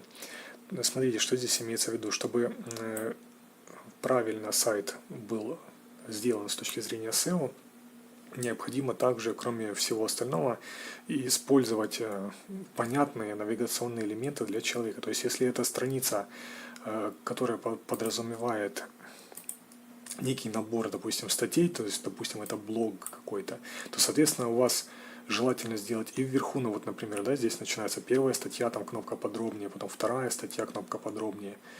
Сейчас я вам нарисую, чтобы было более понятно. Например, вот так у нас есть, да. Вот, например, у нас идет первая статья, кнопка подробнее, потом вторая статья, кнопка подробнее. А здесь у нас должна быть навигация по страницам, по идее. Также можно продублировать эту навигацию и вверху над статьями, то есть чтобы человеку было понятно и удобно использовать эти навигационные элементы. Соответственно, навигация, страница, раздел, нижний, в общем, все вот эти элементы, в том числе и футер сайта, так называемый. Как видите, здесь у меня, допустим, сделана возможность, чтобы человек мог легко скопировать то, что здесь находится, либо эту информацию. То есть все важное он должен скопировать, по идее. Если, допустим, это email, он также должен как я уже говорил ранее, быть прописан с элементом mail to. Если это номер телефона, то должен быть прописан элемент tel, естественно, со ссылкой. Если это какое-то навигационное меню, то желательно использовать тег nav. Здесь nav. А здесь использовать дальше список, то есть ul, ну, либо какой-нибудь другой. Ну и также я уже говорил вам, да, о светлой и темной теме, что тоже влияет на поисковую выдачу, потому что, ну, смотрите, получается, поисковая система — это же изначально чья-то идея, то есть люди закладывают определенные алгоритмы в нее. И, соответственно, они понимают, что если вы проработали в том числе и черную и белую тему, то вы, значит, любите свой сайт и, соответственно, хотите, чтобы он ранжировался больше, ну, в смысле лучше. Семантические заголовки HTML5, чтобы подчеркнуть релевантность. Самые важные элементы, вернее, самый важный текст на странице, он должен быть с заголовком H1, наверное, это он, да. То есть, ну, здесь, возможно, стоило еще дописать что-то, например, электронный документооборот, а потом еще можно это продублировать в теге H2, как здесь прописано. Потому что бывает такое, что поисковая система берет сниппет, формирует не из заголовка, ну, из титула, как здесь прописано, допустим, да, а именно берет его либо из H1, либо из H2 тегов. HTML-страница sitemap на сайте. Что такое sitemap? Я думаю, вы знаете. Но кроме того, что есть XML формат сайтмапа, еще должна быть навигация по сайту, желательно сделать в виде HTML, то есть чтобы человек, допустим,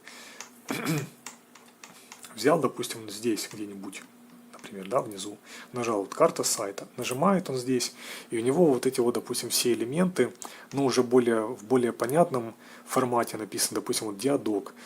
Если бы у меня сейчас был интернет, мы бы с вами зашли, да, и здесь вот подробная информация вся, но можно было бы, допустим, именно на странице с картой сайта HTML-овской расписать, что это такое в двух словах, чтобы и написать кнопку подробнее, допустим, с перенаправлением на вот эту вот страницу, на которой он, собственно, расположен.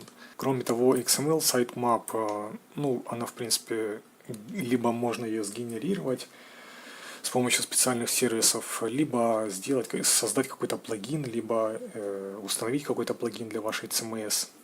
Что это за штука, я думаю, вы знаете. Это краткое описание всех ссылок и заголовков к этим ссылкам. Кроме того, по-моему, там есть еще важность этих ссылок. Ну, соответственно, поисковые системы, они стали сейчас настолько умными, что можно даже не создавать этот файл sitemap. Однако, если вы хотите что-то там, допустим, добавить, то желательно его использовать. Каким образом? Смотрите, если, допустим, вот у вас есть навигация, да, нажимая на все эти ссылки, мы попадаем, соответственно, на какие-то другие страницы. Эти другие страницы у нас ведут еще, допустим, к каким-то другим страницам. То есть у нас есть вот определенная навигация, да. Сначала мы, допустим, на главной, потом мы захотели увидеть все продукты. На этих всех продуктах есть перечень вот этих вот всех продуктов, да. Потом, если мы переходим только продукты для бизнеса, тут есть только продукты, допустим, там Диадок, Экстерн и Эльба, а все остальные уже находятся в другом месте. Соответственно, поисковая система тоже проходит по всем этим ссылкам и находит на странице также доступные для нее ссылки для индексирования, любые. И, соответственно, она также переходит и по ним. Но, однако, если, допустим, у вас на сайте есть ссылки, которые спрятаны, то есть, допустим, которые, ну, допустим, не расположены на других страницах, а находятся где-то в другом месте, то есть до них невозможно добраться либо через меню, либо через футер, либо через навигационные хлебные крошки эти, либо как-то иначе. Соответственно, в файле sitemap желательно указать эти ссылки все. Robots.txt, ограничение сканирования, стандарты, исключения, nofollow, noindex и так далее, и наиболее подходящие пользовательские агенты. Чтобы не быть голословным, я покажу вам пример использования файла sitemap, даже вот так вот его немножко размечу, чтобы было понятнее вам. То есть у нас есть некий заголовок, обязательно здесь впереди ничего не должно быть, потому что, возможно, это станет ошибкой. Сейчас я даже вот через браузер открывается, значит все нормально, можно его открыть через браузер. Ух ты, тут даже можно теперь пощелкать. Круто. Так, вот здесь вы можете либо вручную, либо самостоятельно, ну, либо с помощью какого-то скрипта указать, что за штуки вы хотите сюда добавить. Соответственно, эти все ссылки будут когда-нибудь проиндексированы поисковой системой. Более детально погуглите. Дальше теперь вот, как я вам уже говорил, robots.txt. Можно, допустим, включить какие-то папки, которые вы хотите, чтобы роботы индексировали, например, папку с имейджесами. А какие-то вот такие вот параметры типа для поиска, там, для сортировки, дубли всяких ссылок, можно это все запретить для поисковых систем. Также тут можно использовать конкретные юзер-агенты, то есть если, допустим, это Яндекс, то ему можно запретить индексировать сайт, если это Google, то можно разрешить. И указать файл sitemap, то есть ссылку на файл sitemap.xml, чтобы этот файл поисковая система нашла. Но она, в принципе, его и так найдет. Просто бывает так, что sitemap, допустим, генерируется каким-то скриптом, и он имеет там какие-то параметры.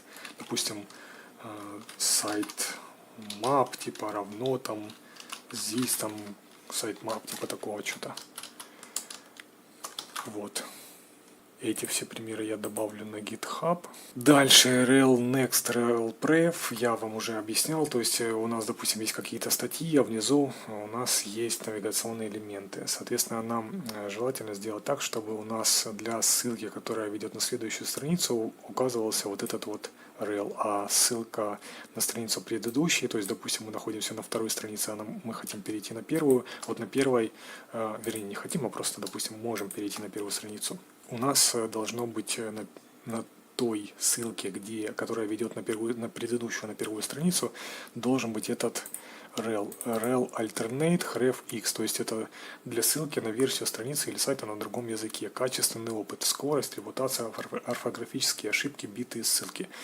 Ну, как бы вот это вот я немножко не пойму. То есть, соответственно, если вы хотите, чтобы ваш сайт выдавался в поисковой системе, нужно соблюдать морально-этические нормы, убирать по возможности вообще любые орфографические ошибки, не использовать битые ссылки, то есть следить за тем, чтобы на вашем сайте не было много страниц с 404 кодом, качественный контент, удобный для мобильных устройств, уникальный, оригинальный, актуальный, текстовый контент. То есть, соответственно, любое содержимое, которое вы располагаете на вашем сайте, оно желательно должно иметь оригинальность. То есть, если вы создаете сайт и полностью копируете его откуда-то, либо, допустим, вы создаете интернет-магазин какой-то и берете только заимствованную информацию, то есть и картинки, и текст, и характеристики товаров, например, то, соответственно, такой сайт не будет высоко ранжирован, потому что это все проверяется поисковой системой. И, соответственно, если вы взяли откуда-то изображение, то поисковая система даже знает, откуда вы и когда взяли, потому что,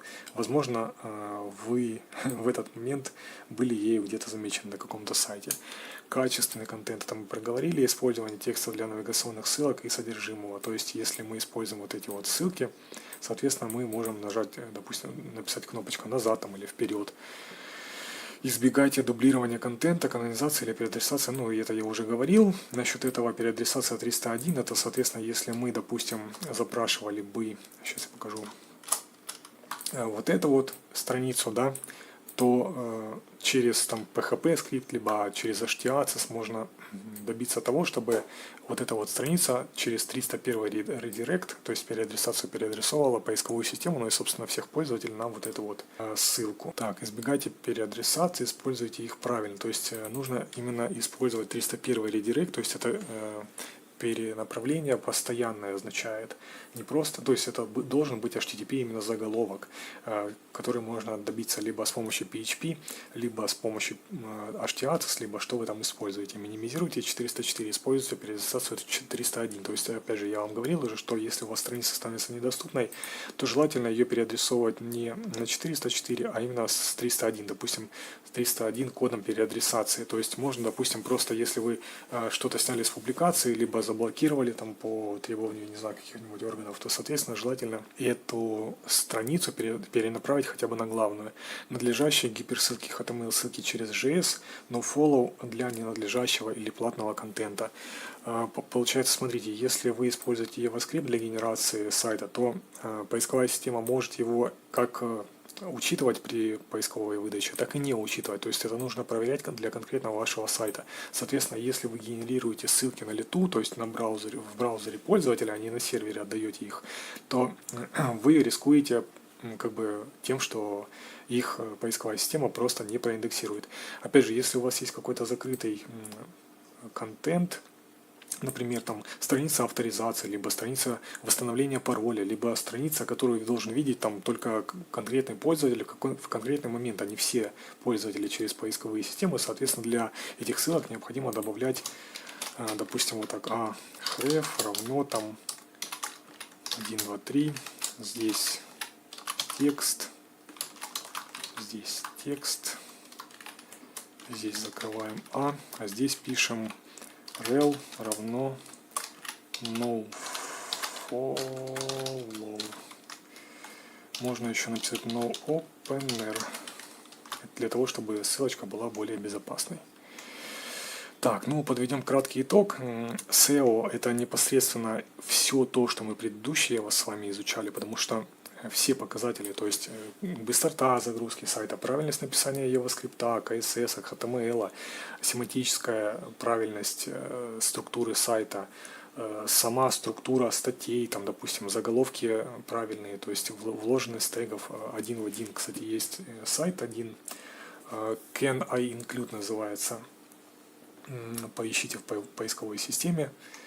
Сейчас я вам где-то тут его добавлю.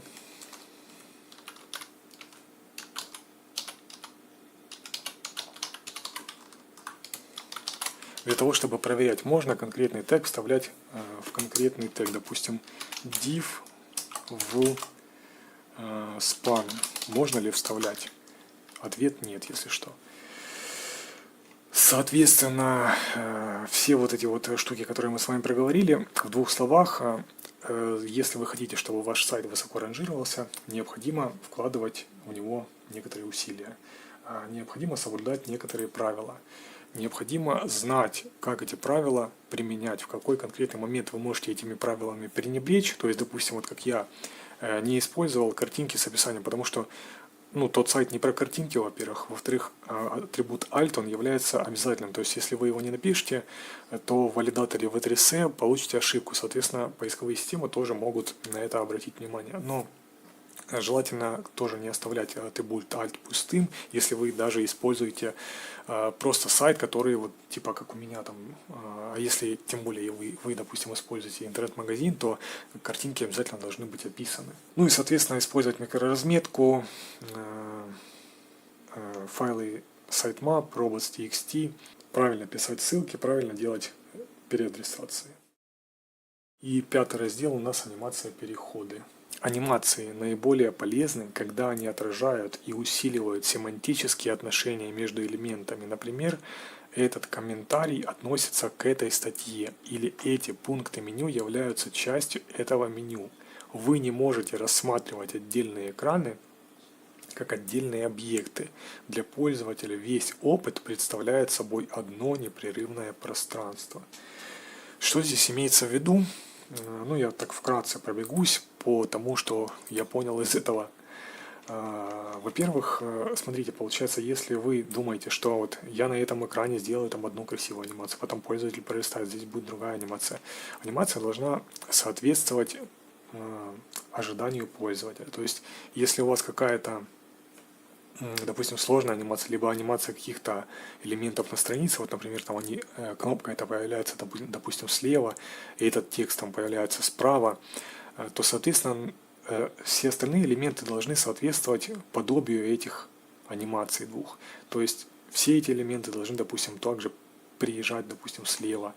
Ну, то есть получается так, что пользователю должно быть приятно находиться на вашем сайте, а не так, что, допустим, этот элемент там увеличивается вот так вот, потом уменьшается несколько раз, там как-то прыгает, кнопка куда-то девается, допустим, уходит там из-под курсора, либо как-то переворачивается там или еще что-то. Пользователю нужно спокойствие для того, чтобы он нажал на задать вопрос, допустим, либо оставил свои контактные данные каким-то другим образом. Например, это можно сделать здесь. То есть, смотрите, опять же, допустим, вот открытая форма есть у меня, а есть закрытая форма. То есть, ну, которую нужно еще раз нажать, чтобы попасть. То есть, соответственно, чем меньший путь проходит пользователь от первого клика до ввода своих данных, тем лучше. Соответственно, у нас, допустим, здесь вот первый клик это что? Это получить бесплатную консультацию. Пользователь сразу видит развернутую кнопку. То есть вот это вот даже анимированную кнопку он может вообще не заметить, потому что у пользователя может быть большой экран, либо какой-то из элементов там его компьютера будет перекрывать эту кнопку. Ну, в общем, много разных вариантов. Либо пользователь просто сам невнимательный сам по себе.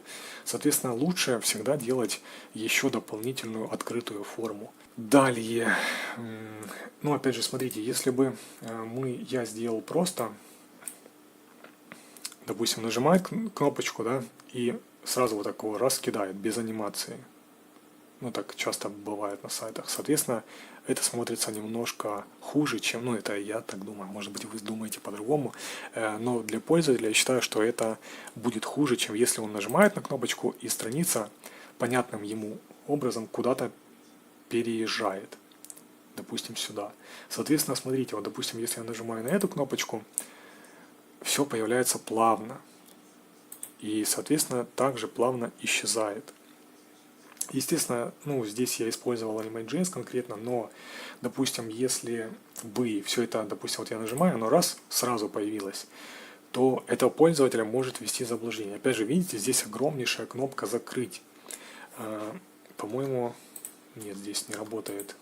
Здесь работает клик по внешнему пространству, то есть если я здесь, допустим, нажимаю, оно закрывается. Также можно, допустим, сделать, чтобы по Escape пользователь, когда нажимает Escape, формочка исчезала. То есть все эти элементы на самом деле, они не просто так здесь расположены. И, по-моему, здесь даже, да, есть немножко адаптива, даже если у пользователя по высоте маленький экран. Ну, то есть нужно учитывать максимальное количество вариантов, а также нужно ориентироваться на самого неопытного пользователя в интернете, то есть чтобы, ну и на пользователя, который, допустим, плохое зрение, чтобы любой из них смог совершить какое-то действие, которое он желает совершить. То есть нужно предугадывать, что пользователь захочет нажать на пустом месте, например, как это обычно бывает. Хотя есть такое убеждение, что если, допустим, пользователь начал вводить какие-то данные, да, а потом случайно, допустим, вот здесь класснул, да, соответственно, эта форма исчезает, и он не понимает, как к ней вернуться снова. Если вы видели, может быть, в ВК, допустим, там, когда просматриваешь видео и нажимаешь случайно где-нибудь на этом поле, появляется еще дополнительно всплывающее окошко, действительно ли вы хотите закрыть это видео. Потому что пользователь, может быть, нажал здесь случайно. И, кстати, бывают такие моменты, когда у пользователей мышки, ну, короче, сами клацают. Либо они сломанные, либо, допустим, там, ну, я не знаю, код по ней прошелся, либо просто он держал там, случайно клацнул, в общем. Соответственно, желательно либо делать так, либо не делать. Это уже, конечно, от вашего мнение зависит, я бы это не рекомендовал. То есть здесь, во-первых, есть огромная кнопка «Закрыть», во-вторых, можно сделать по Escape, чтобы пользователь зажал Escape и вышел из этой формы, чтобы он, даже если класснет случайно где-то вне этого поля, оставался все равно с этой формой. Конечно, тут и можно двояко рассудить, то есть либо его это взбесит, что он не может закрыть по нажатию на поле, где нет формы, либо же наоборот он нажмет случайно здесь, то есть мы не можем предсказать поведение всех пользователей, мы можем только дать им удобный, понятный интерфейс для того, чтобы дать им возможность понять, чего мы от них хотим. Соответственно, допустим, если это тег видео, то мы можем дать, ну, допустим, вот если вы знаете, да, видео, когда ты нажимаешь на весь экран, то эскейпом ты можешь его закрыть. Соответственно, это поведение для пользователя является привычным. Соответственно, если пользователь видит какое-то всплывающее окошко на весь экран особенно, то для него привычным действием будет и, собственно, нажать на кнопку Escape. Поэтому есть смысл обрабатывать события по нажатию на нее. Так, далее.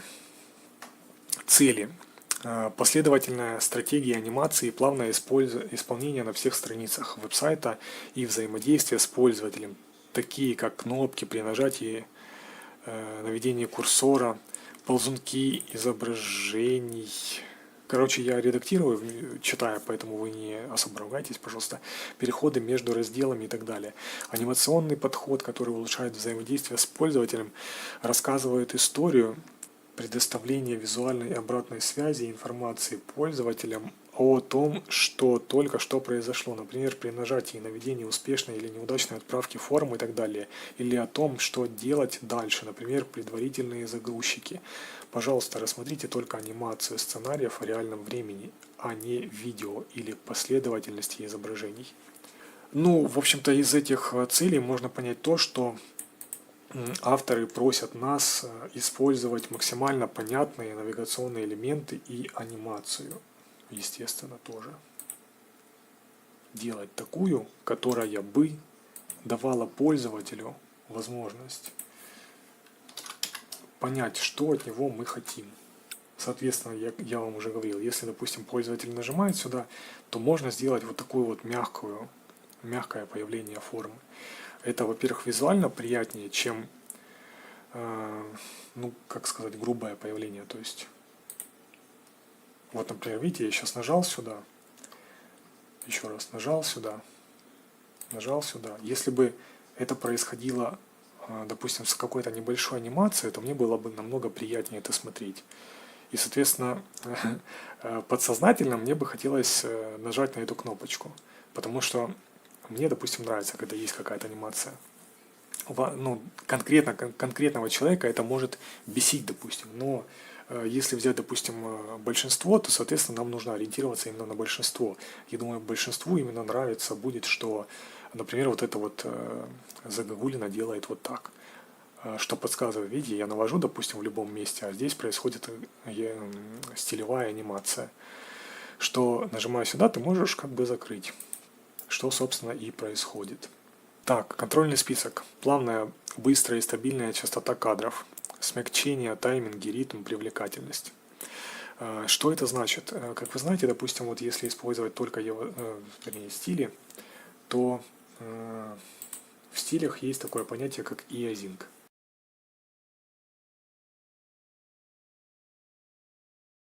Вот он. Easing. Что такое easing? Прежде всего, необходимо помнить о том, что у нас анимация должна быть стабильной. То есть, условно говоря, если человек открывает наш сайт, он не должен зависать для того, чтобы пользователь увидел какую-то анимацию. Чем больше элемент на странице, или чем больше анимации на странице, тем, соответственно, тяжелее процессору и видеокарте вытягивать эти анимации. Кроме того, мобильные телефоны, например, если мы говорим за них, сильнее разряжаются, если на этом устройстве, на мобильном телефоне, либо планшете, либо вообще любое устройство, которое работает от батарейки. Там необходимо также заботиться еще и о экономии энергии, потому что любая анимация – это нагрузка на процессор, а нагрузка на процессор – это более мощный расход энергии. Соответственно, если, допустим, поставить здесь просто линейр и использовать везде линейную, видите, анимацию, то она, во-первых, легче выполняется, во-вторых, соответственно, меньше забирает энергии у конечного пользователя, у его устройства. Здесь мы можем поиграться со шрифтами, шутка, конечно, сделать более привлекательные эйзинги.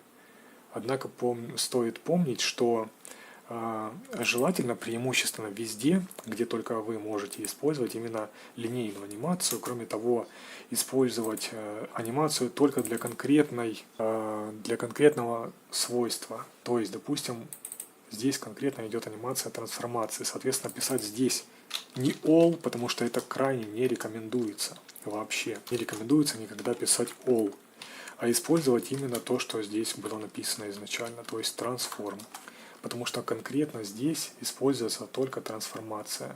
Вот эта кнопка, видите, она сейчас выделена на 52, ну 53 на 53 пикселя почти.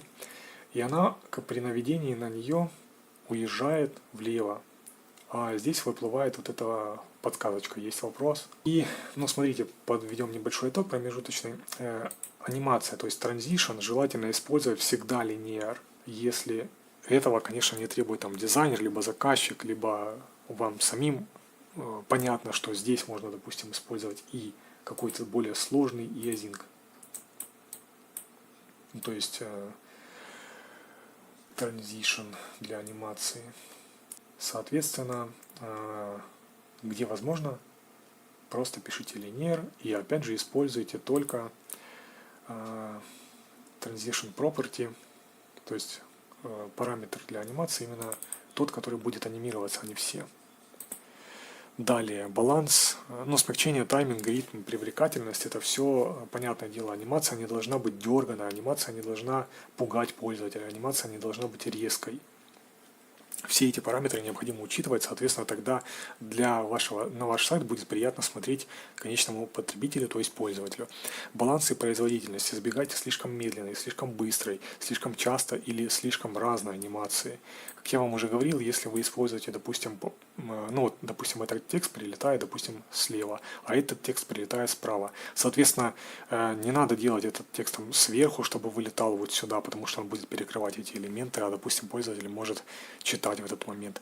То есть для подобных, допустим, подобных каких-то элементов необходимо использовать подобную анимацию, подобную одну другой, то есть не какую-то сверхвычурную, а именно спокойную, плавную, не слишком быструю, не слишком медленную. 2D, 3 и 3D анимации и макеты. Что здесь конкретно имеется в виду, трудно представить, но, опять же, смотрите, если у нас есть канвас какой-то, на котором расположены, допустим, там летающие, как я вам раньше показывал, элементы, либо же это в MGL, то все это должно, естественно, вписываться в основную структуру сайта, быть ненавязчивым, быть достаточно медленным, чтобы пользователь мог читать текст. Допустим, у меня когда-то на сайте, допустим, представим, что на этом, на фоне стояли такие летающие линии, то есть они соединялись там между собой, там что-то летали, и мне один пользователь написал, что они очень отвлекают от чтения текста. Я действительно посмотрел, вот когда ты, допустим, просто там добавил их такой, думаешь, ой, как классно, я такой крутой чудак. А потом ты сидишь и начинаешь читать текст, а фон прозрачный был. Допустим, вот здесь представим, летают эти линии за текстом, и оно дико отвлекает на самом деле. А человек пришел прочитать именно статью, ему не нужны никакие анимационные элементы и доказывание, то, что ты там крутой или не крутой вебмастер. Он пришел конкретно за конкретной целью, прочитать статью. Если ему что-то мешает, соответственно, он делает вот так, крестик нажмет и все. И получается, то, что вы посчитали крутым, ему покажется наоборот не крутым, и его будет это сильно раздражать. Математика, физика и методы динамической случайной генерации. Наверное, здесь имеется в виду, что мы должны использовать какие-то такие параметры, которые позволят, допустим, если говорить за математику, то опять же это эйзинг, какие-то параметры, которые позволят человеку более спокойно воспринимать информацию. Странно, почему-то поломался конвертер. Вот.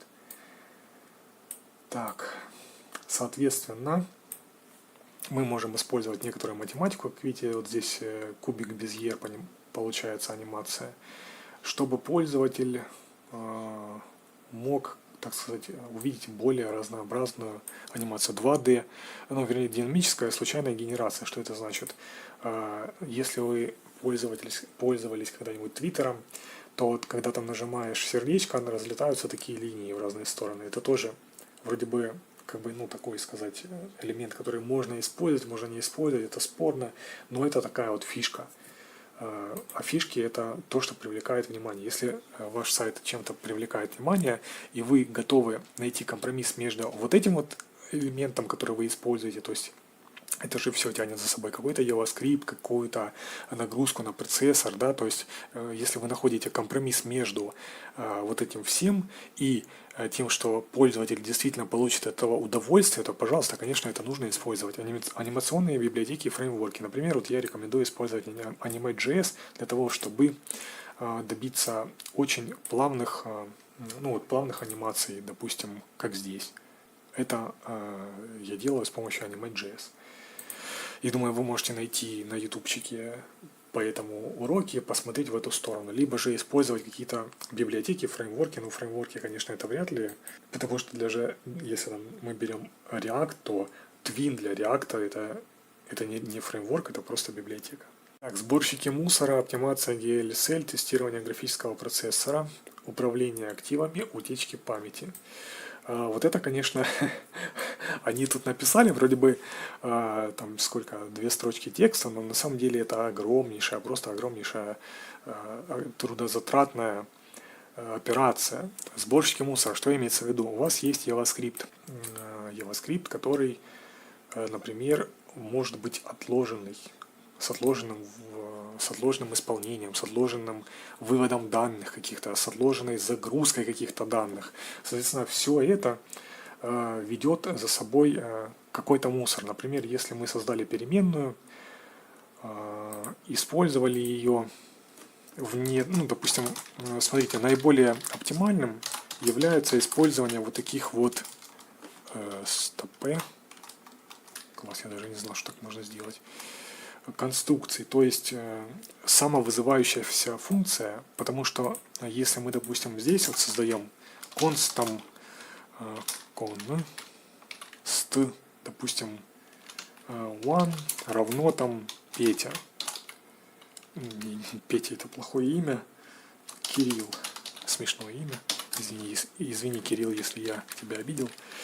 А если мы, допустим, эту же константу используем внутри самовызывающейся функции, то получится так, что вот эта вот константа, она будет висеть в памяти, а это после ее обращения к ней, в общем, и каких-то операций с ней, естественно, мы не просто здесь ее так создали, допустим, вывода после вывода, ну вот как я вам уже говорил, допустим, здесь где-то, допустим, да, она, по идее, должна уничтожиться. То есть, соответственно, это говорит о том, что наш JavaScript код будет удален из памяти. Соответственно, сборщик мусора сработает, и таким образом, и не понимаю, кстати, почему это именно в анимацию они засунули, таким образом получается, что JavaScript отработает и перестанет грузить нам как бы наше устройство. Оптимизация GLSL. Ну, во-первых, здесь речь должна быть не только о GLSL, а еще и о вот таких вот штуках. И здесь надо теперь точки с запятой ставить. Что такое управление активами, я вообще не понимаю, поэтому я удалю. Значит, оптимизация WebGL, GLSL и WebGPU. Ну, это пока WebGPU у нас еще на подходе, однако уже можно его потестировать. Но WebGL и GLSL активно используются. То есть, что это такое? Это технологии, которые позволяют, допустим, какой-то трехмерный объект, товар, например, вывести у вас в браузере.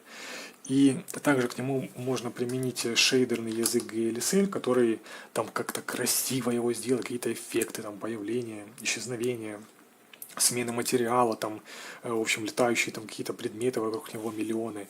И все это выполняется на видеокарте. Соответственно, нагрузка на видеокарту, она тянет за собой расход мощности. Если вы используете это все для мобильных, в том числе, то, соответственно, вам нужно использовать предыдущие пункты и помнить о том, что нужно экономить заряд батареи пользователя в конечном итоге. То есть, незначительные какие-то анимации приветствуются, либо если вы знаете, что человек не будет долго там часами находиться на вашем сайте, соответственно, вам желательно желательно все это, во-первых, оптимизировать, то есть использовать наиболее продвинутые практики написания этих всех штук. То есть либо 3JS вы используете, либо GLSL уже непосредственно в 3JS. И, соответственно, у вас все это должно быть, во-первых, оптимизировано, во-вторых, учитывать то, что если ваш пользователь все-таки находится на вашем сайте долго, то либо это можно ему было бы, допустим, отключить, либо через какое-то время вы это должны выгружать из памяти, чтобы это перестало работать. Ну, а также тестирование графического процессора. То есть, опять же, смотрите, если есть такая возможность протестировать, сколько операций в секунду может выполнять графический процессор. То есть это можно, опять же, загуглить все, посмотреть примеры кода. И тогда уже, если вы выясните, что графический процессор у пользователя на мобильном устройстве, допустим, либо на компьютере, либо на планшете, либо на чем угодно, мощный достаточно, соответственно, тогда уже подключать WebGL, ну и GLSL, естественно. Если же вы поняли, что это не стоит делать, то лучше поставить туда какое-нибудь фоновое видео, например, вместо этой анимации. Ну и, соответственно, утечки памяти, опять же, непонятно, почему это именно в анимациях, это больше относится именно к JavaScript. То есть, ну, короче, честно сказать, это очень большая тема. И что такое утечка памяти? Это, допустим, если вы создаете какое-то приложение и забываете, допустим, что ваш... ну, например, какой-нибудь цикл выполняется бесконечно. Соответственно, в какой-то момент while true, например, и здесь, я не знаю, там создавать какой-нибудь объект, либо добавлять какой-нибудь const array равно array и array push, допустим, push там нереальное какое-нибудь число. E1, допустим, E там 10, например. И получается, что вот эта вот штука, она вызовет, по идее, утечку памяти. Тынь-тынь. Тынь-тынь-тынь-тынь-тынь-тынь. Сейчас я попробую это выполнить в браузере и посмотреть, что произойдет. И, наверное, я это открою лучше в Chrome, чтобы если у меня вылетела Opera, то она...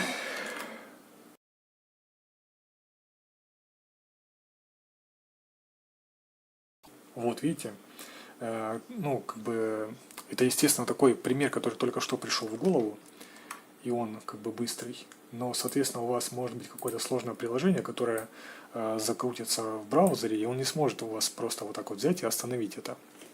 Потому что на самом деле эта трудозатратная операция, она может просто сожрать всю память. Но браузер на таком, конечно, простом примере, он может защититься от этого. Однако это не гарантирует, что он защитится от вашего сложного кода таким же простым способом, как выбрасывание ошибки. Соответственно, его можно таким образом немножко ушатать. Опять же, почему это в анимациях? Ну, скорее всего, это чаще всего происходит с анимациями, хотя, в общем, реализация параллаксной прокрутки. Что такое параллаксная прокрутка? Это когда у нас, к сожалению, у меня нет интернета, когда у нас, допустим, когда у нас есть какое-то фоновое изображение, и... в принципе, на ютубах это есть, кстати, когда вы, допустим, вы заходите ко мне на канал и прокручиваете эту шапка, по-моему, там немножко так делается меньше. Это тоже относится к элементам параллаксной прокрутки, либо вы, допустим, крутите вот не быстро, да, а, допустим, вот эта вот фоновая картинка, она прокручивается быстрее, либо медленнее, вот это тоже классный эффект. Такой, я не знаю, конечно, зачем тут это вообще нужно, но, ну, CSS.js анимации, то есть использование преимущественно стилевой анимации, чем JavaScript. Ну, это я так понимаю, что тут на самом деле имелось в виду, я точно не знаю. То есть, получается, JavaScript анимация, она менее оптимизирована, чем стилевая анимация, потому что стилевая анимация, ну, она как бы закладывается уже непосредственно разработчиками браузеров. Соответственно, они знают, что такое оптимизация, и ну, любую анимацию, которую вы сможете выполнить, они стараются, браузер, по крайней мере, старается выполнить с наиболее оптимальной производительностью. Если же вы используете какую-то сложную JavaScript анимацию, например, как я здесь, да, то желательно использовать какую-то библиотеку, чтобы, во-первых, вы сэкономили свое время для написания очередной библиотеки на JavaScript, а во-вторых, она, ну, как бы уже тоже своими разработчиками, она разработана таким образом, чтобы максимально аккуратно работать в любом браузере, кросс-браузерно, кросс-платформенно. Но опять же, здесь, кроме как кросс-браузерно, нужно написать еще кросс-платформенно, потому что не стоит забывать за то, что существует также, допустим, Linux, либо macOS, я сказал это, да. Вот. Соответственно, проверять ваши анимации, ваши переходы, вот эти, как там, транзишены называются, да, везде, где только у вас есть доступ. Я уже ранее рассказывал, как это можно сделать, либо поставить себе Linux, например, хотя бы на параллельном HDD, либо SDD, либо запустить это все на виртуальной машине. Но на виртуальной машине у вас не будет достоверной информации, как это работает именно на вашем устройстве, потому что она всегда ограничена в ресурсах, выделяемых ей видеокартой и процессором. То есть там все работает, грубо говоря, медленней. Так, Linear, Interactive and Transitional. Что это за дичь, я не понимаю, но как бы вот я уже говорил насчет Linear, то есть, соответственно, преимущественно везде для всех анимаций использовать только линейную анимацию. Также не забывать, что если вы используете несколько параметров, просто их можно записать в transform opacity, допустим, вот таким образом. Писать там opacity 0,5 секунд, linear. То есть не забывать, если вы... по-любому, получается, смотрите, вы не можете анимировать сразу все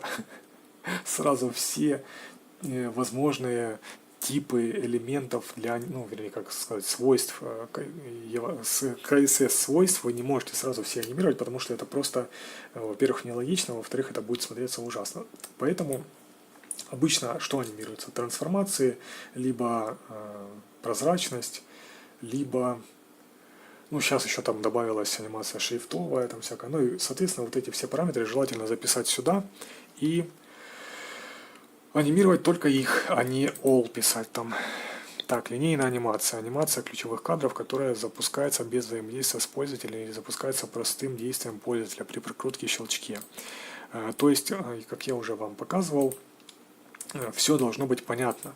То есть, когда вы заходите на сайт, иногда бывают такие всплывающие сообщения на весь экран. Вот это дико бесит. Хоть это используется, допустим, и все там правильные подходы к этому, но для меня это лично бесявая информация. Обычно, по-моему, даже на вот здесь, потому что нет интернета, поэтому, соответственно, там ничего не будет.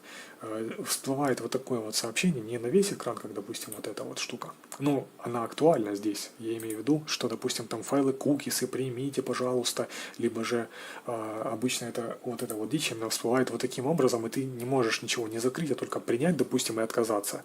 И я желательно, всегда беру это, нажимаю вот так, и тут нажимаю Delete вот так, чтобы просто не нажимать каких кнопочек этих дьявольских. Так, ну, я думаю, вы поняли. Анимации должны быть простые и понятные, чтобы пользователь, нажимая на конкретные кнопки, он понимал, что вообще происходит. Так, интерактивная анимация, динамическая анимация, основанная на взаимодействии с пользователем, мышь, клавиатура, путь, навигация, обнаружение движения и так далее. Или других переменных, основанных на сложных сценариях, включая математику, физику, характеристики устройства, контекст и так далее. Ну, опять же, смотрите, есть, допустим, доступ браузеров к гироскопу телефона, и, соответственно, в связи с этим есть некоторые примеры анимации, которые используют именно гироскоп телефона.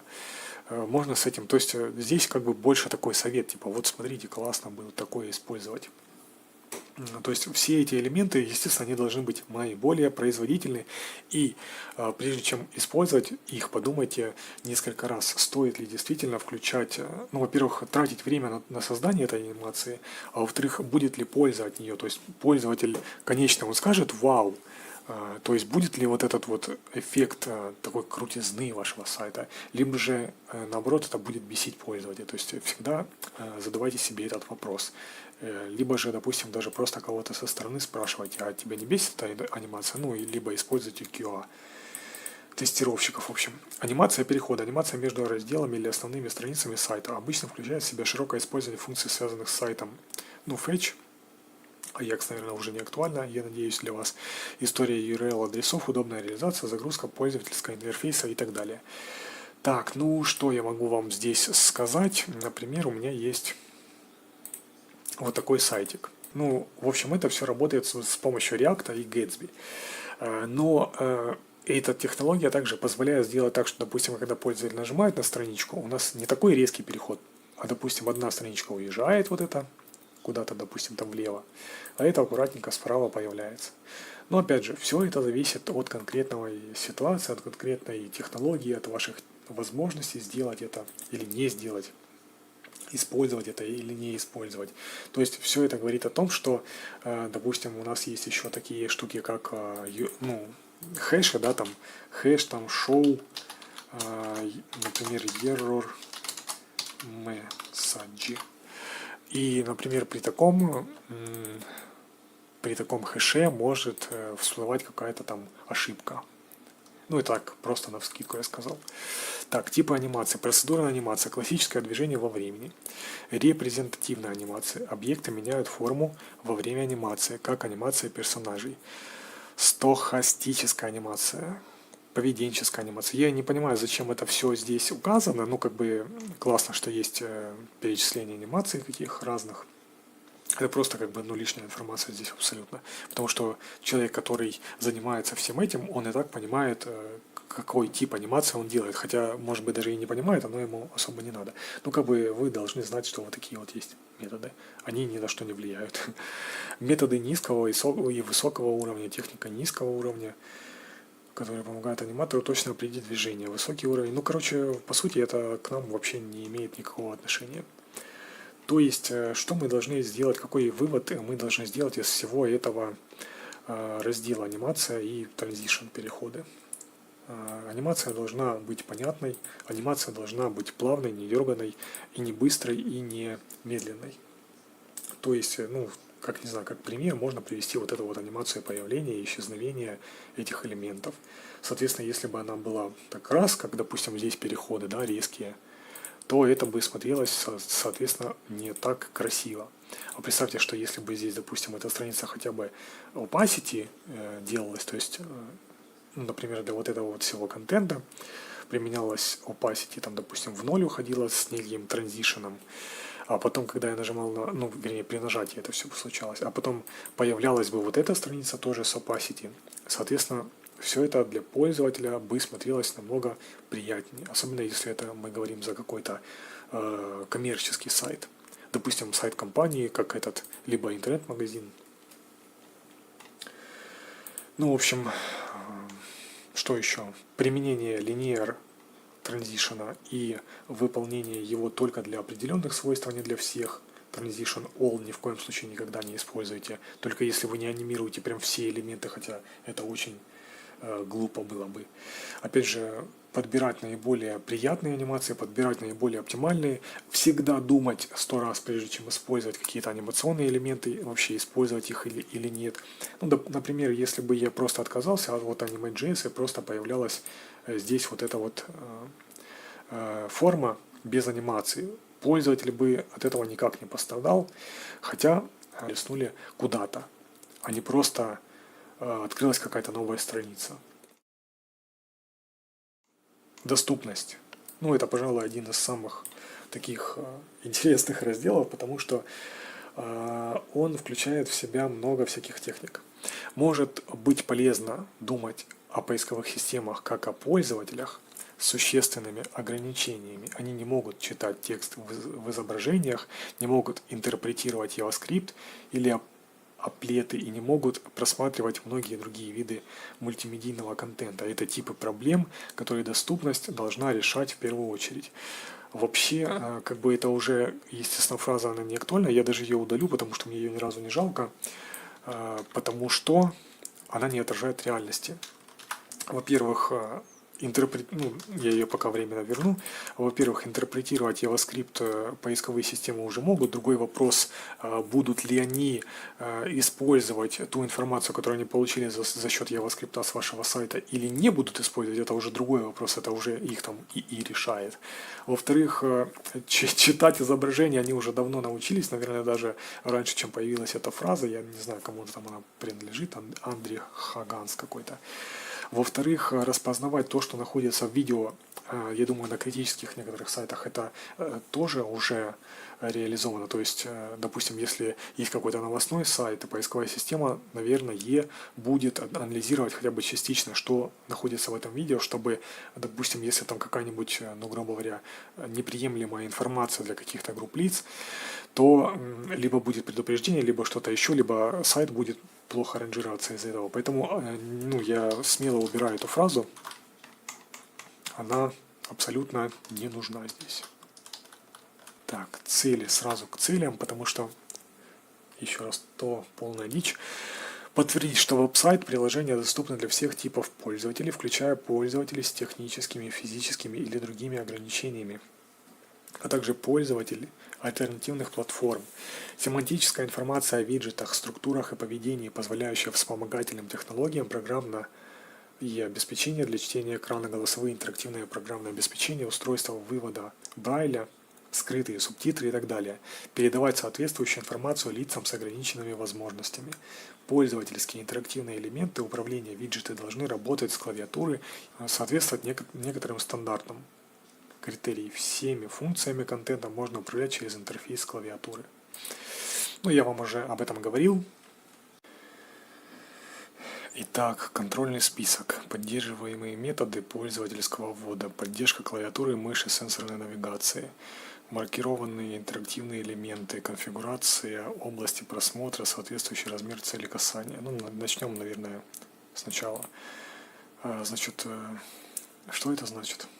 Это значит, что мы не должны препятствовать человеку использовать любые методы для достижения его цели. То есть, если это клавиатурная навигация, то мы не должны, во-первых, убирать фокус, outline 0 делать, например.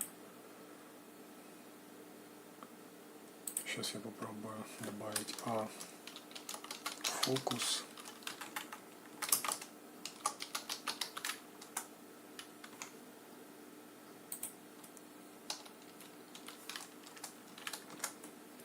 То есть так не надо делать. Как видите, перестала работать навигация по ссылкам. Если я сейчас уберу и сделаю ее опять, то, соответственно, она будет видна. То есть вот так делать нельзя. Соответственно, с любого другого устройства, скринридер, либо какие-то читалки книжные, либо еще что-то, в общем, на самом деле и телевизоры даже, все это должно работать на этих устройствах. Маркированные интерактивные элементы, то есть навигация у нас должна по возможности осуществляться всегда с помощью nav UL Li. Это такой стандарт по сути. Дальше конфигурация области просмотра, о чем это имеется в виду, наверное, для каждого из разрешения нашего монитора, пользователя, или экрана, мы должны подстраивать свои стили. И я вам еще раз напомню, сейчас принято так, что верстается сначала для мобильной версии, все, а потом уже расширяется. Соответствующий размер цели касания. Я вам об этом ранее уже говорил, что все кнопки должны иметь особенно при использовании планшетов, телефонов, и, соответственно, и в том числе на компьютере, они должны иметь удобные, понятные для пользователя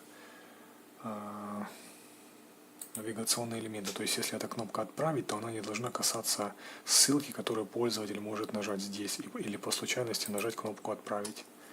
И, соответственно, вот эти вот все штуки, ошибки, они тоже должны быть интерактивные, понятные и на видном месте находиться всегда. Дальше соответствующий размер цели касания, это я сказал, фокус активное управление. Но это тоже, в принципе, вот к этому всему относится порядок табуляции. Если вы хотите исключить из табуляции какие-то элементы, например, можно писать вот так. Tab index равно -1. И тогда, как видите, этот пункт будет исключен из таб-индекса, ну, из, в общем, элементов навигации с помощью клавиатуры. Далее, вот так делать нежелательно, потому что на самом деле это считается ошибкой для SEO, что если ссылка, ну, например, смотрите, у меня есть вот этот вот весь элемент. Я могу как сделать? Допустим, вот здесь сделать onClick, написать onClick равно Windows Open и, например, сделать там какой-нибудь линк, какую-нибудь ссылку, которая обозначена также вот по этой кнопке. Но не делать этот элемент кнопкой, вернее, ссылкой А. Почему? Потому что, я уже говорил, с точки зрения SEO это считается ошибкой.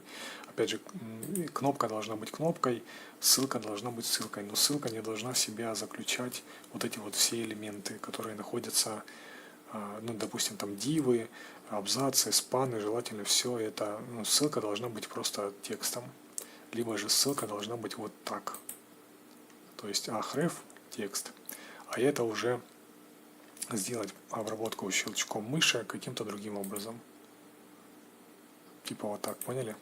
То есть получается сейчас, если я нажимаю сюда на картинку даже, то я попадаю на, допустим, на эту ссылку, но так как она мной придумана, соответственно, можно, допустим, сделать вот так,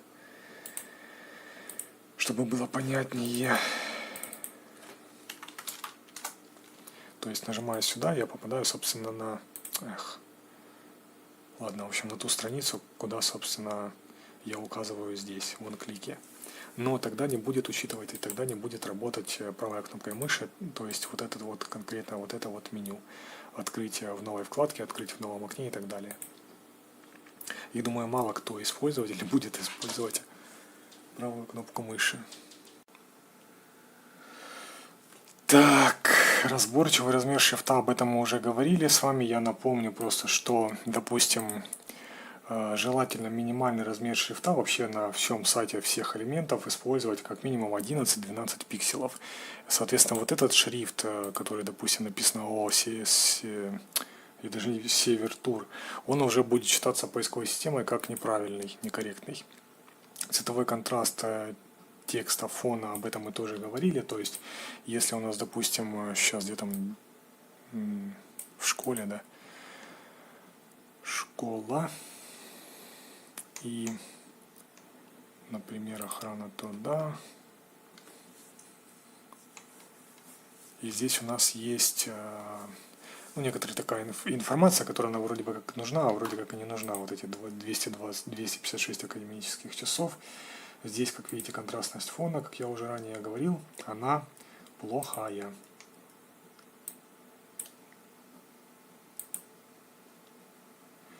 Соответственно, нужно подбирать такой цвет шрифта, который бы максимально соответствовал наиболее лучшей контрастности.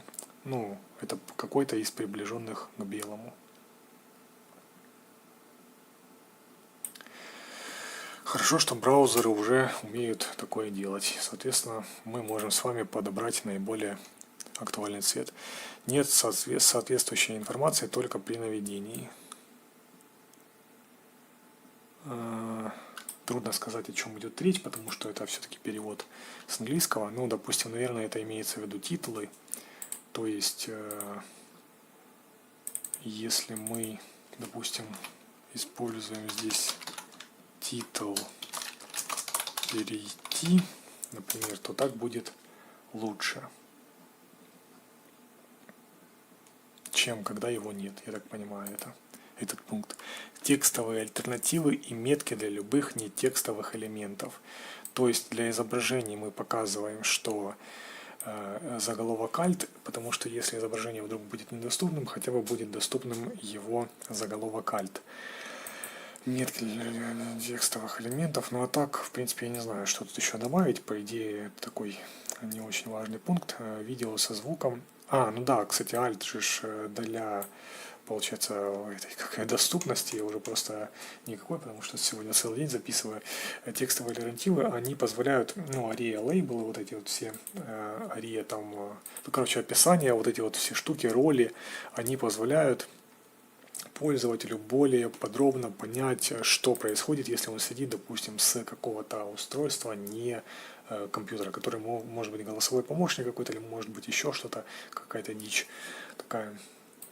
Далее, видео со звуком. Добавьте субтитры, полнотекстовую транскрипцию и управление с клавиатуры. То есть, если у нас есть какой-то видеоэлемент, желательно добавить туда субтитры, чтобы пользователь, обычно ютубчик все добавляют, соответственно, желательно добавить субтитры, чтобы пользователь, хотя бы даже автосгенерированные, чтобы пользователь, который, по какой-то причине либо не имеет, допустим, колонок, либо очень плохой звук у него в этих колонках, либо в вашем видео низкий уровень звука, он, допустим, сидит с ноутбука, либо с телефона, у которого плохой динамик, либо он забитый, либо еще что-то, то есть чтобы пользователь в любом случае смог понять, о чем в видео идет речь. Использовать такие элементы, как ARIA, hidden true для неинтерактивных или декоративных элементов. То есть, чтобы скрыть для скринридеров эти элементы. Опять же, я вас отсылаю к вот этим вот статьям, к вот этим вот элементам всем, и желательно их, по крайней мере, прочитать. Что там написано в них?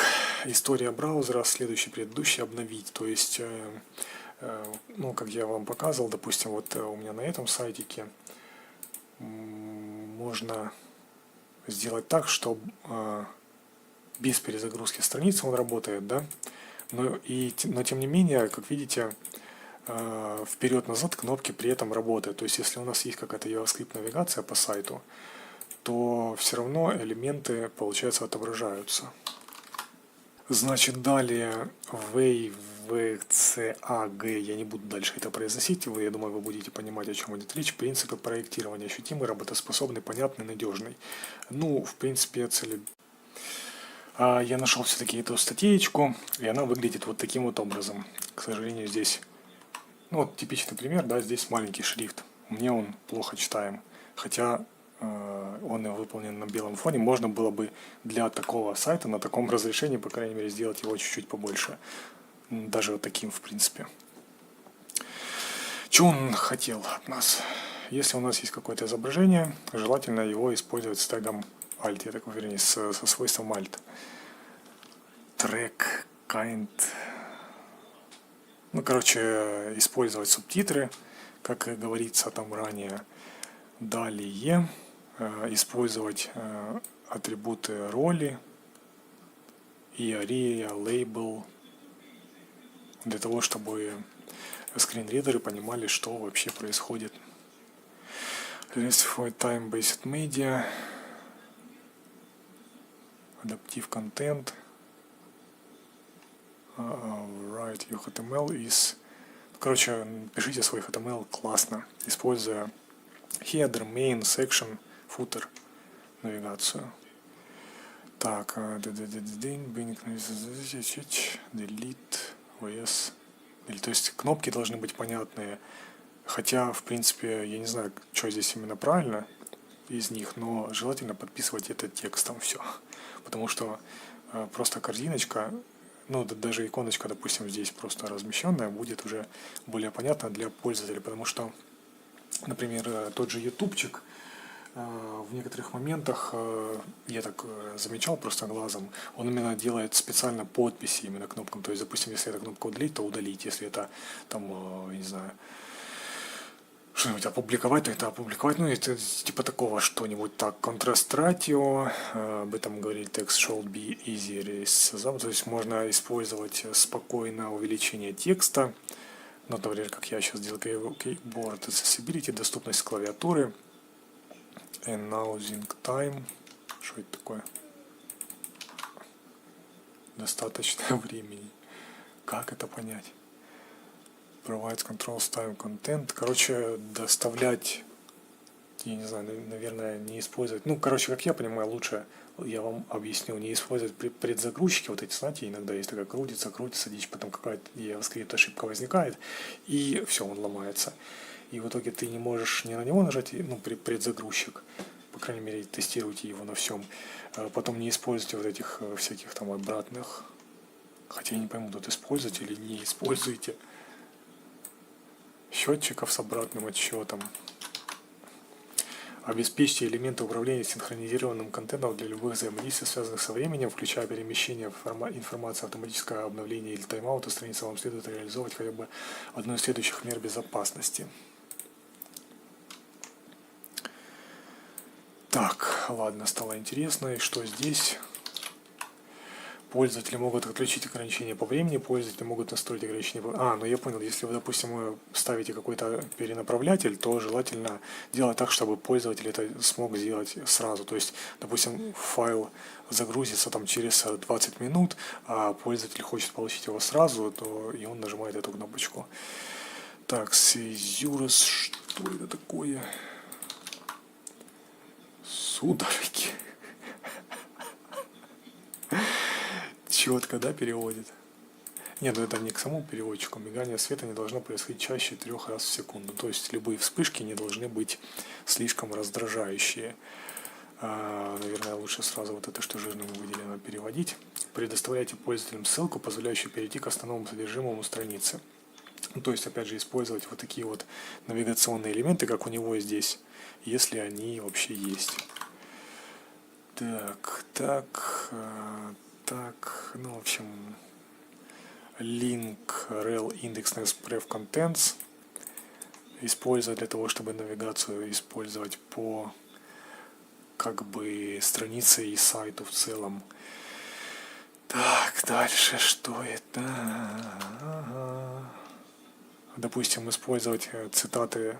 Если вы используете цитаты на другом языке, то указывать, на каком языке эта цитата. Если она на другом языке, потом, наверное, добавлять титул для аббревиатур некоторых цитат, допустим, либо, ну, короче, вот, допустим, что это Austin Rock, пояснение, название, допустим, какой-то группы, да, а титул у нас будет Austin Rocks, чтобы пояснить конкретному пользователю, что вот он наведет сюда, допустим, это непонятная дичь, а титул ему, естественно, всплывающая подсказочка, это подскажет, что это такое.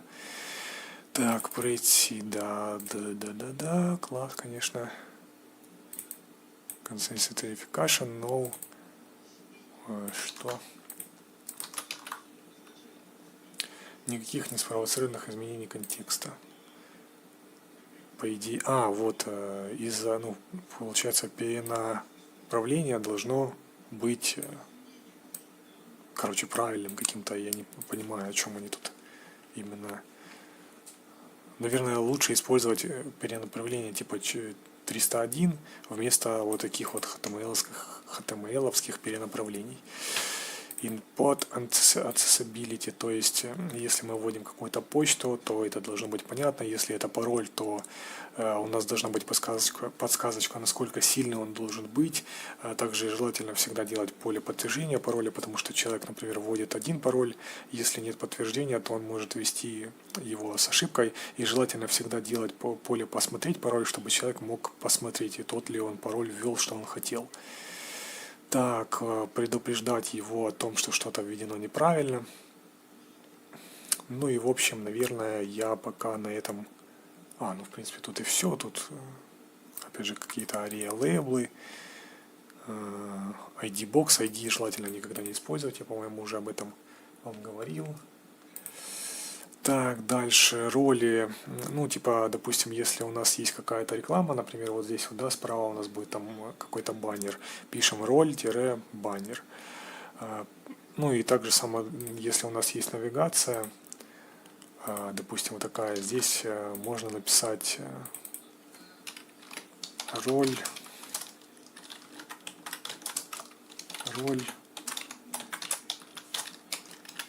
Navigation. Типа такого плана. Дальше. Правильные теги для каждого случая, прогресс-барс. Ну, в общем, если это кнопка, то это кнопка, если это слайдер, то это слайдер, ну и так далее, и так далее. Если это инпад, то инпад, я уже об этом говорил ранее. Правильные события и подсказки, alert, log, таймер, ну, допустим, как бы на этом вот сайте можно посмотреть, интересно, он заработал, вроде да.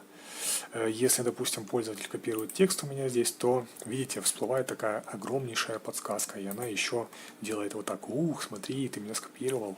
Соответственно, если пользователь вводит какую-то форму, ну, понятное дело, что здесь ее вообще можно было не делать. Кстати, у меня здесь, видите, как прикольно сделано. То есть, если пользователь, например, переключился на другое окошко в какой-то момент времени, да, а потом опять вернулся на эту страницу, класс, опера поломалась.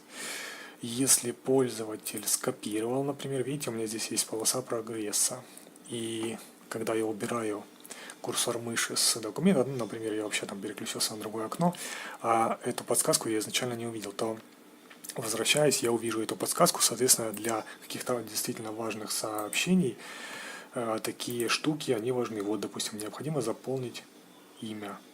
И желательно делать так, чтобы подсказка была заметной, какой-нибудь мигающей там. То есть эти элементы должны именно раздражать пользователя. Ну, не в плане того, чтобы прям бесить, а в плане того, чтобы он их хорошо мог видеть. Правильное событие и подсказки alert. Правильные семантические теги для изображений, статей, картинок, списков мы уже неоднократно с вами это обсуждали, говорили, что если это картинка, то, естественно, она должна быть лучше тегом image, а не div background там image использовано. Если это текст ария, то это текст, или если это список или навигационное меню, то это nav ULE.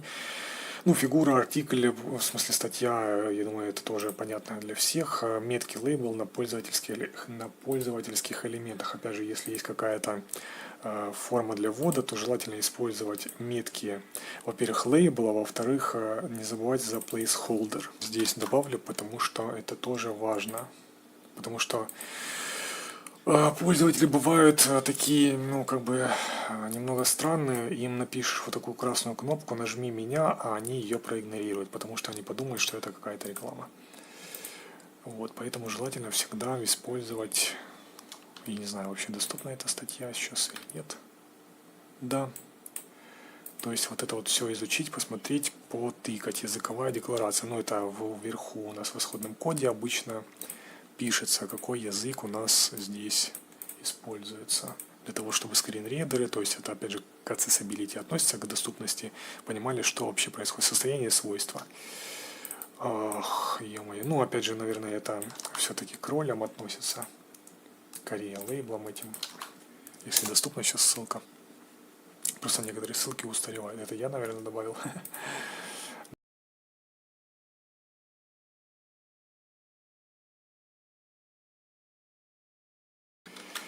Языковая декларация – элементы управления паузой для любой анимации, которая запускается автоматически и воспроизводится более 5 секунд. Автоматическое обновление контента и анимированные карусели, скорее всего, подпадают под эту категорию. То есть, смотрите, если у нас есть какой-то слайдер, который ну, на весь экран там перемещается, как-то нереально.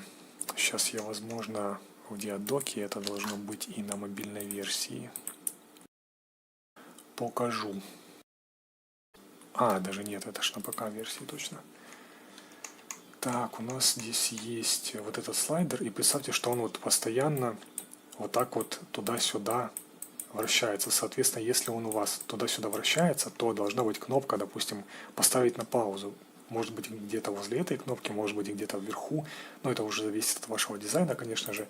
И, соответственно, все эти элементы также должны быть удобными и понятными для пользователя, чтобы он мог на любой анимации, которая продолжается более 5 секунд, нажать паузу. Как бы вот это к этому тоже относится, потому что пользователя это может раздражать при чтении, допустим, вот этого вот текста. Он должен, ну, здесь можно, допустим, сделать какой-то крестик, чтобы, нажав на этот крестик, либо этот элемент вообще убрать, либо, по крайней мере, остановить анимацию. Лучше, конечно, остановить анимацию, потому что пользователь может случайно нажать на этот крестик, а хотел он, допустим, нажать именно на форму обратной связи. Так, контент доступен без использования CSS. Но это, конечно же, именно в первую очередь говорит о том, что наши как бы стили должны, вернее, наш HTML должен написан быть правильно. И если у нас вдруг поломаются стили, либо же стили не подгрузятся, либо будет какая-то ошибка, либо мы временно заблокируем эти стили там с сервера, ну, либо у пользователя будет какой-то блокировщик супер-пупер мега крутой заблокирует наши стили.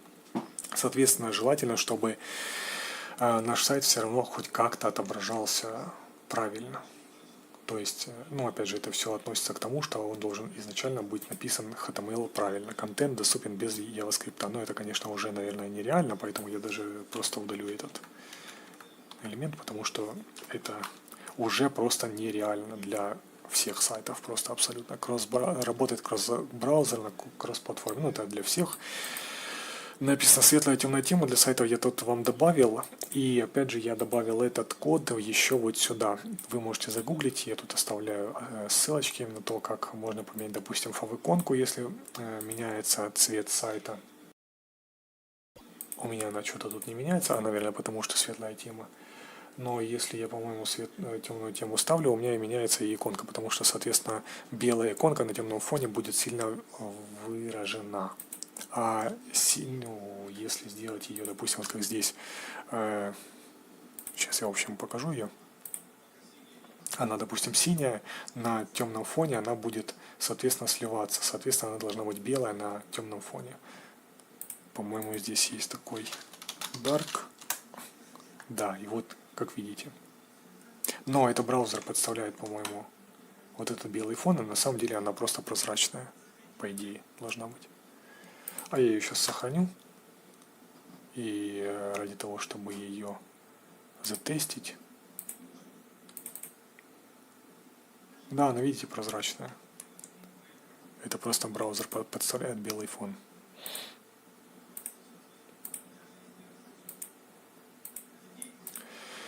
Далее.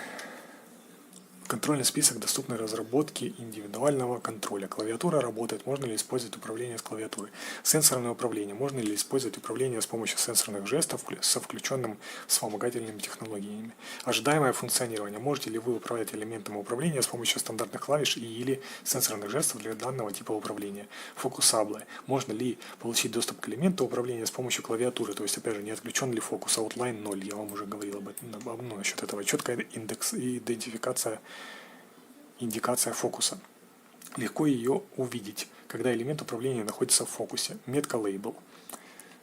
Роль. Состояние свойств. В принципе, это все просто напоминание. Идет цветовой контраст, режим высокой контрастности. Опять же, если, допустим, пользователь с плохим зрением, то желательно делать ему режим высокой контрастности и шрифт делать побольше. То есть, если это сайт какой-то, допустим, медицинский, либо правительственный, то, возможно, вы видели там для слабовидящих такой глаз обычно рисуется. Если пользователь нажимает сюда, то, во-первых, ему увеличивается шрифт, а во-вторых, все элементы делаются черно-белые. Но обычно, наверное, это фильтр же можно сделать. Допустим, фильтр, bridges, контраст, каким-то из этих, да, grayscale 1, допустим, и все. Либо же для каждого конкретного элемента в зависимости от вашего случая делать все это. То есть есть пользователи, допустим, дальтоники, как вы знаете, к сожалению. И для них, либо пользователи, которые видят цвета вообще по-другому, соответственно, для них эти кнопки важны очень.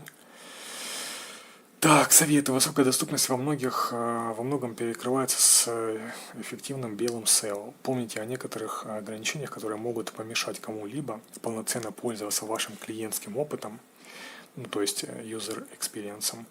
Например, дальтонизм, слепота и слабое зрение, глухота или потеря слуха, неспособность к обучению, когнитивные ограничения, вестибулярные расстройства, ограниченная физическая ловкость, ограниченная физическая ловкость, например, неспособность использовать клавиатуру или мышь и многое другое. А также не забывайте за слабое зрение людей. То есть, в первую очередь, доступность именно об этом. Приложение инструмента мониторинга, метрики тут есть. Вторичные инструменты, ресурсы. Ну, а так, в принципе, все. В общем, подводя итоги, авторы вот, адаптацию я делал и перевод, который позволяет нам делать наши сайты лучше. Если вы хотя бы какие-то из этих советов будете использовать, соответственно, ваш сайт будет лучше ранжироваться. Всегда тестируйте ваш сайт в Lighthouse, здесь в браузере, либо ищите его в поисковике. Всегда помните о том, что есть пользователи, которые имеют свое мнение по поводу вашего сайта.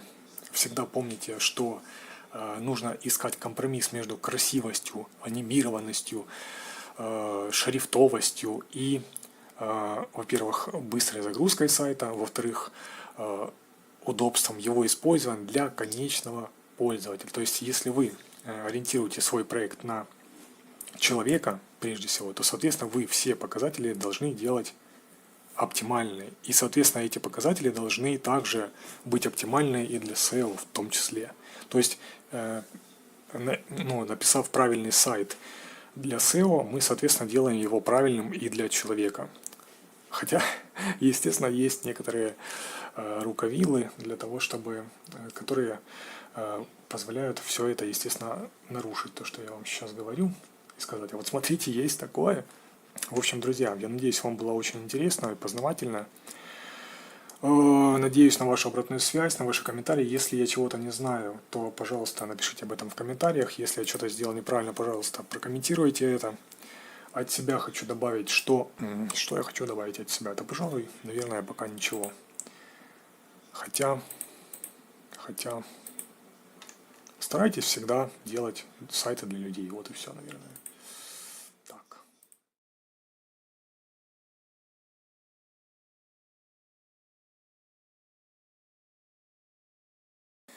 Кроме того, можно использовать оптимизацию загрузки вашего сайта с серверной части, то есть с бэкэнда. Но это, конечно же, уже совсем другая история.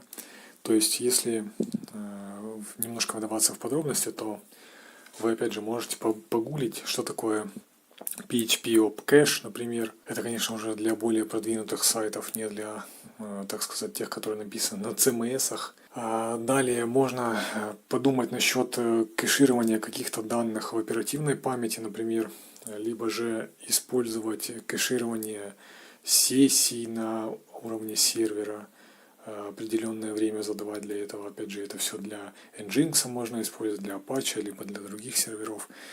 В общем, посмотрите в эту сторону, что здесь, то есть не только на фронтенде можно что-то сделать, но еще, кроме того, что я уже говорил по поводу бэка, то есть добавить определенные заголовки, еще можно поиграться с настройками кэширования некоторой информации, оптимизации вашего кода, то есть, например, на PHP написанного, либо на каких-то других языках, на том же JS-ике. В общем, ребят, благодарю за внимание. Всем пока. Обнял, приподнял, поставил.